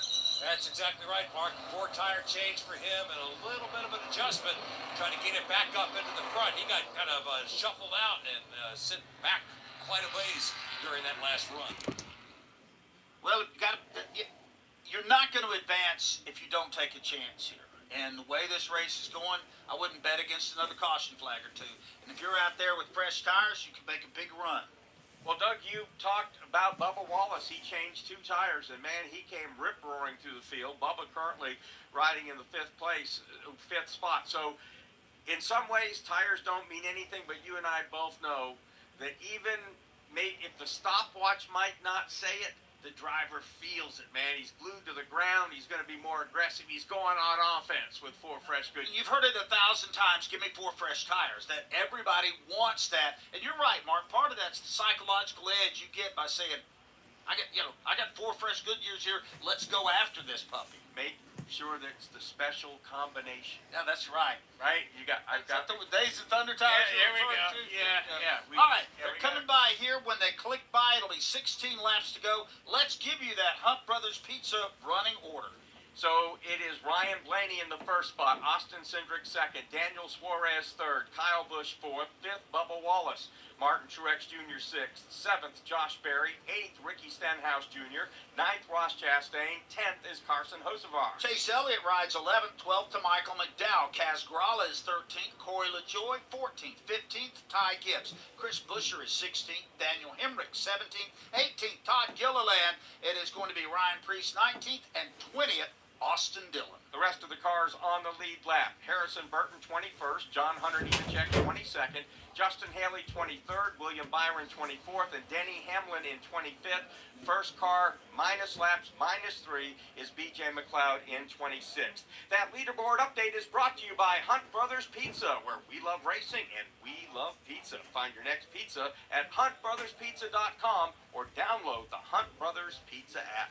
So when they turn them loose the next time by, we will get the green. There will be 15 laps to go here in the Ambetter Health 400. This race is scheduled for 260. Would not shock me if we got some bonus laps in today. Time to tighten the belts. Yes, it Make is. sure you're secure in your seat. They're in front of Doug Turnbull. Indeed, they are. Ryan Blaney and Austin Cindric are going to lead that bottom line to green. On the outside, it's Daniel Suarez, who finished second back in July, and Kyle Busch. And in the back of the top 10, we have Carson Hocevar and, who was lapped down earlier, Ross Chastain. It's going to be a wild one here to finish this race here, guys.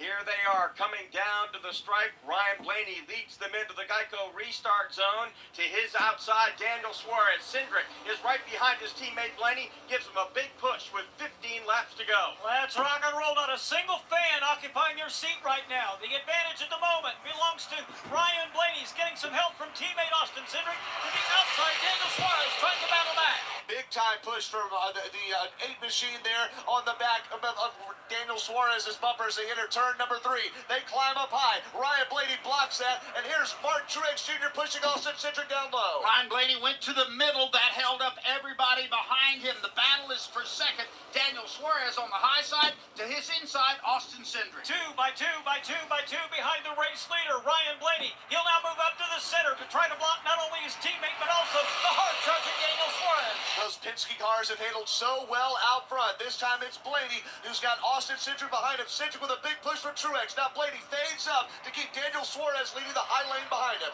13 laps to go here at Atlanta Motor Speedway. Here they are again as they rip across the start-finish line. Blaney trying to hold back that hungry pack. If you want to move forward and you're in the top 15 and that's the lead pack, you got to make a third lane because side by side, no racing room. They're going to put a lap on Denny Hamlin down the backstretch. Hamlin got down to the apron to stay out of their way, but that bunched them up. And now big surge on the top side. Daniel Suarez with a push from Kyle Busch. They are 2 wide for the lead. In fact, 2 wide, 7 rows back. It's Suarez even with Blaney. Daniel Suarez fighting for the lead here in Atlanta to the outside of Ryan Blaney. Suarez will lead that lap as they stay side by side. A single win to his credit for this former Xfinity Series champion. Daniel Suarez has not been a factor most of the evening and afternoon today, but he is going it over with Blaney. Big moment in turn 2. There's Austin Cindric is trouble down the back straightaway. Their car spinning around. It started with Austin Cindric getting out of the gas, and several are spinning there on the back stretch. Just out of my view there. Looks like Josh Berry might be one of them. Man, you know what? Chase Fucking, I Elliott don't is care. involved Whatever. in that wreck. Awesome. Chris Buescher's involved. Again, Josh Berry. His Ford is demolished down on the inside of the racetrack. The caution is out for the 10th time here in Atlanta. You could just sense that one coming. The tension and the energy was building there. Then all of a sudden we saw a big cloud of smoke and several cars sucked into the 10th yellow flag of the day. It looked like to me, Doug, somewhere back there where Bubba Wallace was, it was getting kind of tight. And we'll get a look at the replay as we work their way around the racetrack again. Suarez beside Blaney in row 1. Then you had Kyle Busch beside Cindric. So Bubba Wallace comes in behind Kyle Busch as they come working out of turn number 2. 3 wide. Cindric was caught in the middle. And Bubba Wallace got a kind of a tap from Berry and a tap from Cindric. And that sent everybody spinning. And then looked like also Josh Berry got involved in that very late in the mix as he got into Carson Hocevar a little bit. Berry's car, though, for the most part, avoided big-time damage. I think he'll survive and get to finish this one. And Mark, it just looked like the air was so dirty around those cars that it caused that accident to happen. And the big loser in all of that looks like it's going to be Carson Hocevar, who got a lot of damage. Looks like everybody else, for the most part, is going to be able to drive away. Man, it's crazy. Chase Elliott has spent a lot of this day going backwards and spinning.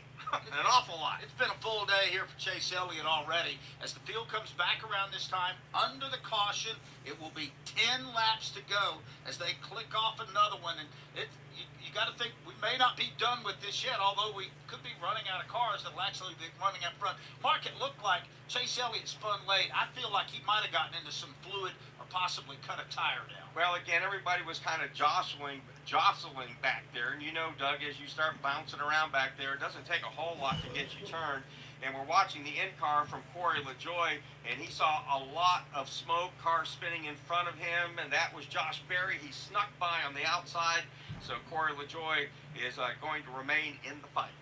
So we have now 10 laps to go. It looks like we'll get a restart here with single digits on the clock, and it's going to be fierce, as if it's not been fierce enough already. With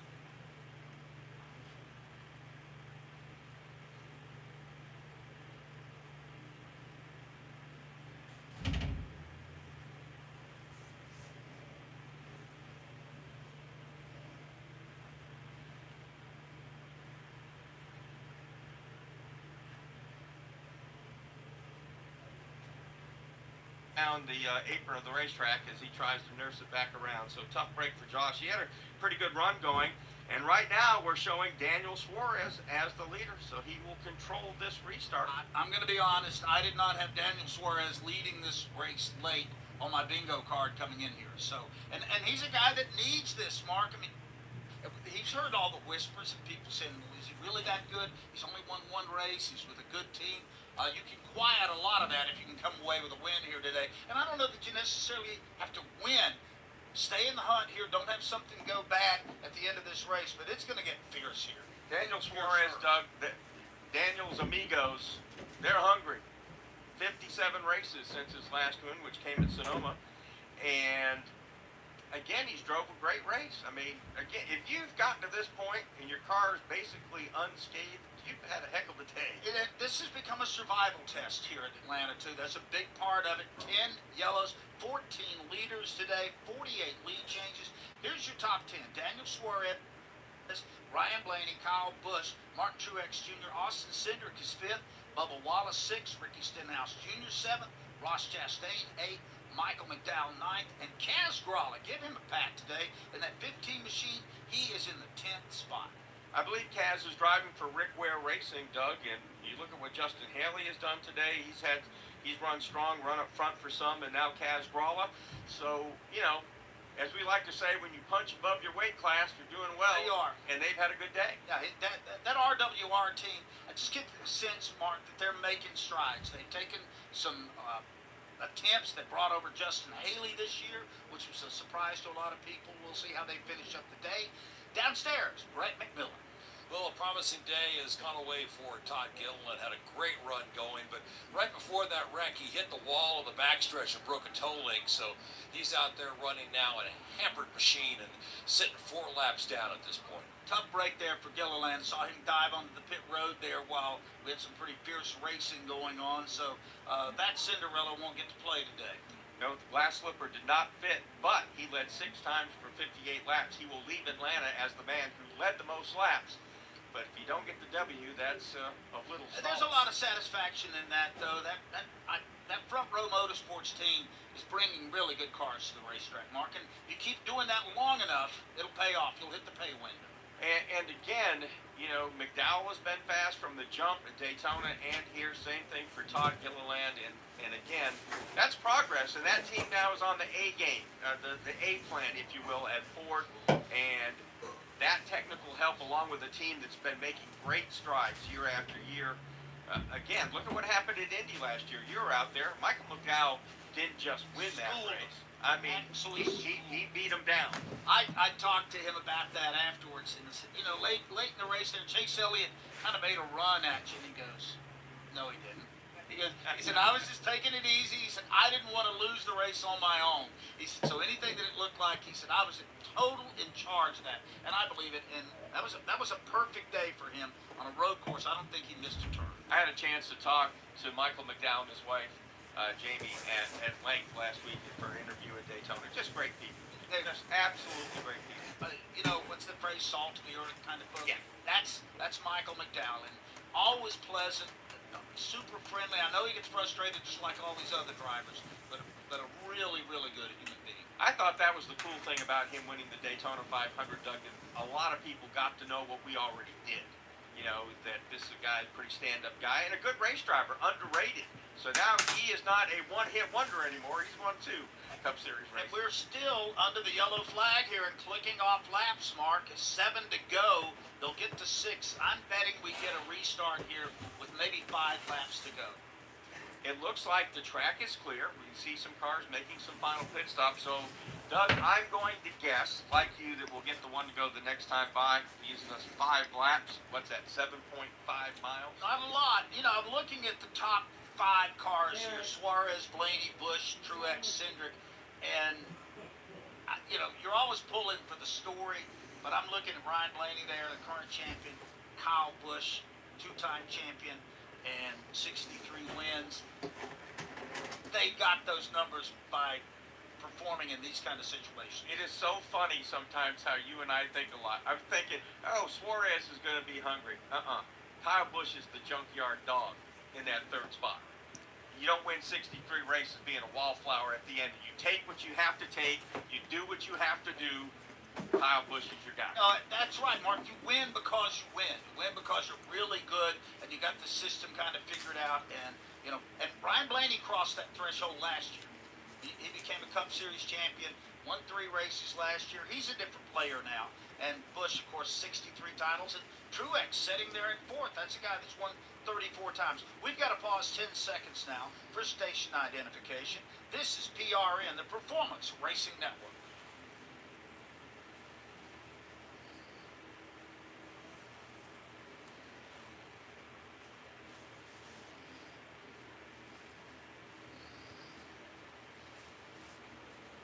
Welcome back to Atlanta Motor Speedway alongside Doug Rice. I'm Mark Darrow. Joining us in the turns, Rob Albright and Doug Turnbull. On pit road, Wendy Venturini, Brad Gilly, and of course, Brett McMillan. So here we go.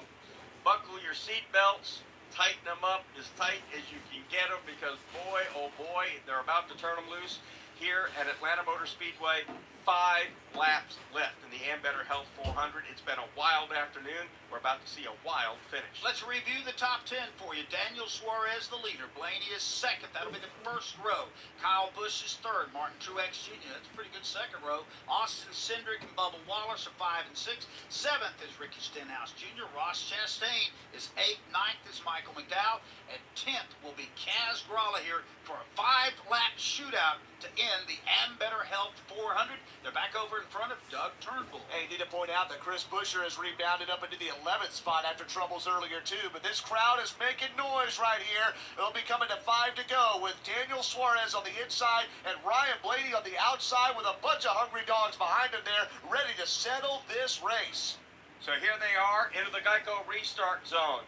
NASCAR flagman Brett Dalton about to wave the green flag. It is out on the inside. Suarez gets a push from Kyle Busch. He'll lead the field to turn 1 with 5 to go. Send it in to turn number 1. That's the battle cry. The bottom of the racetrack belongs to Daniel Suarez, getting some help from Kyle Busch. Ryan Blaney trying to get going on the outside, but he's lost some ground. Now he begins to reel up as Suarez pulls up in front. Suarez makes a half a move there that pulls back down to the inside. Kyle Busch has lost all. I give up. I ain't gonna cover that. Wallace pushes Busch up front. And Ryan Blaney has pulled the outside lane. He's a half a lane above Martin Truex. Ryan Blaney throws the block here along the front stretch. He will lead with 4 laps to go. Suarez rides in 2nd. Right on his bumper is going to be Kyle Busch. Blaney is going to have his hands full, but he'll try to protect. He'll move right to the middle groove. To the top behind him is Truex. To the bottom is Suarez. Blaney leads off 2. Kyle Busch right to the rear bumper of Suarez there, battling for the 2nd spot. Big time push into turn 3. Blaney blocks it. Up high, Martin Truex Jr. Oh, Suarez with a crossover move. He's almost pushing Oh, Truex shit. to the wall. Truex is falling back. Blaney still leads. Blaney moves up to the top to make the block on Suarez goes high. Laps to go.